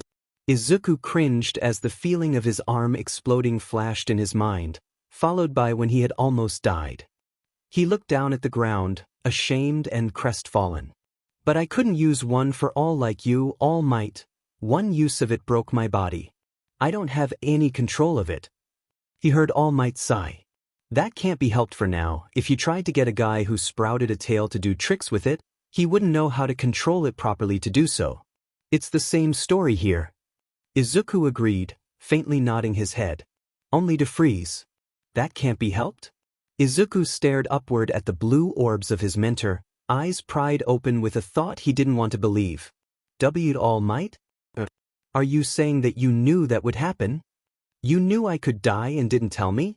The man had the decency to look embarrassed, sheepishly rubbing the back of his head. There wasn't any time to explain. But everything worked out all right. Or should I say, All Might. Things did not end all right. He wasn't all right. All Might had known. He had known Izuku wouldn't be able to handle using his quirk from the get-go. He had known that Izuku would at least be harming his own body just by tapping into the power. He had known and yet sent him into the heroics exam, giving him the quirk with the expectation to use it despite knowing the high probability of what it'd do to him. Once again, Izuku felt another piece of his image of All Might chipping away. He had trusted All Might more than any other adult he's ever met, and while he still trusted the man to save him as the top hero while actually treating him like a person, Izuku couldn't believe he had nearly sent him to his death because there had been no time for him to mention some life-threatening information of a quirk he hadn't even taught him to use. Izuku wanted to scream. He wanted to go off at All Might for sending him to the exam without a clear warning of what had happened to him. He wanted to ask him why he didn't just tell him to wait on using one for all until he learned not to snap his limbs like a glow stick. Especially when he knew what could have happened to him. He wanted to ask why he didn't have any confidence in him passing without a quirk. But Izuku didn't. As much as his anger and the feeling of betrayal were bubbling up his throat, Izuku didn't snap or ask. He had already exploded against Mizudafu's heroes once before, and he remembered how much he had regretted doing so. He had to keep following his rules he had always followed whenever he was in the company of kids and adults alike. Be polite, don't further aggravate anyone. Don't talk back, they always have to be right. So he wouldn't get angry. Not when it always made things worse. Not when he'd be bursting at the number one hero. Not when he knew he'd be nothing without him and his quirk. Why young Midoriya? Izuku finally blinked, snapping out of his dark spiral, only to realize that his vision had become blurry. He was crying and he hadn't even realized it. His eyesight was only visible enough to see the concerned and somewhat panicked expression his All Might had right in front of him. Are you all right, my boy? He couldn't stay, not when his heartbeat sounded like an alarm screeching in his ears, not when each breath he took practically scorched his lungs, not when All Might's words felt like bullets to his chest. I have to go. He blurted out, quickly rubbing his eyes and desperately trying to control his breathing. All Might's expression didn't change. If anything, he looked even more worried. He cares. And that's what hurts the most about it all. What? Young Midoriya, are you Dash? I'm sorry. Izuku would normally never cut off All Might when he was speaking, but he couldn't be around him, not right now. So for the second time of the day he ran. He ran off that beach while wiping his eyes, taking all his frustration and sorrow with him. Things will get better, he has to keep telling himself that. All Might cared about him, and the feeling was mutual, but it was clear that he was just too oblivious and unorganized for Izuku to rely on him when it came to his quirk. Especially when the man didn't even seem to understand how to actually help him. But his first day attending UA is just around the corner, and with it, new opportunities and a new life for him. Things will get better. He won't be known as the useless Deku, he'll have classmates who won't see him as a waste of space and teachers who'll actually care about him. And most importantly, he won't have to worry about getting hurt, whether in mind or body.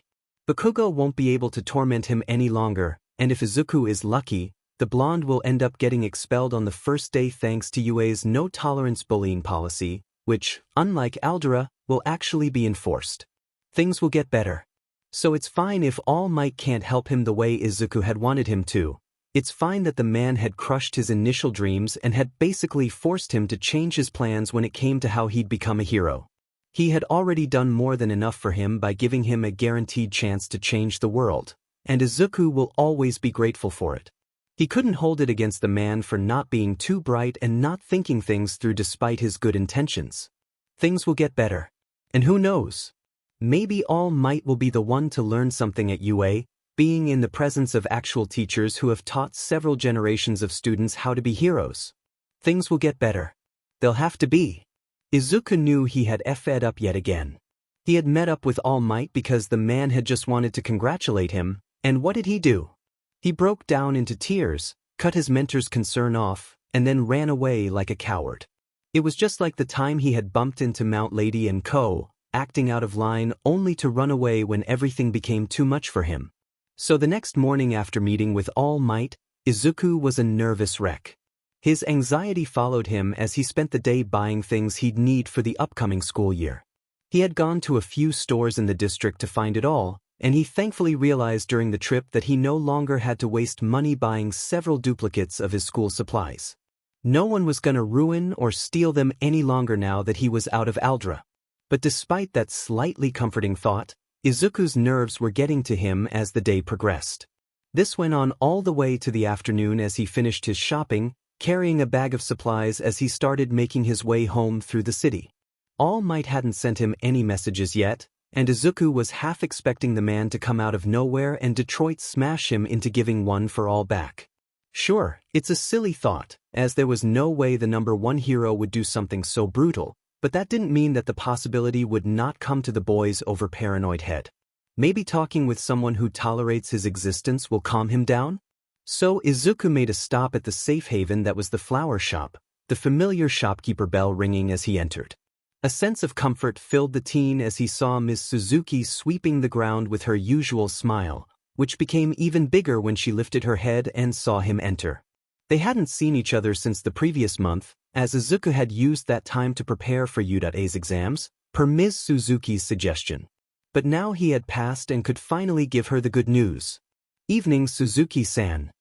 Midoriya-kun, it's wonderful to see you once more. The old lady smiled as he approached. And with that cheerful look on your face, I'm sure you have some good news about your exams, right? I do. I passed my exams and got into the hero course. He still felt so giddy just saying those words and couldn't wait to share the news with Himiko the next time she visited. Oh, thank the Lord above, I knew you'd get in. Miss Suzuki put her broom aside and clapped her hands, partly opening her eyes to reveal their faded light green color. My granddaughter passed as well. You should both be so proud of yourselves. She released a small gasp of realization. Perhaps you'll both be classmates? Maybe. A surge of nervousness came at the thought. Would Miss Suzuki's granddaughter even want to be friends with someone like him? What kind of person is she? Would she be creeped out by his muttering and writing habits like everyone else? After all, just because he'll be meeting different people in UA doesn't mean they wouldn't find him weird. I'm sure it's fate for the two of you to meet in class. Miss Suzuki giggled. The last time you visited, you just missed my daughter entering the shop about a minute after you had left. Thank God for that. Even though Izuku no longer risks shutting down whenever he talks to a girl, it does not mean he is completely fine doing so. Hell, the only reason he can talk to Himiko calmly now is because of how long he's been exposed to her. And even then, his heart still somersaults whenever she gets all touchy with him. I guess that's kind of funny. I hope your granddaughter is as nice as you've told me. He stammers with a shy smile. So, who is she exactly? You've never told me much about her, not even her name. Miss Suzuki's smile turned playful. I'm sure it won't be too difficult to find her in Midoriya-kun. She's been wanting to know so long just who is the precious saint that's taken the time out of his days to assist her dear grandmother. Izuku's cheeks reddened as his jaw dropped. A saint? What has Miss Suzuki been telling her granddaughter? Why you didn't tell her who I am? He ended up asking instead. Nope. She responded rather cheerfully. It's been too funny to see her pout about it. And you've always seemed so nervous whenever I mentioned you meeting her, so I thought it'd be best for you two to meet in you after building up the idea of you two being friends. I didn't want to force you to meet her until you were ready. Izuku had to push down the swelling of tears that had threatened to burst from just how considerate Ms. Suzuki was for him. But in addition, there was a stab of guilt for always having avoided meeting a loved one of hers. And yet, he didn't change his mind that it was definitely for the best that he hadn't met the girl earlier in the year. Otherwise, he would have spent all their time together resigned for the inevitable moment she found out he was quirkless. It's obvious what would have happened afterward. Guilt overtook gratitude as Izuku nervously looked down. I'm sorry. Oh, you don't have to apologize, Midoriya-kun. There's nothing wrong about being nervous in meeting other people. Ms. Suzuki waved him off. I'm sure it must have been hard for you, right? Feeling so alone. Izuku's gaze shot up at her with wide eyes, staring at the sympathetic smile the adult was giving him. How did she know? I don't know what happened to you before, Midoriya-kun, but I can guarantee that my granddaughter is one of the sweetest girls the Lord has ever given to my family. But she's always had trouble making friends, so I do hope that you can give her a chance. A chance. It should be Izuku asking such a person to give him one. It's all he's ever wanted, for someone to look past his quirkless nature and get to know him like Ms. Suzuki has, to look at him as more than his status. For someone to believe in him. So for Ms. Suzuki to ask him to give a chance to someone kind, someone who doesn't have friends but deserves them. How can he say no? When that's all he's ever wanted for himself. I promise. Izuku had almost forgotten about his blunder with all might. The comforting atmosphere of Ms. Suzuki's flower shop and the old lady treating him like a person really worked wonders on his mental state. He actually felt important to her, not to mention the cookies. Nothing beats her cookies. So Izuku was in a significantly better mood when he left her flower shop in the evening. Ms. Suzuki had told him to be proud of what he had managed to do, and so he is. He held his head high as a student who had gotten into Japan's greatest hero school, which held the lowest acceptance rate among other hero schools. Not only that, but he managed to get into the hero course, finally on the official start of his dreams. Nothing was gonna get him down. This mood didn't last long. Izuku was about halfway home when he got a notification on his phone, making him freeze. His mom should be at work right now, so he knows that it isn't her messaging him, and he literally doesn't have any other contacts on his phone save for one person. He broke into a cold sweat as he pulled out his phone, shakily holding it as he stared at the black screen. Yesterday's events once again filled his mind. Is All Might angry with him? Stealing his nerves, he turned on his phone and unlocked it. Yagi, young Midoriya, I'm sorry if this is sudden, but are you free right now? Okay, All Might doesn't seem mad. That helped Izuku relax a bit as he texted back an answer. Midoriya, I just have to drop something off at home. Yagi, I see. Izuku frowned at that short answer, but he didn't get to contemplate it much as the man had already sent another message. Yagi, may we meet again at the beach? I wish to speak with you and believe that it'd be best if we did so in person. All Might wants to meet with him so suddenly? Oh no, is he disappointed in him? Is he actually going to ask for his quirk back? Izuku almost felt tempted to ignore the text and run away somewhere and get a new identity, knowing that if he lost one for all, he'd be nothing again. But he discarded the thought as fast as it came, knowing that he probably wouldn't even get far from someone like All Might and all his resources. Not to mention he'd be leaving his mom behind. So he really only has one choice. Izuku responded that he'd meet the man in about half an hour, taking deep breaths to rationalize his mind as he continued his way home to drop off his supplies. Maybe he's just overthinking it? This is All Might he's talking about, after all. Sure, he's oblivious and crushed his initial dreams, but he cares about him, right? He wouldn't care if he had rejected the man's offer and stayed quirkless. Only because he's meant to succeed the man as a symbol to carry the entire world. So it shouldn't be too bad, right? He might be disappointed in him, and the very thought twisted Izuku's stomach, but it shouldn't be anything they can't work out between themselves. He's very good at apologizing, after all. And All Might has already put so much work into him, training him for an entire year. He wouldn't want to end up having only wasted all of that time, would he? He went as far as to spend time with him outside of training. That had to mean something, right? Yeah.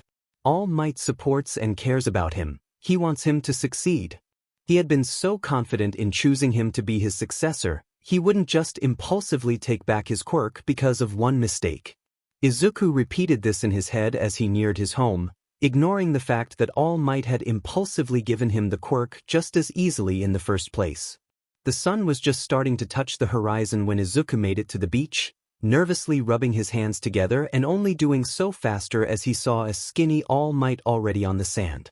The man heard him approach and turned around from gazing at the sea, his eyes meeting Izuku's and causing the two to freeze. An awkward silence remained between them, only briefly cut in by the occasional sounds of the gentle waves from the shore. All Might visibly took a deep breath, choosing to speak first, which only made Izuku tense. My boy dash. I'm sorry. Izuku's instinctively bowed at a sharp angle, missing how the hero abruptly coughed blood by the sudden action.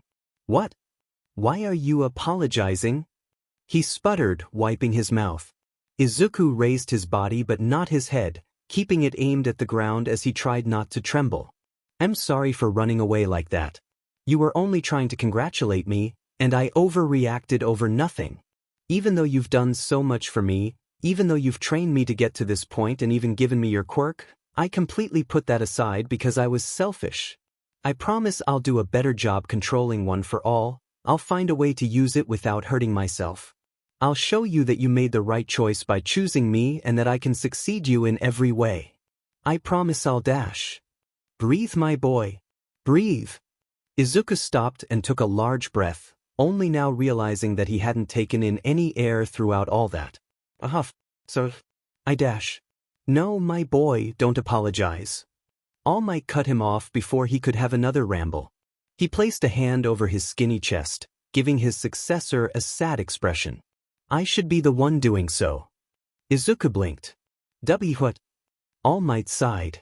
Young Midoriya, after the previous day, I took the time to think of what I did, or rather, what I didn't do. He shamefully scratched the back of his head while Izuku stood, stunned. I should have given you a proper warning about using one for all. It's no excuse that I thought the damage wouldn't be that bad. I could only imagine how it felt to tap into that power and have your life flash before your eyes. All Might wasn't disappointed in him. That surprised Izuku in of itself. But then the hero bowed to him at the same angle Izuku had just done moments ago. I practically left your life up to chance, and it was irresponsible and despicable of me to do so, not only as your mentor but as a hero. I have not been the best to you, young Midoriya, but I will try to be better, I promise. I'll do my best to teach you everything I know at you today, and I'm sure the Academy can help you with whatever shortcomings I have. Izuku's eyes watered from the genuine apology. He didn't think it'd be like this. I hope you can forgive me, my boy. All Might. Unfathomable relief filled Izuku like a drag. This is the man he had gotten to know in the past year. This is the man who cares about him almost as much as his mother does. He wouldn't just fake all the pats on the back and words of praise. He wouldn't just fake surprise ice cream runs to spend time with him when he could have kept him training. All Might won't abandon him. He won't pin all mistakes on Izuku like everyone else. He won't make him apologize for being himself. All the doubts, all the fears of abandonment that had piled up from his previous friends and father disappearing, the fear that All Might would do the same, crumbled away from his sincerity. He started wiping his eyes, failing to suppress his sobs.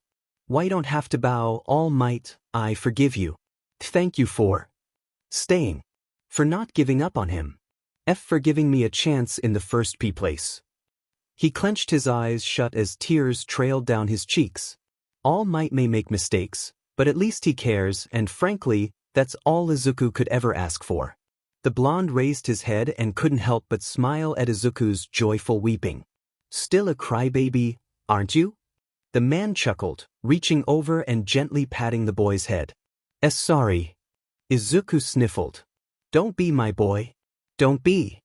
Himiko finally showed up the night after Izuku reconciled with All Might. He had been reading the most recent hero news at his desk when he heard the familiar tapping on his window, to which he practically jumped out of his seat and rushed to open it. He opened the blinds, revealing the golden cat-like orbs of his only friend, and didn't hesitate to slide open the window. I got in, he said before she could say anything. Himiko's smile, which she already had from noticing Izuku's good mood, shifted into a large grin. Celebration hug. That was the only warning he got before she pounced him. Surprisingly, Izuku didn't fall over, his muscled frame allowing him to easily catch Himiko in his arms. The girl wrapped her arms and legs around his upper body like a koala, madly giggling as she saw he was still upright. Wow, Izuku-kun, you really did get strong. She laughed, looking upward at him. Izuku just awkwardly chuckled despite the red in his cheeks. To think that over a year ago he'd have probably collapsed just talking to a girl. Now all that's left is just his usual crippling social anxiety. Although he still wasn't used to all the physical contact given to him by All Might and Himiko.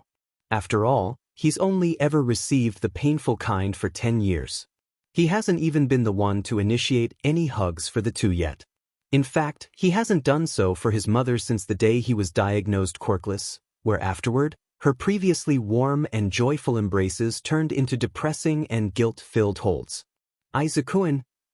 Himiko called to him with a confused tilt of her head. Sorry Himiko, I got lost in my head for a moment. Izuku turned left and gently pulled Himiko off him and onto his bed, making her pout. But he sated her by placing himself next to her, letting the girl lean against his shoulder and start nuzzling him while purring. She did this for about 5 seconds before tilting her head at Izuku with a smug grin. I told you you'd get. Another surge of happiness came at the reminder. You did. Was it for saving the cute girl? Why yeah, I got a lot of points for that. He chuckled, rubbing his hands together. And I got a bit more for pushing another girl out of the way. Was she cute?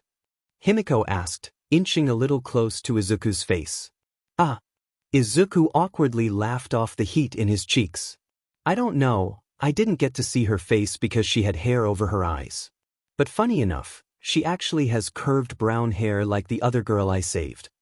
Himiko's eyes glimmered as she jumped onto Izuku's lap, making the boy yelp as she grabbed his cheeks and stared intensely into his eyes. If you're in the same class, try finding out how her eyes look. The ones who have their eyes covered are always cute. How do you know that exactly? Izuku uttered, heat returning to his cheeks from their closeness. Anime, came Himiko's instant response. That hadn't been what Izuku expected, and an innocent laugh came out of his mouth. Himiko pouted. Hey, don't diss anime. And no, I don't have anything against anime, Himiko. Izuku finished, chuckling a bit. I just didn't expect that. The girl's smile returned as she released a giggle, to which she rolled off his lap and fell on her back on Izuku's bed, watching him still. Are you excited to go to Yudara Izuku-en? Izuku laid down right next to her, his answer evident on his face. I am.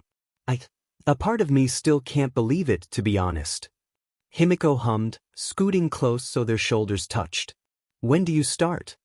In about 2 weeks. Mom already updated my quirk registry at the counselor the day I told her I got it, so I just gotta make sure to submit a costume as soon as possible. Oh, a costume sounds nice. Himiko rolled over again, but this time, she rolled on top of Izuku so that her head rested on his chest. Already used to her habits like these, Izuku merely reached a hand and gently rubbed her head, making her purr once more. They remained like this for about a minute, one gently caressing the other, until Himiko spoke up. Hey, Izuku-en? Yeah. Are you still gonna try helping everyone like me? He blinked, wondering where this had come from. Yes? Why wouldn't I? Himiko turned her head sideways against him, avoiding his eyes. Oh, you have a quirk now. And a really strong one too. So, things are okay for you now, aren't they? You don't have to worry about how you'll be treated anymore. You don't have to care for people like me now since you're not one of them. Izuku's eyes widened before he suddenly sat up, startling Himiko.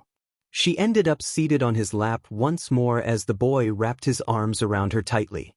Himiko, even with a quirk now, I'll never forget what it means to be quirkless. I won't ignore people suffering just because it no longer affects me directly. I'm not going to just let you suffer the consequences of how your parents treated you because of your quirk. I told you I will make things better for people like us, and I've always intended to do it with or without a quirk. Having one now doesn't just change anything. There was a moment of silence after his declaration. Himiko then returned the hug. You won't leave me? She sniffled. Izuku held her even tighter. Never. Himiko's hold became as tight as his. You better not, or I'm chasing you everywhere you go. Your blood is too good to let go. Izuku smiled at that small joke to lift the mood. I won't, Himiko, I won't. I promise. And so, a content silence remained between the two, as did the warmth they felt from each other in their embrace. They stayed like this for a long time. It was the weekend now, the last weekend before Izuku would be attending UA. Coincidentally, it was also the day he had to submit his costume design should he want it to arrive by the time school started. He probably should have submitted it much earlier, but between all his training throughout the year, studying for UA's exams, and then emotionally crashing down the week after, could you blame him that it had slipped his mind? He was glad he hadn't needed to go to City Hall himself to update his quirk status. He could imagine what everyone would think if someone quirkless showed up and desperately claimed they got a quirk. So from morning to evening, Izuku was glued to his couch at his living room table with a notebook and several papers sprawled out as the hero news played in the background. He scribbled and erased ideas that came and went, occasionally glancing at the television screen to find inspiration as he created a new costume. Izuku didn't doubt that whatever he'd submit would be haphazard and rushed, but he could always change and improve his costume as the school year went on. And no, it wasn't like he hadn't ever had costume ideas before. In fact, the notebook in front of him actually has several costume ideas and concepts he had drawn while growing up. But the problem with those was that they had all been inspired by a certain hero at the time. Izuku cringed as he flipped through so many of his old costumes. The oldest ones were near-carbon copies of All Might's, while the more recent ones still had clear references to him. He knew he had been practically obsessed with the man, as he had been the only thing keeping his dream of being a hero going. All Might had been the hero he had wanted to be, a hero that'd not only save anyone but would believe in them. But then Izuku had met the man, learning that his large smile and invincible aura weren't genuine, how he thought the same as everyone else about someone quirkless trying to be a hero. Granted, it was Izuku's fault for acting like All Might was some kind of god. He's human like everyone else. He shouldn't have expected the man to miraculously believe in him. It was just that. He had hoped that he'd be the one to do so. Izuku sighed before shaking away his thoughts and drawing out another costume. He kept many things from most of his previous concepts, such as knee braces, gloves, and shin guards, but he removed the obvious smile-designed mask from previous costumes and replaced it with a metal respirator. He did pause when he got to the bunny ear-like protrusions he had included in each of his ideas. I have not been the best to you, but I will try to be better, I promise. All Might's recent words echoed back to him, prompting a small but sad smile. Izuku still admires All Might. He really does. He still looks up to the man for all he's done, even if he can't look up to him the same way he had done before. It wouldn't hurt to have one piece of homage for him. Plus, if anyone questions it, he can just say he got inspired by Miruko. He continued to draw until he heard his front door open with someone coming in, which he knew could only be his mother. It was the weekend after all, so she was off from work. I'm home. Inko cheered, entering the living room with a large smile. She had been smiling a lot more since he passed his entrance exam, and Izuku was glad for it, as it meant she would fuss over him less. Welcome back. He responded, making sure to put on another smile for her. Inko stepped up to him while reaching into her handbag. Izuku, I've got something for you. Izuku tilted his head with a raised eyebrow. His mother then pulled out a green piece of clothing, holding it up with both hands. Congratulations on getting into U.A. I might have jumped the gun getting this, though. Izuku stood up from the couch with large eyes. A jumpsuit? Where was she going with this? Inko lowered the jumpsuit and gave him a close-eyed smile. It's not much as it is now, though, and it probably won't look very cool. She admitted bashfully. But when I checked in on you one time when I got home from work, I saw you sleeping at your desk from studying too hard. I happened to see your notebook. Yeah. A tinge of red hit Izuku's cheeks, realizing that she must have seen the old costume designs he had made before he had met All Might. How embarrassing. But all of a sudden, his mother's opened her eyes with her expression falling, visible guilt on her face as she averted her eyes from his. Izuku. Back then, I said something I shouldn't have. And I've always felt awful about it even now. Izuku's completely stilled, eyes unblinking. Mom? I'm sorry, Izuku. I'm sorry. I'm sorry. Inko visibly tightened her grip on the jumpsuit. I gave up back then. I gave up on your dreams so easily. And yet. She shook her head. You kept chasing after your dreams, never giving up. Was she? I'm sorry, Izuku. Tears formed in the corner of his mother's eyes as she offered the jumpsuit, giving him another smile, a proud, encouraging smile. From now on, I promise to support you openly with everything I got. Izuku shakily took the jumpsuit in his hands, staring down at it as tears leaked from his eyes without him realizing it. And then he did something he hadn't done for over 10 years. He hugged his mother. He initiated a hug, wrapping his arms around her, which she returned instantly. He openly sobbed, tightly clutching her with everything he could. I'm sorry, Izuku. I'm sorry. I'm sorry. I'm sorry, Izuku. I'm . The unbearable memory slowly crumbled away, leaving only the emotional joy he felt and the new memory that would be imprinted in his mind forever. Because for the first time since that day, from now on, I promise to support you openly with everything I got. His mother is supporting him. Thank you. Thank you so much. Oh Izuku, don't start crying or I'm gonna start crying. Inko said despite already bawling her eyes out. Izuku would use the jumpsuit in his costume, no matter what. It won't be that efficient or state-of-the-art, the material isn't that protective, and it looks rather plain overall. But it was from his mom. It's the symbol of his mom's feelings and support. Even if it's just for a bit, he'll wear it. At least until it tears down naturally during classes and training, it's bound to. His mom would understand him replacing it afterward. Izuku doubts she even expects him to use the jumpsuit permanently. Things really were finally looking up for him. The person he loved the most in the world was finally supporting his dreams. He didn't even care that she only believed in him now that he had a quirk. Today is the day. The sky was completely clear of clouds, the sun was brightly shining, and the air felt cool. It was perfect. It was perfect for the first day of Izuku's path to becoming a hero. He felt excited on the entire ride to the UA, visibly among many other students on the somewhat packed shuttle. Some were already getting acquainted, or maybe they already knew each other. He didn't know. But he wondered how many of them were in the hero course like him, how many would be his new classmates, and just what kind of people they were. Soon Izuku arrived.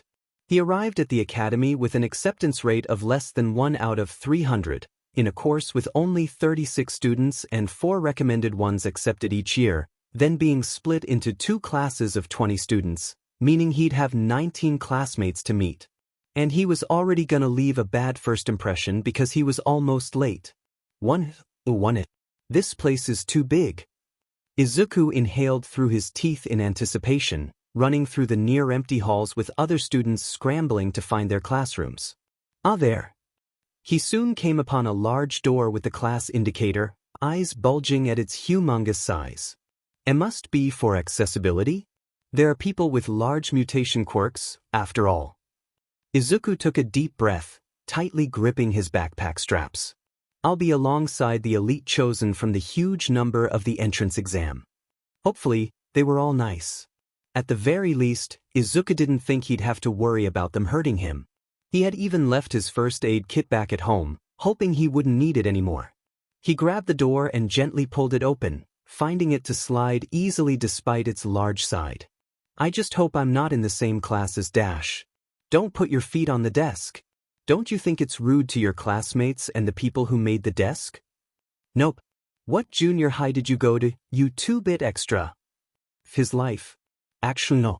Izuku probably should have expected this. Things had been going much too well for him recently, that never lasted long. The tall, blue-haired boy from the exam cleared his throat before addressing Bakugo, who was seated at the desk with his legs up. I attended semi-private academy. My name is Tenya Ida. Oh, no wonder he seemed so uptight then. At the very least, he'll probably be on Bakugo's case about everything, so he probably won't pay too much attention to Izuku. Semi? So you're a DMN elite, huh? Looks like I'll have some fun crushing you after all. Bakugo sneered. The boy was visibly taken aback by this, even taking a step back. See crushing? What nerve? Are you truly aiming to be a hero? That's what Izuku's been wondering all his life. But see, someone else gets it.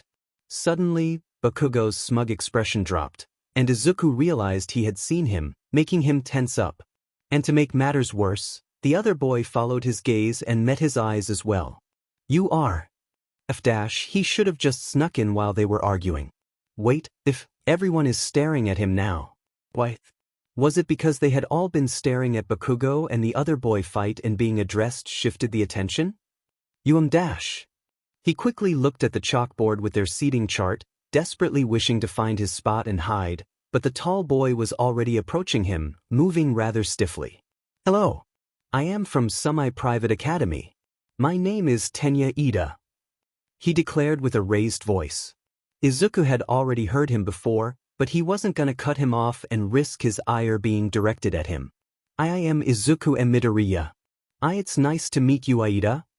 He made sure to lightly bow, showing him respect and hopefully getting rid of the idea that he was some kind of delinquent like the boy had assumed at the entrance exam. Ida's arms fell to his sides, a serious expression on his unmoving face. Midoriya, you realize the true nature of the practical exam, did you not? Yeah. Ida closed his eyes and made weird hand movements as he talked, face scrunching up. I was blind to it. I completely misjudged you. I hate to admit it, but you are better than me. Hate to admit it? Did he dislike him so much already that his getting a higher place on the rankings made him this frustrated? Oh God, does he already have an enemy? I'm sorry. He sharply bowed. Ida looked caught off guard by that, staring at him in confusion. What? Why are you Dash? It's you. The curly-haired kid. Izuku flinched a bit at the closeness of the voice before turning around, only to find someone he recognized. It's the nice girl. The brown-haired gravity girl was visibly overjoyed to see him, eyes practically glimmering. You made it in, just like Present Mike said. She started mimicking a punch. Of course you did. That punch was amazing. Izuku felt his face burn as it turned red, finding this bubbly girl to be downright adorable, not to mention she was praising him. It was nothing. He stammered, averting his eyes while scratching the back of his head nervously. But thank you for speaking with him directly for me. That meant a lot to me. The girl suddenly stopped her movement, looking shocked while blushing a little. Yeah? How do you know about that? Izuku blinked, turning back to the girl with a perplexed look. Didn't you let them show it? Wait, she hadn't known they would? Did she even know she had been recorded? If you're gonna play at being friends, go somewhere else. Izuku's heart rate spiked as he whipped his head down so fast it was a miracle he hadn't snapped it.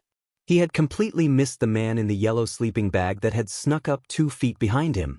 The man in question had messy black hair, bags under his eyes, and an unamused stare that made up an overall serious expression. This is the Department of Heroics. He droned, partially unzipping his sleeping bag and putting a jelly drink pouch to his mouth, which he slurped up. Who the hell? The entirety of the class thought.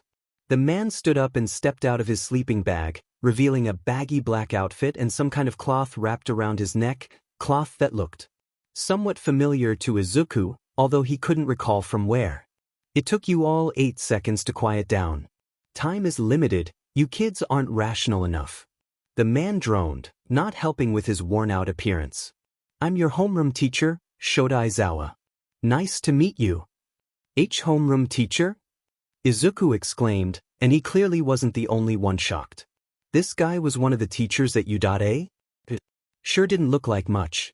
But it's usually the most inconspicuous people that are the better skilled, so maybe it's unintentional? He must be a pretty good hero if he's their heroics teacher, after all. And since Izuku doesn't recognize him, he must be an underground hero. So his look must be part of his aesthetic. But did he have to go so far as to not fix his appearance for their classes? Not even properly shave? Before he could contemplate it more, Aizawa reached into his sleeping bag and pulled out gym uniforms. It's kind of sudden, but put these on and go out onto the field. He stated. Okay, they had to put on gym uniforms. Gym uniforms that he had just been sleeping with. In his bag. Is this just normal here? Izuku ignored the small twist in his gut. A Quirk apprehension test? Most of the class collectively spoke, dressed in their gym uniforms and in the dirt field outside the building. What about the entrance ceremony? The orientation? The cute gravity girl stammered.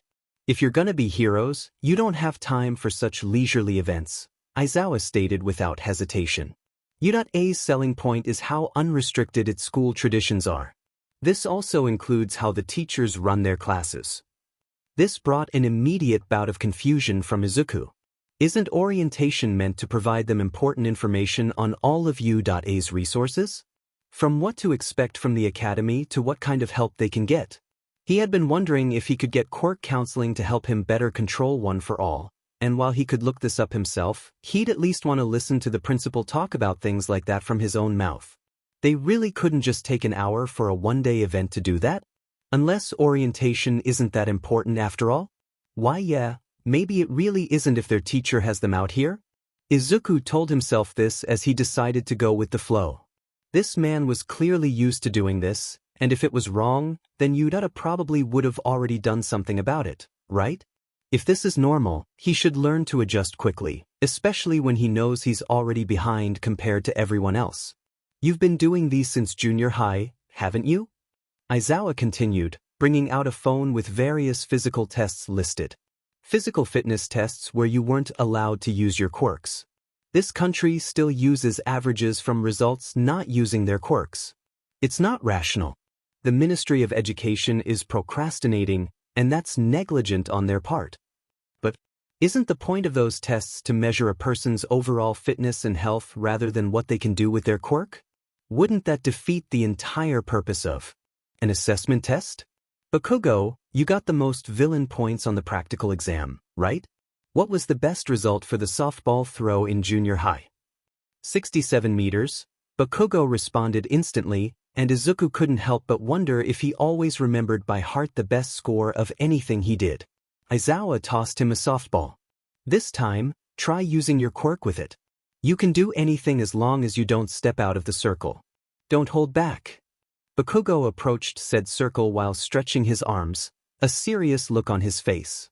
The moment he stepped into the space, he pet his arm back, a dark expression taking him, before letting loose a giant explosion as he sent the ball flying. Die! Izuku flinched at the loud sound, ignoring the triggering memories while focusing on what Bakugo shouted. What a completely normal thing for a hero student in training to say. Before anything else, one needs to know what they're capable of, Aizawa spoke as the softball landed in the distance, getting a beep from his phone. He then showed the class, revealing a score of 705.2 meters. That's the most rational way to form the foundation of a hero. A brief commotion erupted at the score and the aspect of using their quirks. 750 meters? Seriously? A blonde nervously chuckled. Awesome. It looks fun. A pink-skinned girl cheered. We can use our quirks as much as we want. That's the hero course for you. A black-haired boy added. Then came the shift in the air around Aizawa and his lowered head. It looks fun. Huh. Izuku tensed up, the twisting from before worsening. A few others seemed to have noticed the hero's tone, as they had also quieted down. You all have 3 years to become heroes, and you're gonna have attitudes like that the whole time? Their teacher raised his gaze at them and grinned. All right, new rule. Whoever comes last in total score will be judged to have no potential and, therefore, instantly expelled. Izuku's blood turned cold. Even as his class collectively shouted, their volume didn't reach his ears. Nothing did. The world only darkened around him until only he and his teacher were left. Expelled? On the first day? After everyone had tried so hard to get into the hero course, into Yude, in the first place? Isn't that needlessly cruel? Doesn't he know what getting expelled from any hero school would mean for a person? Their dreams would be over. No other school would accept them, especially if they were expelled from UA. And why did Aizawa look like he was enjoying every second of this? Was this something he usually did? Turning his class into some sort of competition where only the strong prevailed? And what about those that don't even have physically enhancing quirks? Aren't they on the complete back foot in these tests? Is this really okay? Is this really normal for the hero course? Is it normal to tear away someone's dreams so mercilessly? There has to be a reason. For his own amusement? Oh God, and Izuku doesn't even know how to even use his own quirk. He'll be at the biggest disadvantage throughout these 8 physical tests. He just got here, he can't get expelled now. Not after just reconciling with All Might. Not after finally receiving his mom's genuine support. Not after finally having been given a chance. Izuku's hands tightly balled into fists. No matter this teacher's intentions, he was not going home. He had too much to lose. He vaguely listened to Aizawa respond to the brown-haired girl about life being unfair, but he mainly focused his attention on his classmates, analyzing them to estimate his odds. Many of them looked to have done heavy exercise before, such as Ida and another tall boy with big lips, while others he couldn't tell, such as the boy with a black lightning bolt in his hair and another with a bird head. Others had obvious hints about their quirks, such as the completely invisible girl or the frog-like girl. While he was sure that everyone here must have actually put training into themselves or their quirks, Izuku doubted that they've all had training as intense as his workout plan had been. He's cleaned an entire beach, pulling tires, lockers, and even old broken-down vehicles. and that barely held a candle to carrying All Might a few times in his muscle form, a man who weighs over 500 pounds while in that state. Even though the age of quirks has also brought a breakthrough in the human body's capabilities, you still can't just lift that much through a normal exercise plan. He can do this. He has a chance. He will do this. It doesn't matter how odd or questionable his teacher's methods were, at least he's not the ones from Aldra. He'll show him just how desperate he is to stay here. He'll show him how much he wants to be a hero. Of course he had to race against Bakugo. Izuku wasn't surprised. He didn't give the blonde any glance as he lined up at the start for the 50-meter dash, knowing that he'd only see the usual emotions of anger and disdain he received. He couldn't be distracted right now, for even though Izuku knew he couldn't beat Bakugo in this, he could still get a better score than at least a quarter of the class. After all, running is the one thing he's always been good at. He had to be because of the person right beside him. The moment the pop from the starting pistol came off, Bakugo exploded forward while Izuku dashed after him, all the things he took from running coming back to him, landing on the ball of his foot with each step. Of course, Bakugo made it first at about 4 seconds, and Izuku followed a few later. 4.13 seconds. 6.43 seconds. Izuku slid to a stop and caught his breath, looking down at the ground. I did better than the gravity quirk girl even when she used it on her clothes. I can do this. From there, Izuku continued giving his all in the following tests.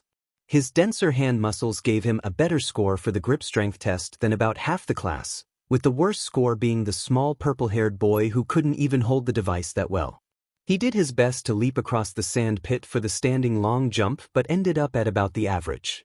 But still, the average isn't the bottom.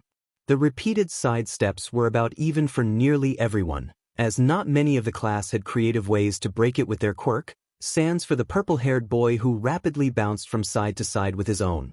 Izuku kept track of scores the best he could up to the ball throw, not trying to see what position he could get in the rankings, but rather, see those he could beat. It hurt him to think he had to prioritize making someone else lose their dreams for his own, but he really didn't have a choice. It was wrong and cruel, but he can't afford to let it happen to him, and whoever gets the boot, he'll make sure to someday reach out to them and offer help, maybe even get All Might to do something. But back to the scores, Izuku paid attention to the people who hadn't used their quirks at all to help them with the first few tests, who were the boy with the lightning bolt in his hair, the rocky-looking boy, and the invisible girl. He could guess what the blonde boy's quirk was by the bolt in his head, and while he was sure it was an amazing electricity quirk, it probably worked in a way that wouldn't help him here for these physical tests. It seemed the same for the invisible girl, whose quirk clearly didn't do anything else and wasn't helping her here. He didn't know the rock boy's quirk, but he seemed to be in the same boat as the other two. Izuku knows that he had gotten a higher score than the 3 on the grip strength test and had also done better than them in the 50-meter dash.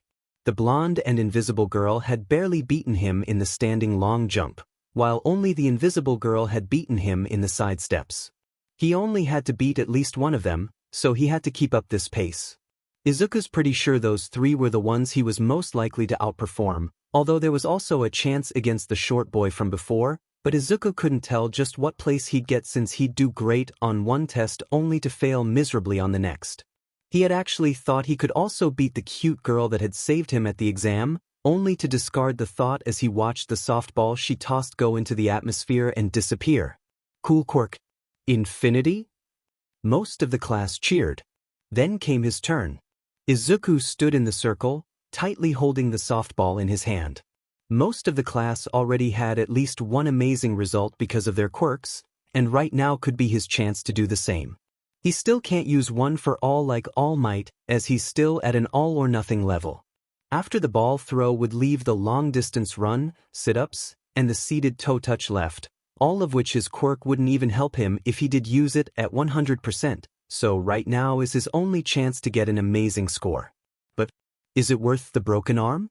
If he broke his arm here, it'd only hinder him for the other tests, assuming his teacher didn't send him to the nurse's office and disqualify him from the rest, guaranteeing him being last. He can do this without one for all. He's still ahead of a few people, he's sure of it. He knows he can do okay in the long-distance run, so this is his best bet, choosing to give himself the best odds at being above at least one person.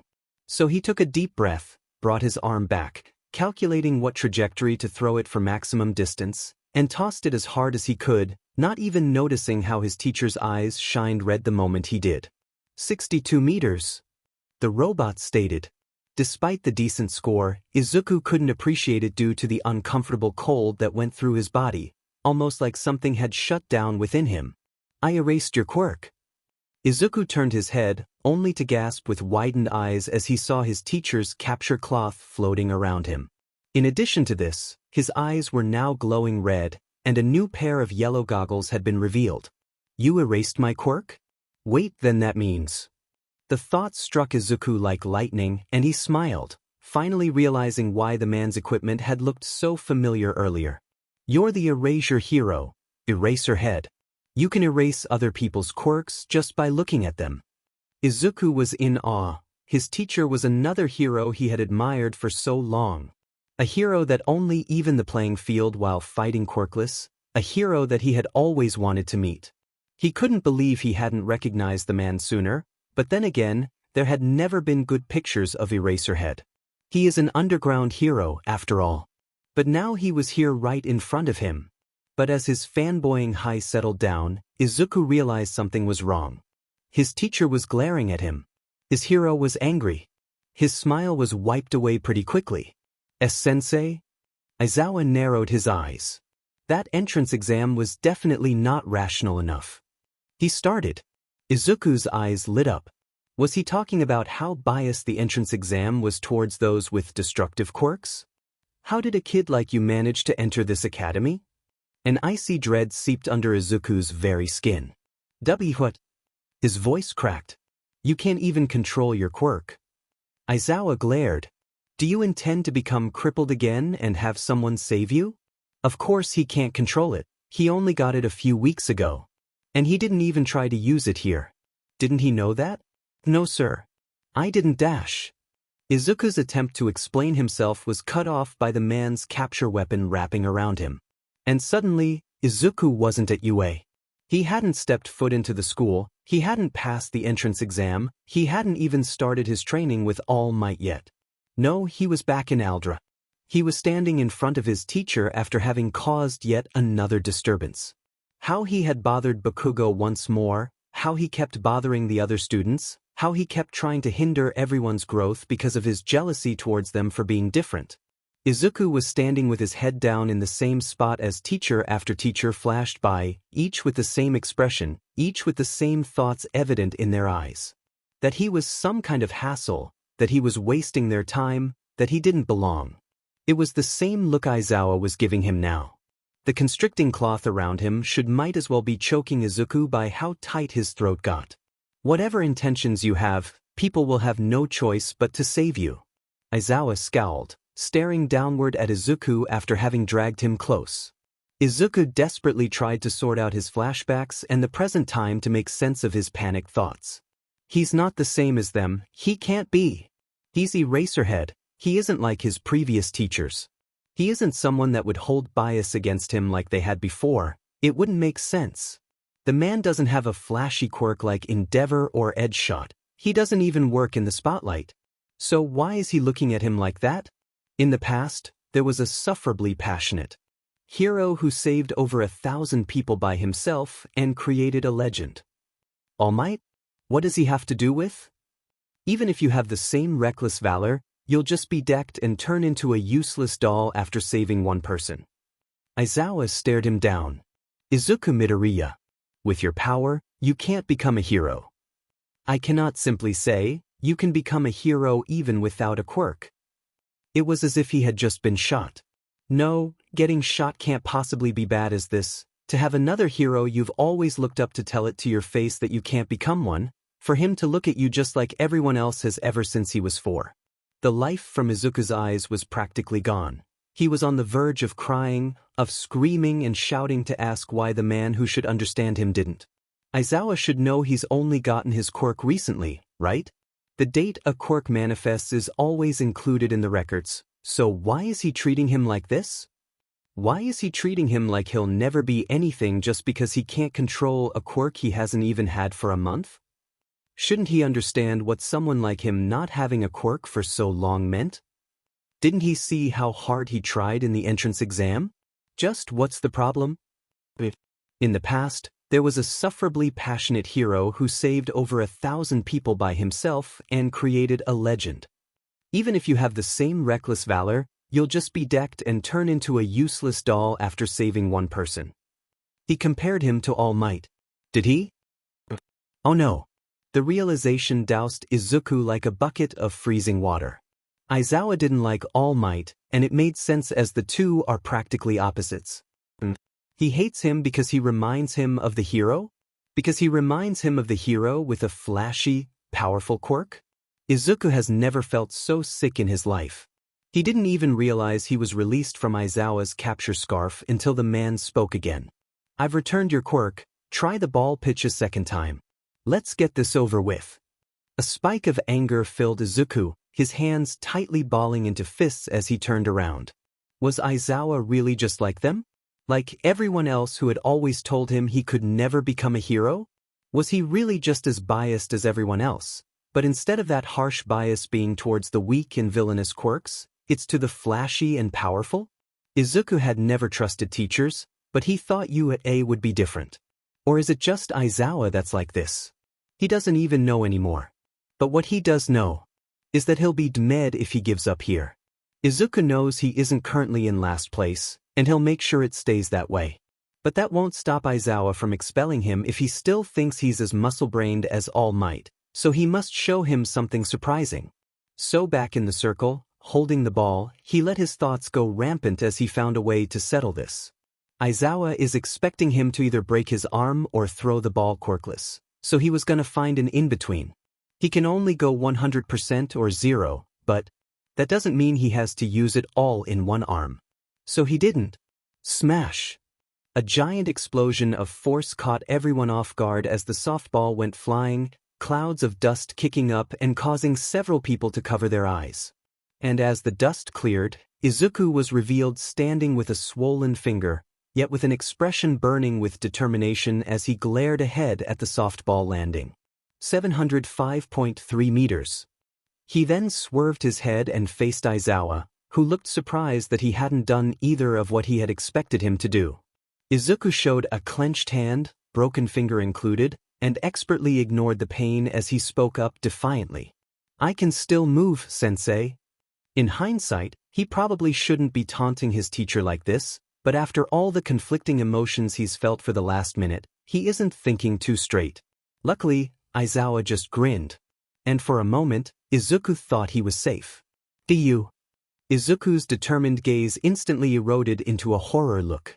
He swerved his head and saw Bakugo heading straight toward him, a look of pure murder on his face as his hands cracked and popped with explosions. "Tell me what's going on, Yubi," he screamed. Izuku completely froze, knowing he had nowhere to go. Once more, he was back in Aldra, crying with his back pressed against the wall as Bakugo charged straight at him with a villainous grin. He almost completely shut down from instinct, to wait until the boy beat and burned him enough that he'd leave him alone. But then Aizawa's capture scarf shot out and wrapped around the blonde, keeping him in place. What the hell dash? Bakugo gritted his teeth as he struggled to pull himself from the clothing, only to fail. Don't make me use my quirk, I've got dry eye. Aizawa growled. Izuku stared wide-eyed at his teacher. Stopped him? Aizawa stopped Bakugo from hurting him? He actually stopped him. He actually did something.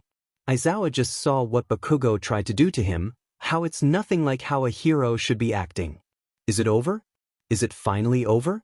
We're wasting time, prepare for the next trail. What?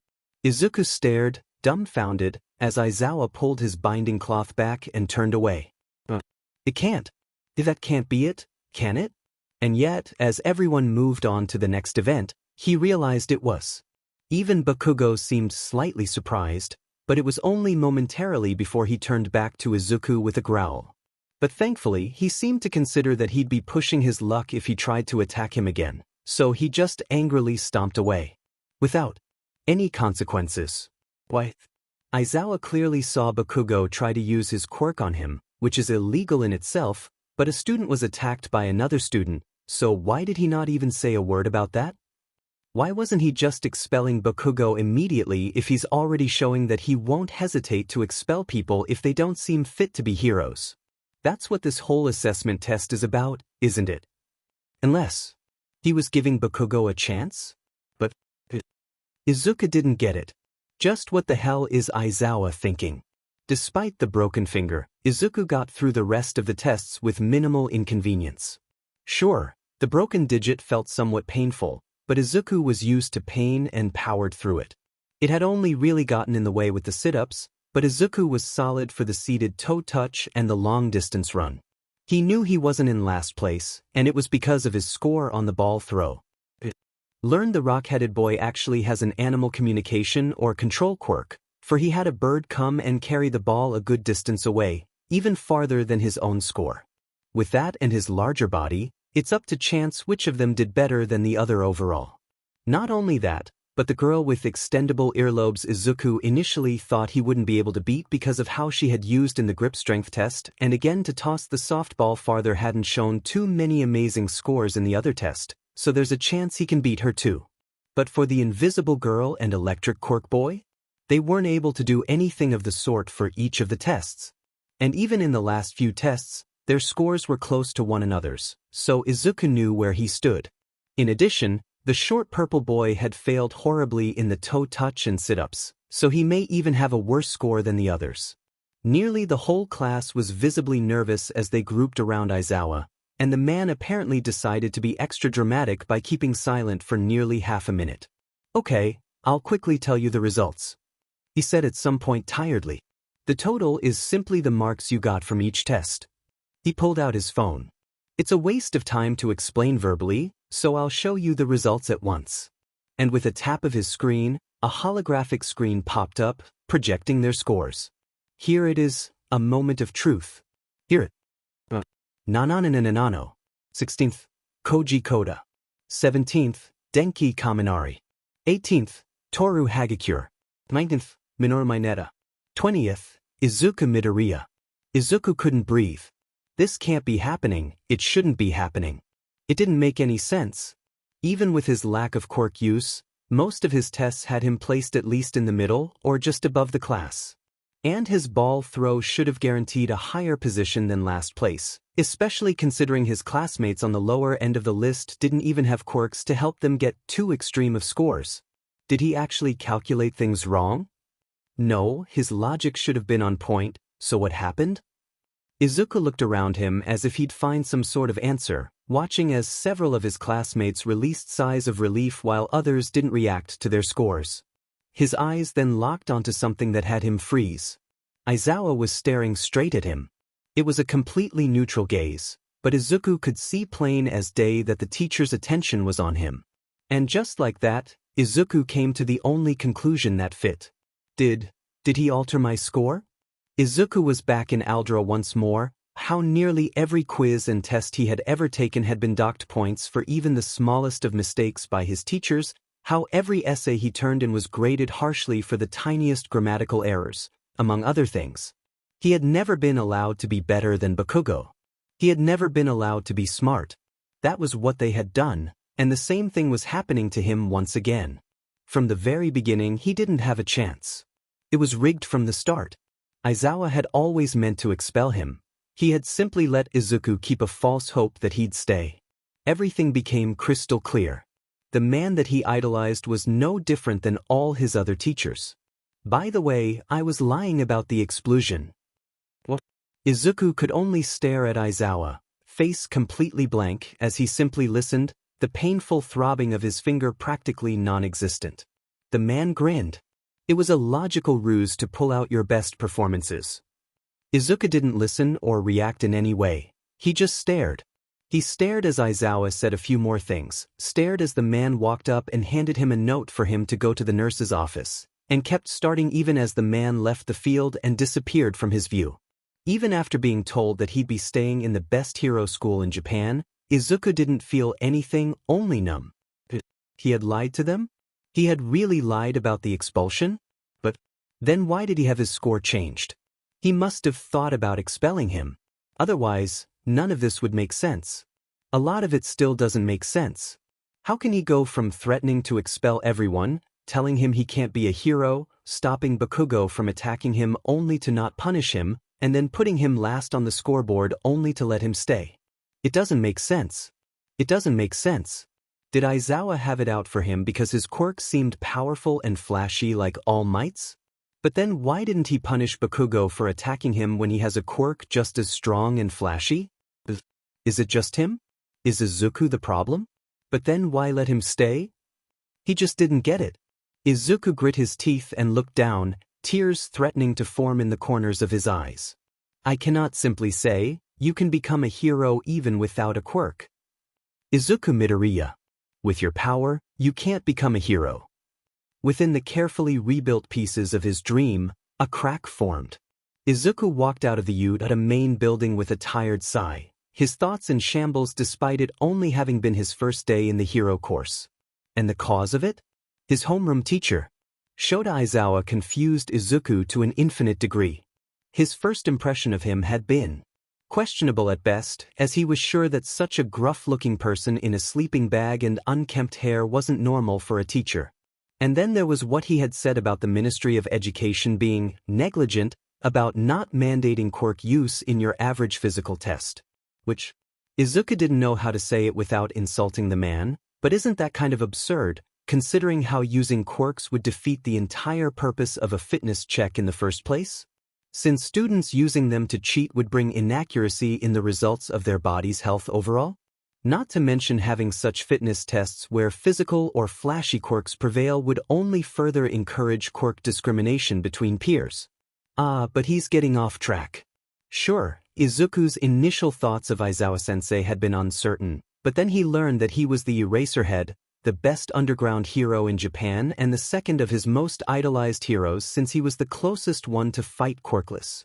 He had been such an inspiration for him to become a hero without a quirk, and for a moment, Izuku had been completely overjoyed to have him as his teacher.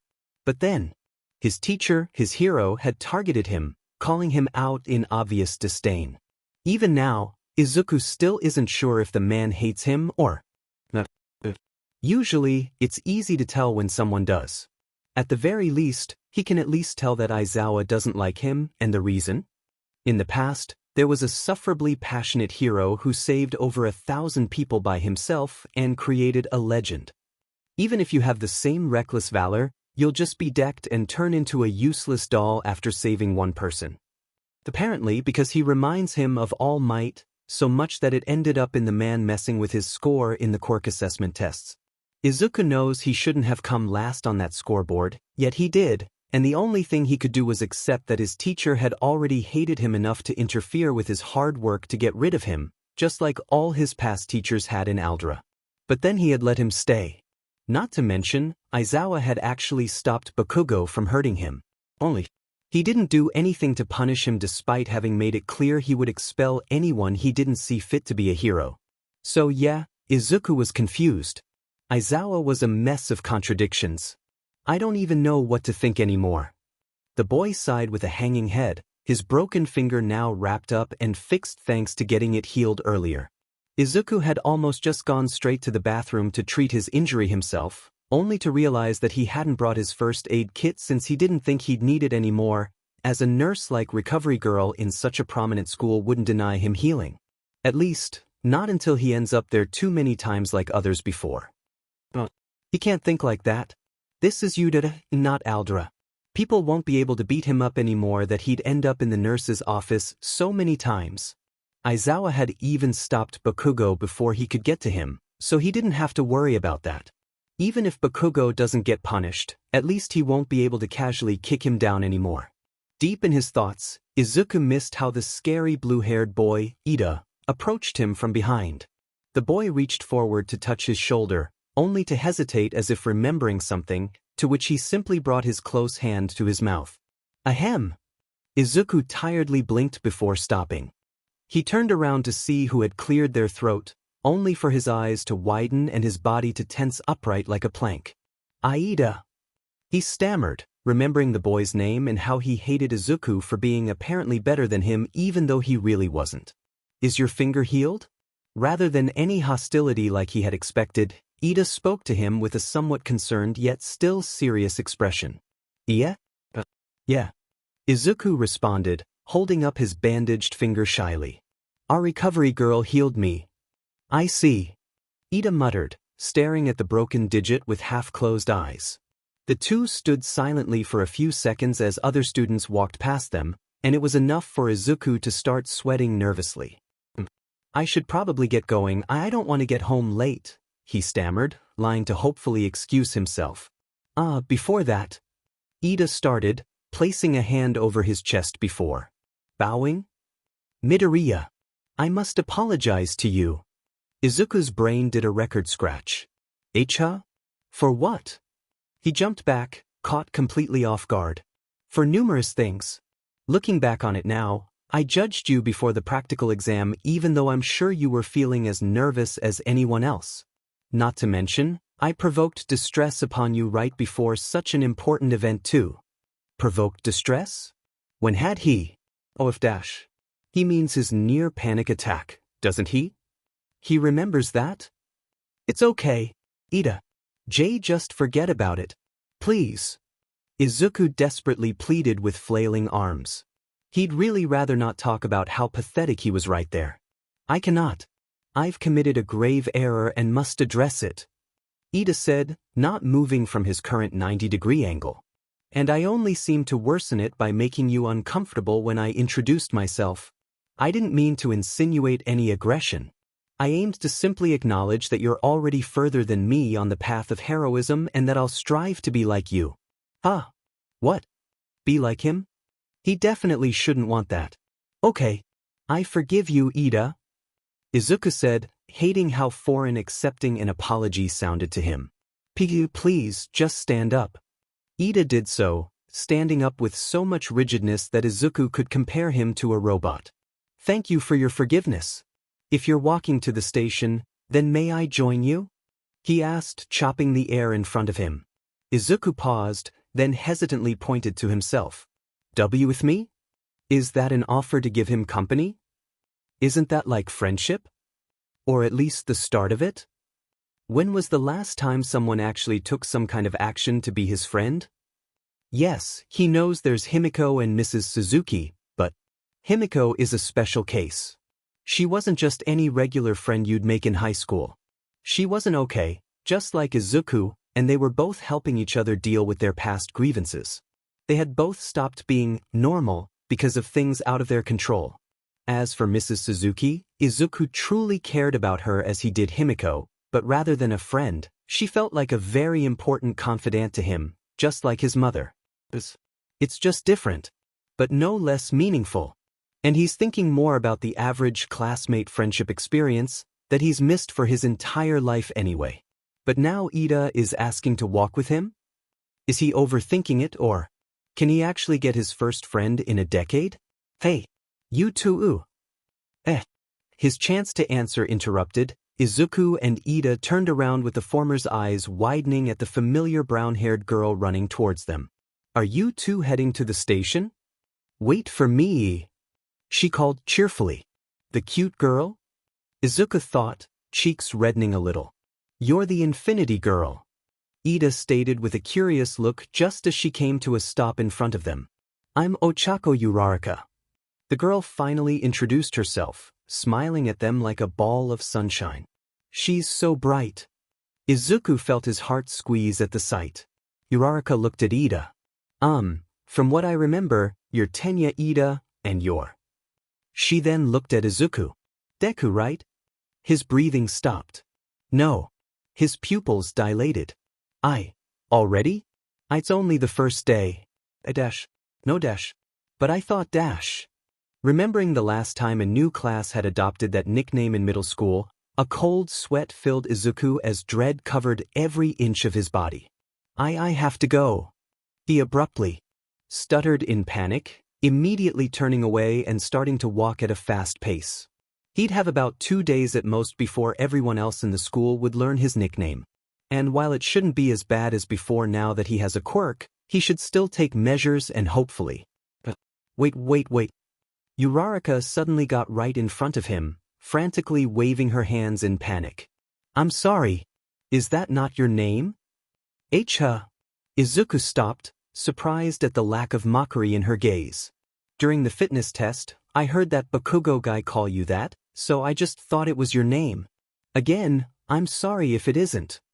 The girl said in a clear fluster that left Izuku thunderstruck. She hadn't meant to make fun of him? This is Yudara, not Aldera. People won't suddenly call him the same thing Bakugo did. At least, not immediately. Izuku's body partly relaxed, leaving only his usual paranoia. Oh, and my name is actually Izuku. Izuku Midoriya, he said while nervously turning his head away and fiddling with his hands. Deku is what Kaken calls me to. Bully him. Let him know his place. Don't make fun of me. Ida frowned while putting a hand on his chin. An insult. As for Uraraka, her eyes widened at the clarity.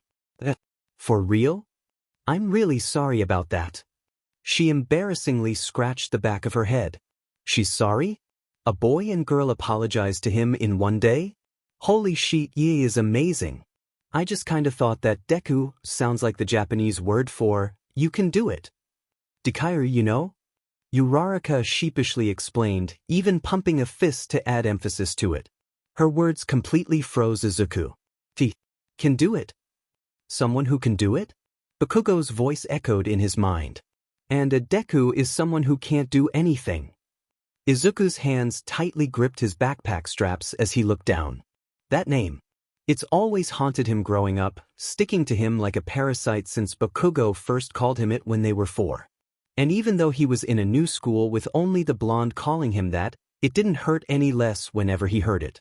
But if Izuku changes the meaning of it, if he embraces the word in a different light, if he lets someone so kind use it as a nickname that tells him that he can do anything, then it might help him get over the Deku he was before. Can you call me that again? Izuku asked, looking back up at Ochako with an almost hesitant gaze. Ochako paused, surprised at the request. I mean. His nervous composition had him turn his head away. If you mean it like that, then I think I'd like you to call me Deku. Midoriya? Aren't you accepting it too easily? Wasn't it an insult? Ida called out in shock, hands opening and closing before him. It is. But Izuku shyly put his hands together. He really doesn't know how to do this, talking to students who didn't hate him. Actually, just talking to students at all. If she's calling me it with a different meaning then I'm okay with it. Izuku answered with an embarrassed, wobbly smile. Uraraka's illuminated as she grinned and stuck a pumped fist into the air. Okay. I hope we get along, Deku. Izuku couldn't stop smiling like a dork. The word just sounds so right coming out of her mouth. And no, it's not just because she's a cute girl. So, are you both heading to the station? Let me come. She even wants to accompany him too? This really is the best day ever. Oh, of course. And so, Izuku walked with Ida and Uraraka, a considerable weight of worries shoved off his shoulders. His first day may not have been the best, but he had gotten through it, while ending up with friends, at that. Oh wait, maybe not friends yet. He doesn't want to jump the gun. Wait, but don't friends sometimes give nicknames like what Uraraka is calling him now? And Ida had told him how much he wanted to follow his example and sought him out even though he really didn't have to, so. Are they friends now? Friendship is confusing. But at the very least, he had a new way to think of Deku. He'd show Kaken that he wasn't the same Deku anymore. He'll be his own kind of Deku, a new one. There are so many things he can't do. But that won't stop him from trying his best. And at the very least, he looked from Uraraka and Ida at his sides, watching their smiles as they spoke to him with no signs of repulsion. Maybe he can finally have some friends. Even if he knows it's only because he has a quirk. Midoriya residence. Izuku entered his home with a rare, giddy smile, shakily holding his phone. He got their phone numbers. He managed to get their numbers. Technically, Ida and Uraraka had gotten his number and texted him to show theirs, but it was still the same thing. They had wanted his number either way. So his nearly empty contacts page with only 3 numbers. Mrs. Suzuki didn't have a conventional phone, now had 2 more people on it. Today was a good day. Ignoring what happened at the Quirk apprehension test, Izuku closed the door behind him and turned on the lights of his home, happily taking a few steps into the dining area before freezing at the sight of something. A plate. A plate on the table. A plate with a few crumbs from leftover cookies.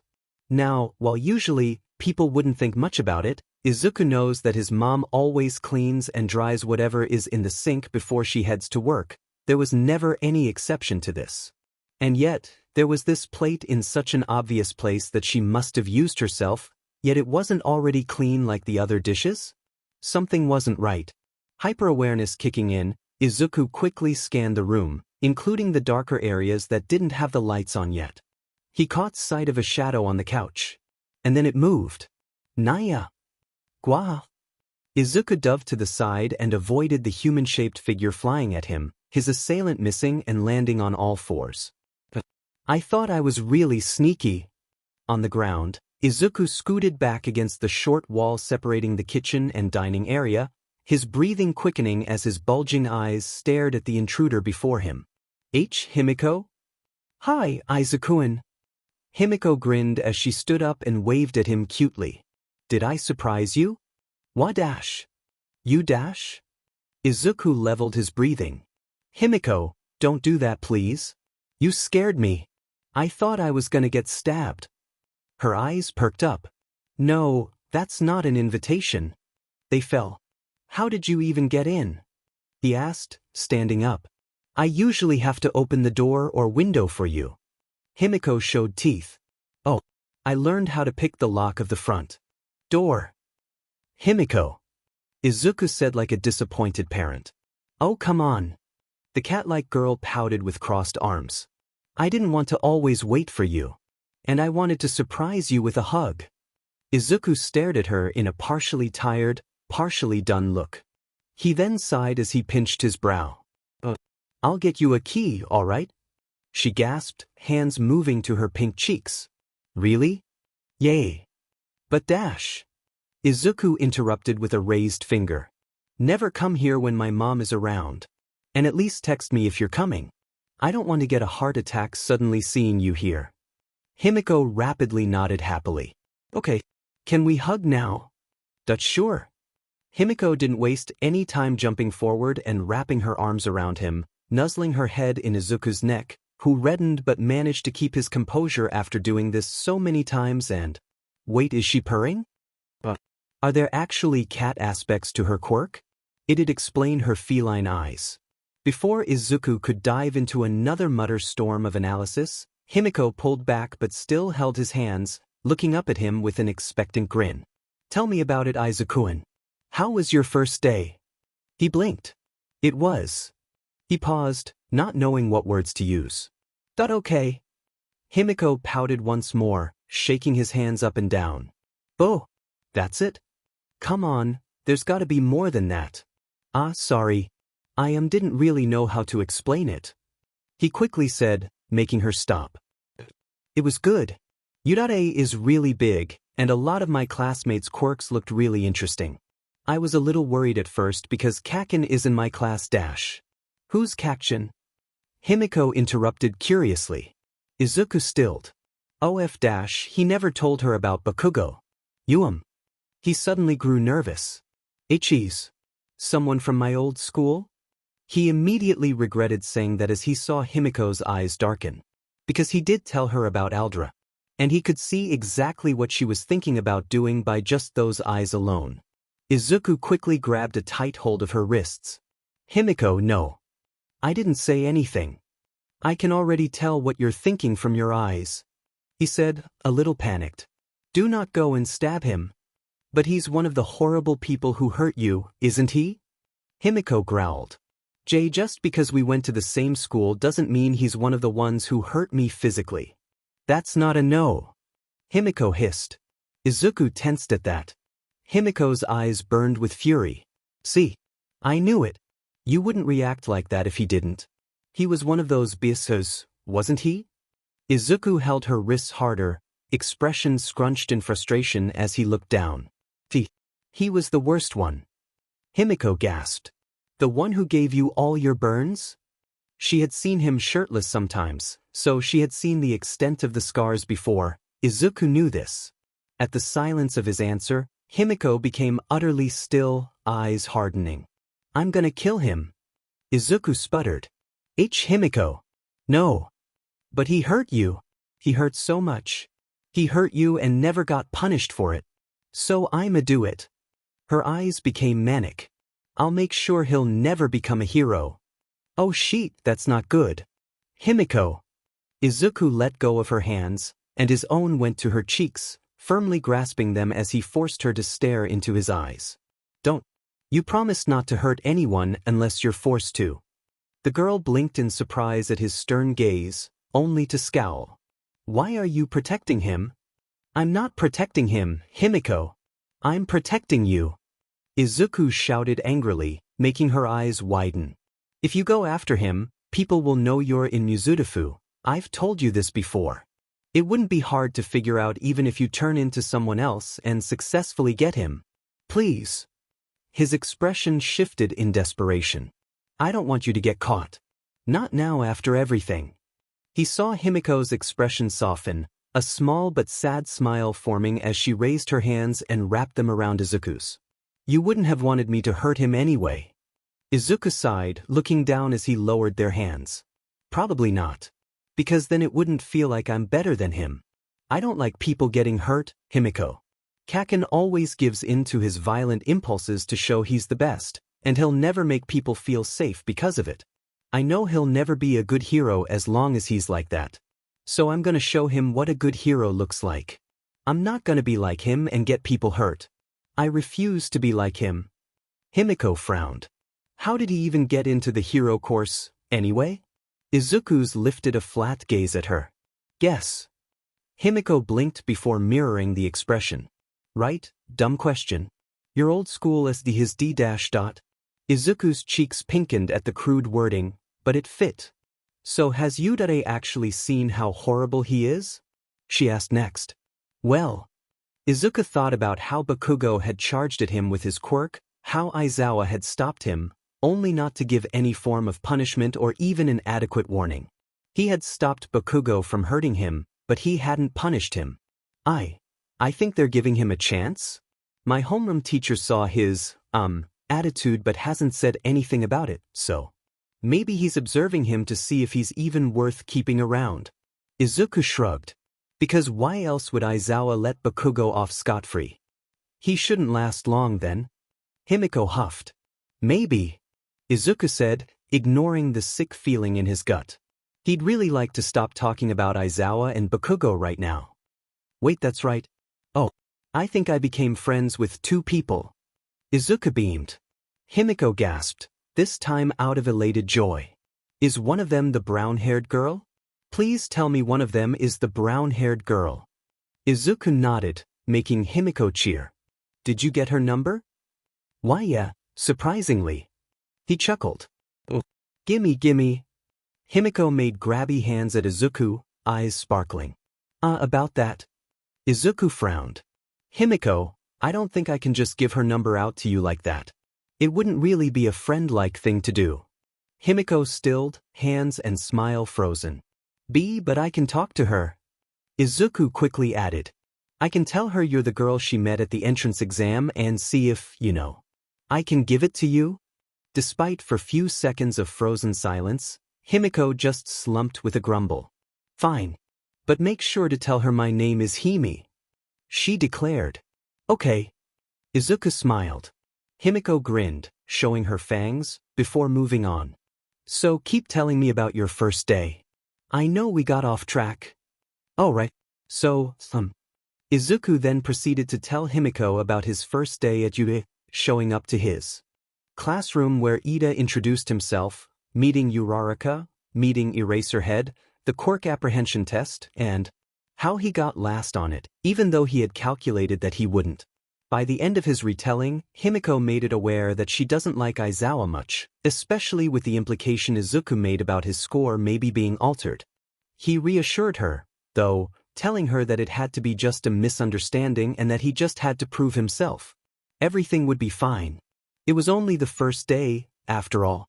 Thankfully, Izuku's next day at UA felt normal, like a typical school day without surprises. He, Uraraka, and Ida had met at the front of the school and gone inside. Yet another show of friendship Izuku couldn't stop being giddy about. He has friends. He has friends. Aizawa hadn't called him out at all during homeroom. He instead passed out syllabuses for their school curriculum overall and told them to be sure to read over it themselves, as they won't waste time going over it. Then classes actually started. Their English teacher is Present Mike, which, first of all, is fantastic. Izuku has listened to his radio show plenty of times and loves the man's spirit. But he does get loud sometimes, and Izuku noticed how the earlobe girl occasionally winced at his volume. The school should probably figure something out about that. Then there is modern hero art history with Midnight, which, okay, it honestly made Izuku nervous, uncomfortable, and a little worried. It might not be fair because he knows Midnight is a really nice hero who had even made a program for SXL abuse victims, but an R18 rated hero teaching a class of high schoolers just seemed. But hey, what does he know? Ectoplasm taught math, which Izuku supposed fits with how he clones himself like a number being diving by half so many times. He's also one of the people on the list of most villainous-looking heroes. Which is a stupid list by default. Why point out how villainous a hero looks if you aren't even trying to explain how heroic they actually are? Are you trying to encourage quirk discrimination? Actually, who knows, they might be. The rest of the staff are all heroes Izuku knows well, and he couldn't get over the excitement of being taught by them. He was a fan of practically all of them. How many of his precious images for them would be shattered? Just like with All Might and Eraserhead? No one had tripped or shoved him in the halls when going to class or lunch. No one had sneered or given him the stink eye for existing. No one had called him out on false accusations or called him Deku even though he's sure Bakugo had screamed that out in front of anyone. It was perfect. To top it all off, Bakugo never spoke or even looked at him during classes. Maybe it was because he realized he couldn't blast him any longer since the teachers here would stop him. For once in his life, Izuku actually felt relaxed in his classes. And then, Foundation Heroics arrived, and his anxiety returned full force. I am Dash. Izuku winced from the door being slammed open, and All Might came in, practically moving forward. Coming through the door like a normal person. He felt so nervous having All Might as a teacher, as from what he knew, the man didn't have any teaching experience nor a teaching certificate of any kind, only having been invited by Nizu into the school to initially find and train his successor.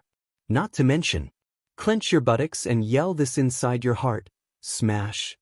His first instruction on how to use One for All hadn't particularly been. He's assuming the worst of everything again. He really needs to stop doing that since he's in UDOTA now. Maybe all that practical experience All Might has had on the field will actually be really beneficial for everyone, especially since they're apparently going into combat training immediately. After being given their cases of costumes, All Might told everyone to meet him at ground beta, to which they all left for the changing rooms. Izuku found his assigned locker by the back, thankfully away from Bakugo's, and looked into his case. It was the jumpsuit his mom had given him, the main base that made up his costume. He couldn't stop smiling, remembering just a few days ago when his mother had given it to him while apologizing for never truly supporting him when he needed it most. This suit was full of his mother's feelings, and even if it wouldn't last long, he'd be proudly wearing it until then. Izuku started removing his clothing but made sure to keep on the black undershirt he wore underneath his entire uniform.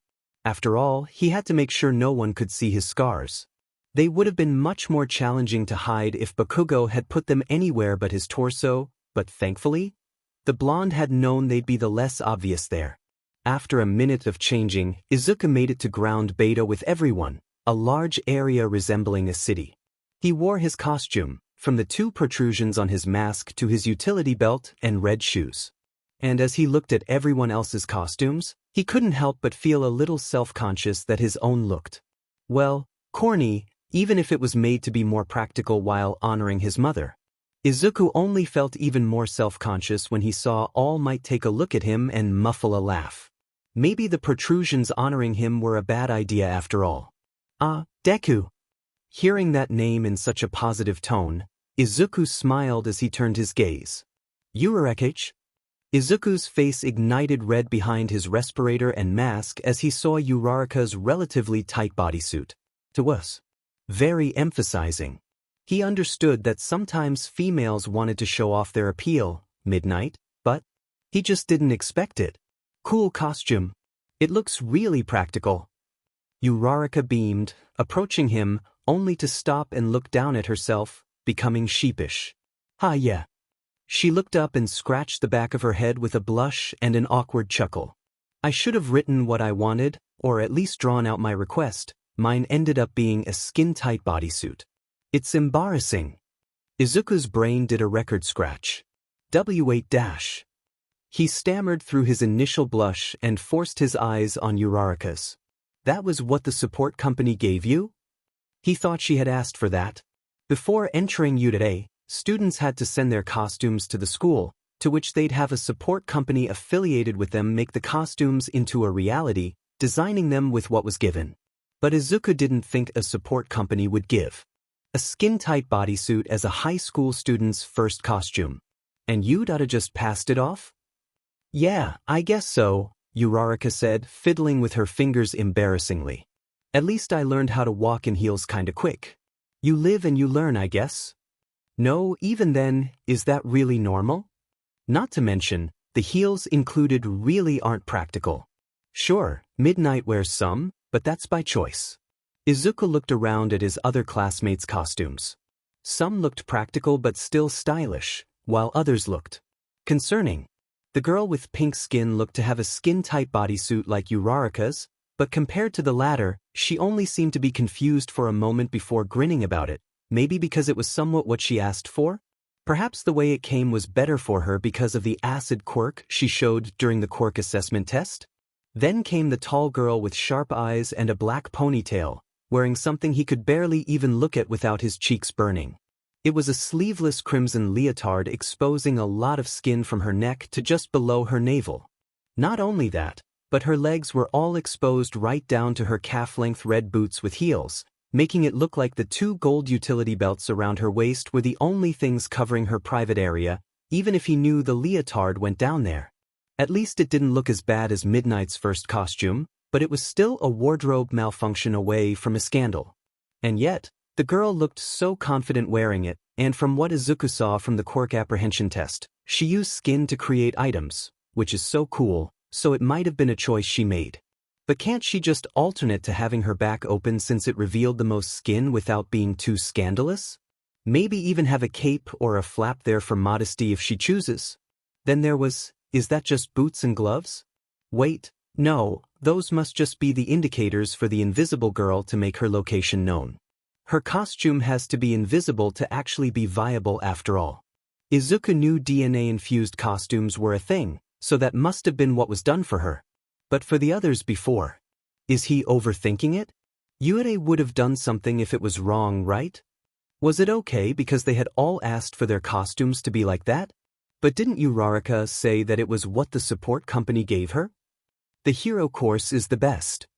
Izuku felt a shiver as he looked down to the side to see a short, uniquely purple-haired boy staring at Uraraka with a thumbs up, eyeing her with a smile. The girl recoiled and hugged her figure self-consciously, looking away in embarrassment. On instinct, Izuku stepped in between her and the boy. The boy blinked in surprise before his face scrunched up with something Izuku couldn't place, but All Might got everyone's attention before anything could be said. Now, it's time for combat training. All eyes turned to him. Before he got too deep into his explanation, Uraraka stood beside Izuku with a bashful look. Thank you. She whispered, making him blush at how shy she sounded. Why yeah, was all he could utter. Sensei. Ida sharply raised his hand. Regarding the mock city we'll be using, is it perhaps the same as the entrance exam? Nope. We're going to move ahead 2 steps. Most of the time, fighting villains takes place outside, but if you look at it statistically, most villainous acts occur indoors. All Might wiped a thumb against his chin. Imprisonment, house arrest, backroom deals dash. Abuse of all kinds, discrimination. Izuku thought bitterly. In this hero-saturated society, truly intelligent villains hide in the shadows. All Might put his hands on his hips. For this class, you'll be split into villains and heroes and fight 2-on-2 battles indoors. Izuku's eyes widened. They'll be facing each other with their quirks already? Without basic training? A frog-quirked girl spoke up.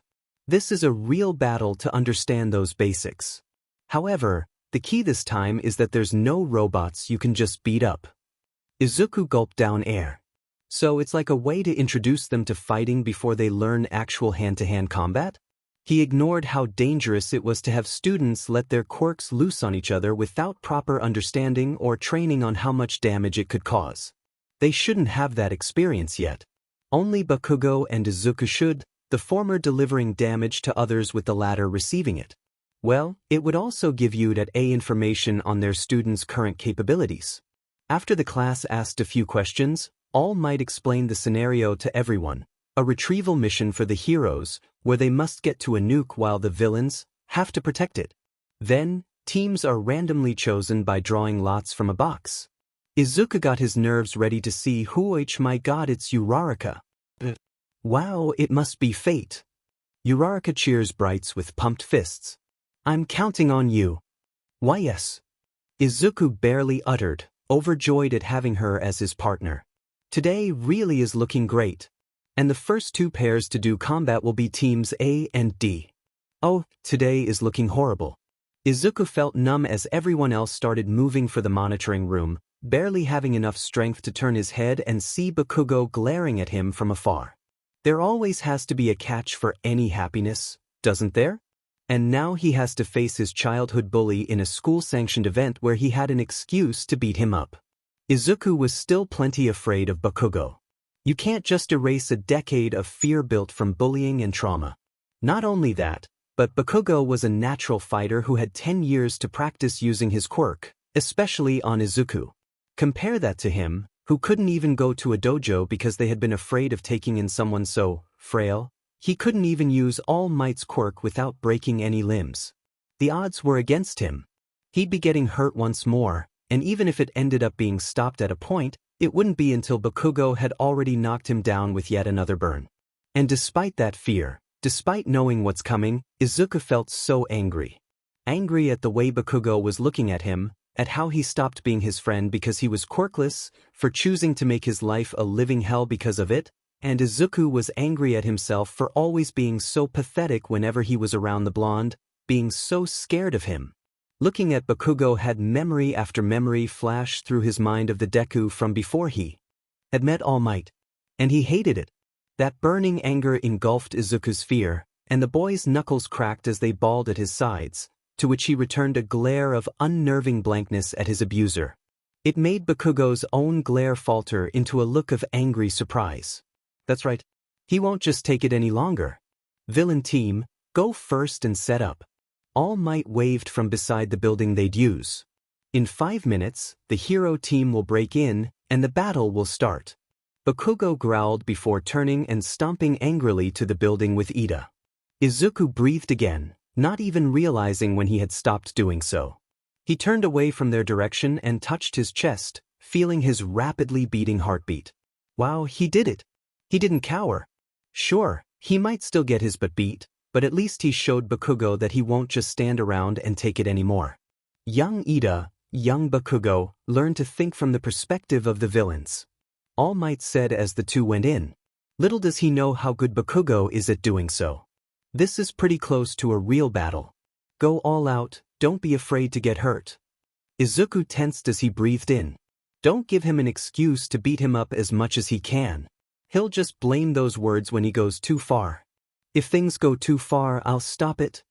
He exhaled in relief. All Might will be watching them. That's good.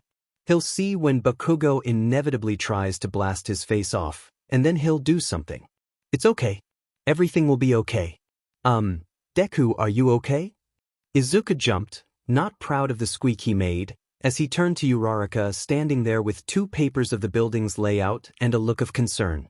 How long has she been watching him? Why yeah, I am fine. Why do you ask? Uraraka pursed her lips together before talking.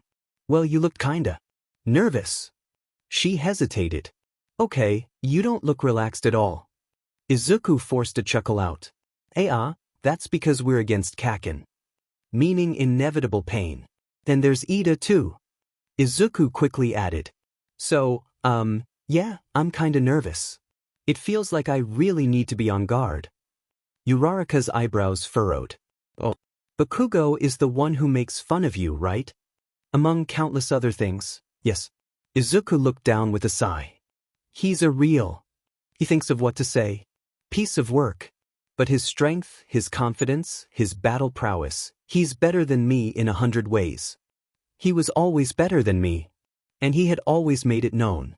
But that's why. Izuku faced Uraraka with a determined gaze. I don't want to lose to him. I want to show him that I'm no longer his meaning of Deku. Uraraka's eyes widened as he gave her a happy smile. After all, I prefer your definition so much more, so I gotta prove to him that it suits me better. He has to show Bakugo that he isn't worthless. A big, joyful smile of understanding showed up on Uraraka. A fated battle between men, huh? Izuku hesitated. No, it was a battle between victim and tormentor. Something like that. He chuckled instead, only to realize he had blabbed his personal issues to her. I'm sorry, this isn't your problem, Uraraka. It is. We're a team right now, remember? She exclaimed, cheerily sticking a fist up. Once more, Izuku is reminded that he'd absolutely die for this girl. Breathe in, breathe out. Izuku and Uraraka jumped through an open window of the first floor, successfully entering the building before carefully traversing through the long, eerie hallways that he would have assumed were a maze had he not memorized the building layout. He and Uraraka walked quickly through the halls, not taking their time but not rushing either, carefully listening for when Bakugo would come. Besides, they couldn't rush even if they wanted to. Uraraka, how confident are you to run in those heels? Oh, I haven't even tried running with them yet, so. Not very confident? I'll probably trip, to be honest. Sorry. You have nothing to apologize for. She didn't. She didn't choose her costume to be the way it was. But the two were forced to move at a moderate pace because of it, with Izuku unable to use one for all without breaking a limb, leaving only his current abilities and Uraraka's zero-gravity quirk to aid them. Breathe in, breathe out. He thought about how amazing Uraraka's quirk was from what she told him outside. The ability to nullify the gravity of anything she touches, even able to be used on herself, even if doing so causes her nausea just as using her quirk for too long would. He should suggest having her costume upgraded to press her pressure points to help with her nausea, maybe in addition to getting rid of those heels and that bodysuit. Wait, wouldn't he be overstepping his boundaries? He'll just write it down to maybe tell her later. He doesn't want her to think he's a creep, even if that might be a little accurate. What else can you call his analysis but creepy? No, he's getting off track. He has to focus. Izuku and Uraraka came to a corner where he peeked his head, then motioned to continue before continuing. Bakugo was 100% going to go for him, and Ida had likely known that too from the blonde's attitude alone, which meant he'd feel forced to stay back and guard the bomb himself. This means it's technically him and Uraraka against Bakugo. But Izuku couldn't bear his new friend getting hurt in his battle, especially against a cruel fighter like Bakugo. So, while they were sneaking together for now, he'd make sure they split up the moment Bakugo showed. Breath in. Izuku's eyes widened as Bakugo jumped out from the hallway intersection they were reaching, hands sparking and expression murderous. Die! Look out! Izuku turned and tackled Ochako out of the way, barely getting out of the explosion that blasted where he had just been. The two fell to the ground, and Izuku didn't hesitate to get back up and turn around, eyes unmoving from the resulting smoke with half his mask gone. Are you all right, Uraraka? Why yeah, what about you? The girl uttered, shocked by the explosion. I'm fine. Izuku huffed, not even comprehending the small cut on his cheek. He hardly feels small things like that anymore. The smoke cleared with the wave of Bakugo's gauntlet, his red eyes glaring at Izuku. Damn it, Deku, don't dodge. He grits angrily. Adrenaline already high by just that one attack, Izuku glared back. His body was instinctively shivering, and his old scars were burning, all from being in the presence of familiar explosions. But he pushed through. He can't give in to fear right now, no matter how scared he truly is. So we can go through the same song and dance. Hold on, did he just taunt Bakugo? Oh wow, he really isn't thinking straight, is he? His quip had Bakugo seething, making him only angrier, which is never good from Izuku's experience. But it did guarantee that his next move would be blinded by rage. There you go, looking down at me again. His hands popped at his sides as he maniacally grinned. I won't do so much damage that this fight gets stopped, but I'm gonna get close. Of course he would.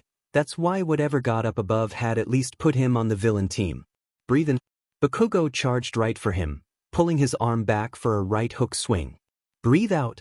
Izuku charged forward to meet him, something the blonde hadn't expected. Wadash! His eyes widened as Izuku ran into him while grabbing his arm.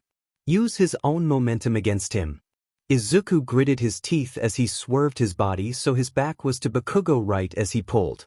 HH. For the first time in his life, Izuku literally put Bakugo to the ground. He slammed the boy on the ground so hard that he bounced back up a few inches, coughing out all the air from his body. Izuku huffed as he backed up, eyes burning in resolution. He got the first successful attack in. He can do this. EU. Okay, maybe not. Izuku flinched at Bakugo's screech of pure indignation as he sat up and looked at him, bloody murder in his eyes. He's furious, he's completely set off. He's gonna burn him again. Fight or flight instincts kicked in, and it wasn't a competition what to pick. Uraraka, go. He'll only go after me. Deku wait dash. Izuku doesn't leave any room for argument as he turns and runs. He knows Bakugo will follow him, he always does. Breathe in, breathe out. He steadied his breathing as he ran. He had to. It's the only thing keeping him from breaking apart. He keeps running while taking in dry air, ignoring Bakugo's explosions and shouts of fury in the distance. After a few minutes of running around, he finds a flight of stairs and sprints up them, skipping multiple steps with each jump.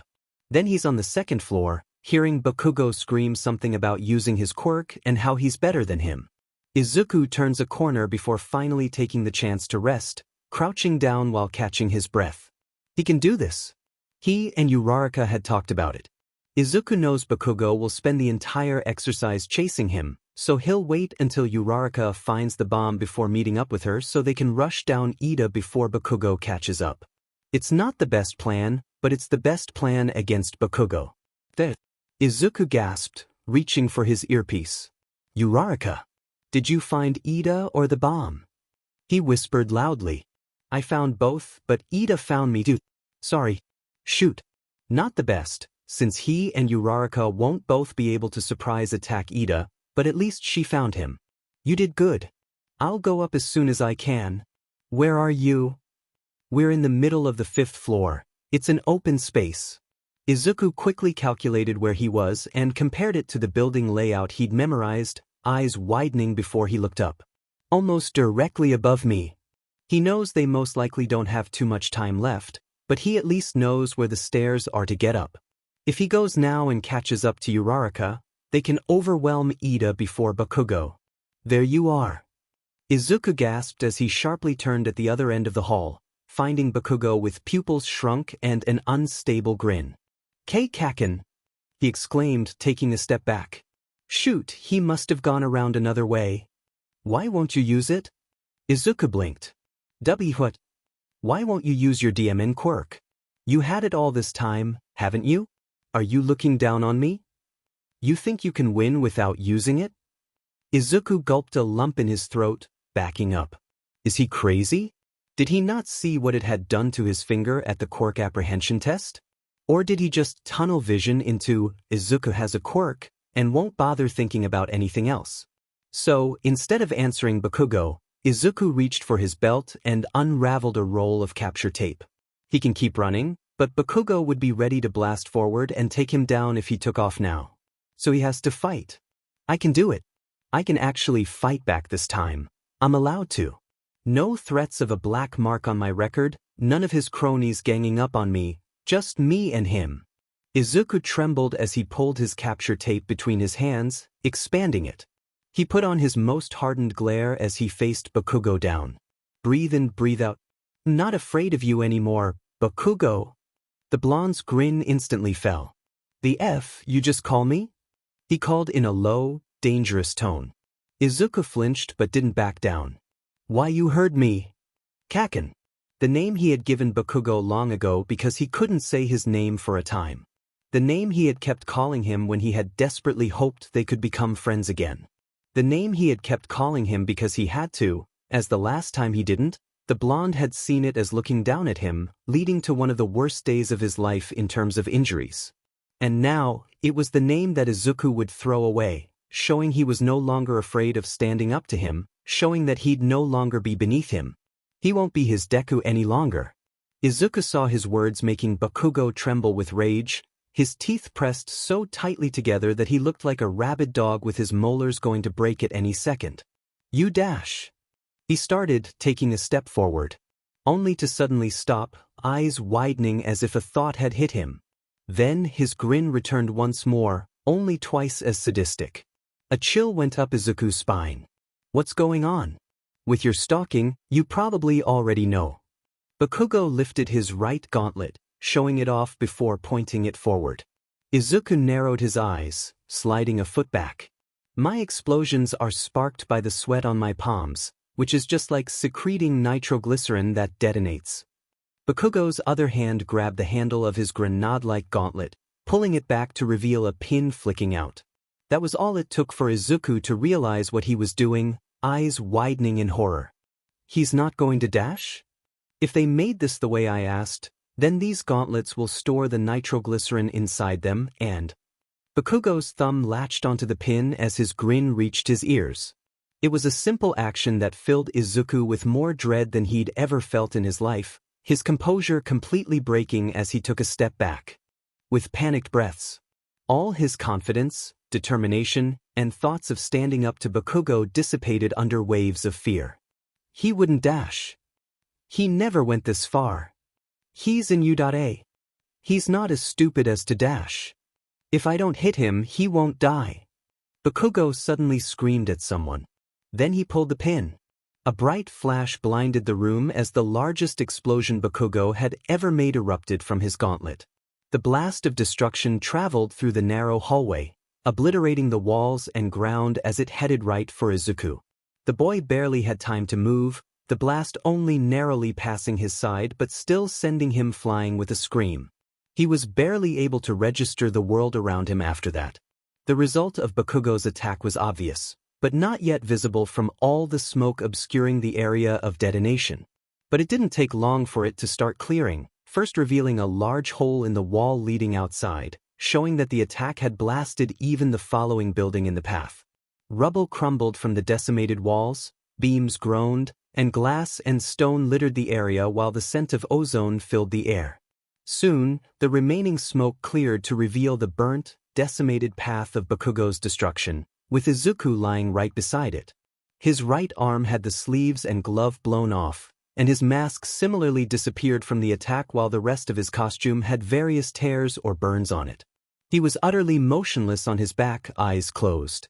Then, as if jump-starting, they shot wide open as he lurched upward, clutching his chest with his hands as his lungs started skiing air desperately. Breath in. Izuku inhaled smoke and started coughing, only to wince as he felt a pain in his right arm, taking a look to find parts of it burned. Mitter dash. Young dash. Okay?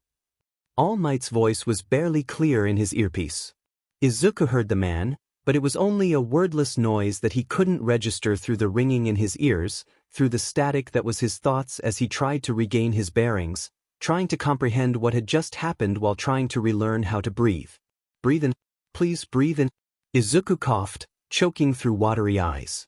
He didn't know if it was the soot getting into them or the stress of the situation overall. You'll have to kill me. He gasped for air as he tried to stand up, only to fall on his knees, grabbing his chest as he suddenly remembered those words. His words to Bakugo on the last day of Aldra. You'll have to kill me. You'll have to kill me. Had Bakugo taken it as a challenge? No. There was no way. It must have been a mistake. A lapse of judgment. There was no way Bakugo would actually try to kill him, right? He's not that crazy, right? Yudari didn't give one of the most unstable students, a first year, weapons of mass destruction, did they? Use it. Izuku jerked his head up and tensed, finding the blonde walking through the remaining smoke toward him. There was no change in his grin, no regret in his eyes, no uncertainty in his posture, and no guilt in his words. There was only the look of someone who knew exactly what he had done. Use your quirk, Deku. Bakugo bent his knees with his hands open at his sides, the overwhelming aura of his malice reaching Izuku from where he was, his red eyes practically glowing threateningly. I'll force you to surrender at your full strength, he declared, hands popping like firecrackers. Izuku could only feel frozen under a predator's gaze. Why you're insane? He trembled. Bakugo had really lost it. There was nothing else to explain it. And the blonde looked ready to jump at him again, only to stop with his grin dropping, to which he looked in a random direction, searching for a camera. Huh? The F, do you mean? Izuku barely kept back a sob of relief, already knowing who must have called Bakugo on his earpiece. There was no way All Might would continue the exercise after that. It's all right now. Breathe in, breathe out. He started pushing himself up, ignoring the burns as usual, panting hard as he breathed again. He kept a watchful eye on Bakugo as he stumbled back, seeing the blonde looking down while shaking, no doubt said that his chance to break him had been cut short. Only to raise his head with a yell. Fine then. He looked forward at him with clenched teeth, hands pointing back as he blasted forward. Let's just throw some punches. Izuku's heart stopped as he saw Bakugo flying right at him. Was he going against All Might's orders? He held his breath and jumped to the left before Bakugo could blast him, landing to the side and exhaling harshly. But he knows Bakugo would listen to All Might. So why isn't he dash? Ah. Izuku took an explosion to the back, the familiar heat almost making him go catatonic had it not been for him hitting his head as he rolled on the ground. Did he misunderstand his orders? No, there's no way. He tried standing up. Kaken? Wait, didn't dash. Izuku's voice trailed off with a cry as Bakugo grabbed his burnt right arm, using his explosions to spin him before he used the momentum to yank Izuku overhead and slam him on his back, similar to how he had done to Bakugo before. Izuku bounced off the ground with a cough, only to immediately get slammed with Bakugo's gauntlet, sending him rolling on the ground a few feet away. He grunted as his back hit a pillar, clutching his side and shaking on the ground from a mixture of pain and fear. WY dash? Shut the F up and fight me. Bakugo screamed, stomping towards him. I don't need my gauntlets to beat you down. Doesn't need his gauntlets? What is that dash? Izuku turned pale, watching as Bakugo approached him. All Might isn't letting this go on, is he? He must have seen him almost die, right? He isn't just letting Bakugo keep hurting him after that, is he? He should know something is wrong. It should be at any moment. Bakugo just heard All Might wrong, or he just didn't elaborate enough. He'll call them to stop at any second. They should be stopping. He didn't send Izuku fighting expecting him to win, did he? Why isn't All Might saving him? Why is he letting Bakugo keep hurting him? They should be stopping. Why isn't it stopping? Why isn't it stopping? Here's your favorite right swing. Izuku ducked the gauntlet aimed at his head and ran away in complete hysteria with a desperate cry. It was too much. The sickening smell of burnt concrete, the loud pounding of his heart in his ears, the dust and smoke he inhaled as he desperately tried to escape. Breathe in. His chest felt too tight. Breath in dash. His lungs burned. Breath dash. Everything was becoming blurry. Breathe dash. Izuku essayed in air, stopping the starting dark spots from accumulating in his vision. He forced himself to stay conscious by putting oxygen into his mouth, barely managing to receive and relieve it. He knows he's not gonna last much longer. Either he passes out, or Bakugo finishes him off. All Might wasn't going to save him. He wasn't stopping the battle trail, and Izuku couldn't even start to understand why. He was too busy trying to figure out how to survive. He has to end this hell himself. He knows he only has a few moments before completely losing it. He has to finish this fast. He can't beat Bakugo in a hand-to-hand fight, so all that's left is one for all. Using it directly on Bakugo is out of the question, no matter how tempting. Unlike him, Izuku isn't keen on becoming a murderer. He only has one swing, two if he uses his other arm. He'll have to end this with either one. He doesn't know how much time is left in the scenario, but he will not bet on living through the rest after what Bakugo had just pulled. He knows Uraraka is above him, surrounded by pillars, but Ida is also there. She must be having trouble getting to the bomb if she hasn't touched it yet. He comes up with a plan in 3 seconds. It isn't good by any means, but it was all or nothing, and either way, it'd make the pain end. Izuku tapped his earpiece, ignoring the stinging of his pinkish-burnt arm. Uraraka, where are you in the room? Try being as accurate as possible. I'm at the bottom right pillar, and Ida is across from me. Sorry, he cleaned anything to use my quirk on and keeps moving the bomb whenever I try to get close. Izuku's brain worked in overdrive as he scanned the room and found where his location compared. Perfect. Now he knew where not to hit. On my mark, grab the pillar closest to you and be ready to go for the bomb, okay? Izuku made sure to keep the connection on as he made it to the other side of the room, where he pushed down the fear in his rapidly beating heart and swerved around, standing with a defiant look despite his body trembling all over. Why aren't you using your quirk? Bakugo screeched, marching towards him in a fast march. Are you looking down at me? Izuku gritted his teeth. Is that all he ever thinks about? That every single thing he does is just meant to offend him? Why you want me to use my Q-quirk? Fine. He pet a fist back, eyes challenging in near lunacy with all his stress. Come and get it then. Bakugo's pupils shrunk. Don't look at me like that. He started in a run, screaming. You DM in any or D. Izuku surged power into one for all, his arm glowing orange with red veins and green electricity.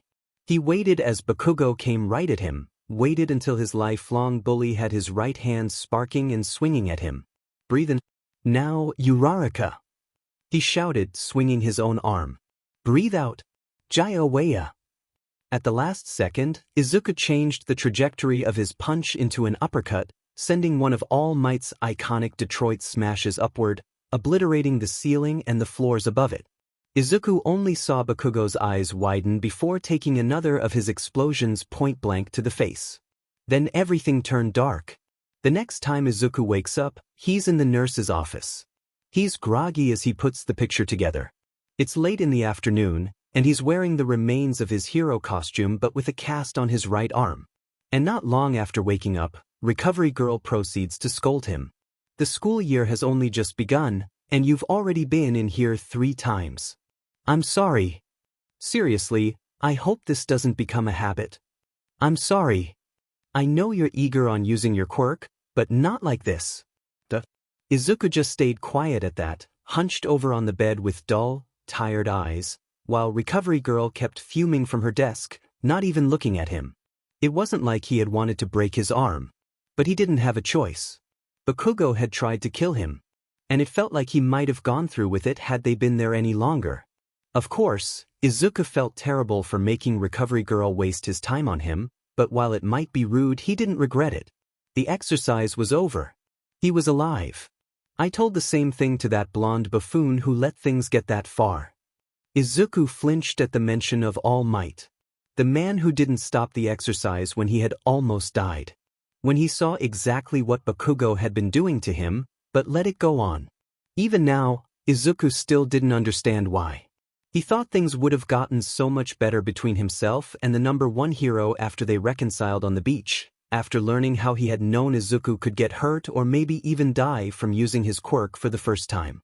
He doesn't understand. Didn't he say he was going to be better? Izuku weakly raised his head, turning it to look at the only other person in the room. Our Recovery Girl? What is it, Sonny? She sighed, still somewhat miffed. Did All Might show you up? He heard her huff. Immediately after class ended. I already knocked some sense into his empty skull. Izuku looked down nervously. Did he say, why he let it go on? Recovery girl scoffed. He said that he wanted to consider your feelings, the old bloke. Ice went through his veins. Consider. His feelings? See, consider his feelings? About what?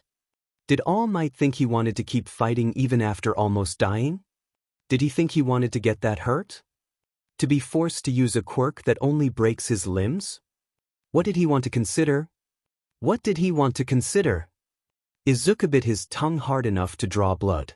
He hates this, not being able to understand what All Might is thinking, being afraid of asking him because he doesn't want to accidentally offend the man or cause the slightest doubt about him being his successor. He sees Recovery Girl push herself from her desk, to which he forces a neutral look on his face as she comes around to him. On top of your exhaustion, you were just here yesterday. I can't treat you all at once. I already administered basic first aid treatment, so you can leave to let your body rest overnight. Just be sure to show up tomorrow morning and I can heal the rest. He weakly nodded. Thank you, ma'am. With that, Recovery Girl pulled the IV from Izuku's arm. After getting checked to see if he could move functionally, he left the nurse's office feeling worse than when he had woken up. He felt so tired. He was barely able to make it back to his classroom to pick up his school bag, where he was suddenly bombarded by his classmates in there. Praises? Man, I don't know what you guys were saying during the match, but you were fired up. The spiky-teethed boy grinned. I can't believe you fought against Bakugo, who got the most villain points in the entrance exam. The black-haired boy beamed. You did a good job. It was amazing to watch. The pink-skinned girl bound in place. You guys did that in the first match, so the rest of us had to give it our all, too. The boy with big lips grinned. Izuku was only left in stunned silence as everyone cheered or praised him. Usually, he'd be shutting down from all the sudden social interaction in his face, especially from people calling him cool, of all things. But with his current exhaustion, he barely had the energy to freak out. Instead, he held a fit of tired, bitter anger that he kept smothered down despite it begging to snap out. Why are they crowding around him with all smiles? Why aren't they asking if he's okay? Why are they ignoring how he had almost died? Why aren't they realizing that Bakugo's attack, and maybe even his own, could have caused the entire building to collapse? Do they not understand just how serious it all was? Did they just not care at all? Is this just how it is? Deku. If it wasn't for the genuinely concerned tone in that name, Izuku probably would have flinched. But as he turned around, he saw Uraraka rushing over to him, holding a stack of thin textbooks, most likely ones she had been asked to bring. She looked at him in shocked concern. Your wounds aren't healed yet? Izuku forced a smile. He's quite good at it. Don't worry, this is because I don't have enough stamina. I'll be going back to Recovery Girl tomorrow. Oh, that's a relief. She breathed out. Yeah. I actually wasn't awake for the end. Did we win? He honestly hardly even cared for the results of exercise at all, but he might as well know. Uraraka's eyes lit up. We did. Your plan worked perfectly. Although. She then looked down at his cast and frowned. I wish you didn't have to break your arm to do it. Izuku awkwardly chuckled at that. It wasn't like he had done it out of fear of dying, nope. Why yeah, Kaken was just dash. Calling him Kaken because you're afraid of him again? Because now you know the lengths he'd go to hurt you? Izuku's eyes widened and his head snapped to look at the blonde's seat. Only to see him gone. His shoulders relaxed, but he didn't feel safe yet. Would he ever be safe as long as Bakugo is around? Where is Kaken? Who? The frog girl asked with a tilt of her head. I mean Bakugo. His class quieted at that, many looking a little unnerved. Oh, so they were a little put off by what they saw? Could have fooled him. Izuku shook away the bitter thoughts. It's not like him. He doesn't even know these people to be thinking like that towards them. Maybe he had just hoped they'd actually realize what was wrong? Well, he actually just left. He was actually surprisingly quiet for the rest of the day after class. Uraraka answered him. At that, Izuku walked past his gathered classmates and went to the window, looking down and seeing the blonde's frame nearing the gates, slightly slouched over with his hands in his pockets. As if feeling his gaze, Bakugo stopped, turning around and slowly craning his head up until his eyes met his. And what Izuku saw was surprising. There was still the look of the angry boy he knew, but something else was there.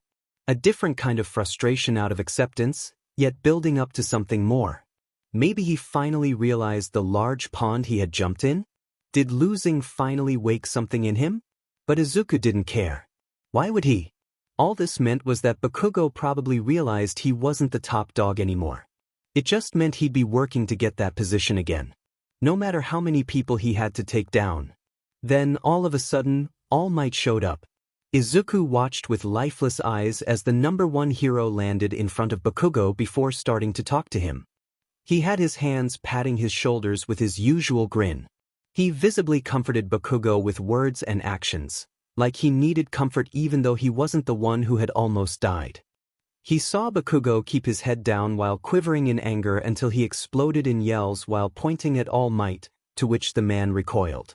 Surprisingly, Bakugo had started crying, but it didn't change anything. Izuku can still see that it was only out of frustration because of losing rather than from any sign of a moral conscience. He can see it in his eyes. And then, Bakugo just stomped away in anger, leaving All Might confused, only for him to put his hands on his waist with an amused expression. Why didn't he see anything wrong with Bakugo, especially after that battle? Why hadn't he stopped their fight when he should have? Why did he comfort Bakugo and not him? Izuku forcefully turned his head away, shoving down his emotions. Oh right, his classmates are still here. Hey, are you friends with Bakugo? You seem like you know each other. The spiky-toothed boy asked with a grin. Is he joking? Shouldn't Bakugo trying to kill him tell them enough? And yet, Izuku saw similar gazes of curiosity among his classmates, while the rest didn't seem to care. But why should he have expected everyone to miraculously see what was wrong? Even if these people weren't hurting him like everyone else had, it didn't mean they'd save him. They didn't know him. And so, Izuku did one of the things he did best. He put on a smile. Childhood friends. Because what else can they be? Izuku kept his head low to act invisible but still made sure his gaze was still looking at Aizawa respectfully. The bell had only just rung, yet he already felt exhausted from having to go to Recovery Girl to heal the rest of his arm. His eye twitched, and he kept his hands on his desk to show he wasn't writing anything in a notebook. He isn't sure if Aizawa would call him out for his writing habits like his previous teachers, but Izuku would rather not risk giving him a reason to call him out more, just in case. Izuku hardly even remembered what he did yesterday when he got home.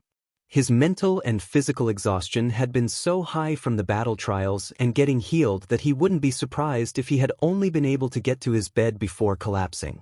He was back for his 3rd day of classes, yet his anxiety was through the roof because he was seated behind the person who had almost become his murderer. Yesterday's near-death experience was still fresh in Izuku's mind.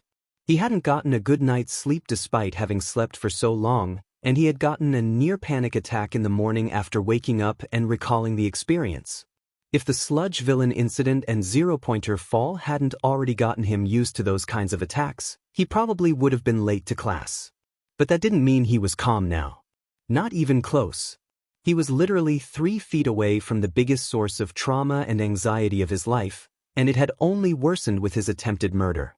He shouldn't be anywhere near Bakugo after what just happened. And yet, here they are because All Might just didn't see anything wrong with a student nearly obliterating another one.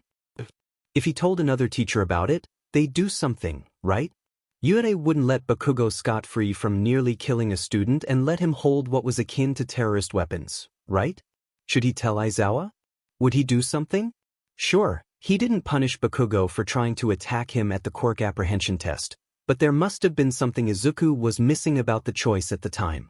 Even if Aizawa didn't like him, he was still a teacher representing the best hero school in Japan. He was still a professional hero who must know that attempted murder is attempted murder, no matter what. It's Yue. They're different. They have to be. They wouldn't stand for that type of behavior. So Aizawa wouldn't be okay with it either, right? Good work on yesterday's combat training. The man himself droned from the front podium. I saw the video and results of the class. Izuku's breath hitched. He saw it? Aizawa saw their combat training. He saw it. That means he must have seen the moment Bakugo had almost killed him. He saw it. He saw it. Izuku held his breath with closed eyes. This was it. Bakugo. He danced. You're talented, so stop acting like a kid, you're wasting it. What? That's it? That can't be it, can it? There's no way. There's no way. And Midoriya. Izuku's blood turned to ice. He was barely able to look at Aizawa in disbelief, finding the man narrowing his eyes at him. You settled things by breaking your arm again, huh? You can't keep saying you can't help it because you can't control your quirk. I don't like saying the same thing over and over.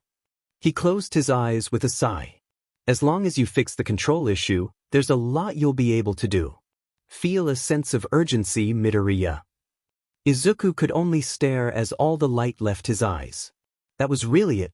You're talented, so stop acting like a kid, you're wasting it. Not only did he not punish Bakugo, you can't keep saying you can't help it because you can't control your quirk. But he was scolding him because he couldn't control a quirk he didn't even have for a month. He was scolding him for breaking his arm because he thought he was gonna die? Are all the teachers just like this?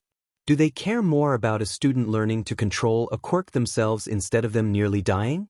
It's not supposed to be like this. Yurei's not supposed to be like this. It was supposed to be different. It doesn't make sense. It doesn't make sense. It doesn't make sense. It doesn't make sense. It doesn't make sense. It doesn't make sense. It doesn't make sense. Deep inside, the crack got bigger.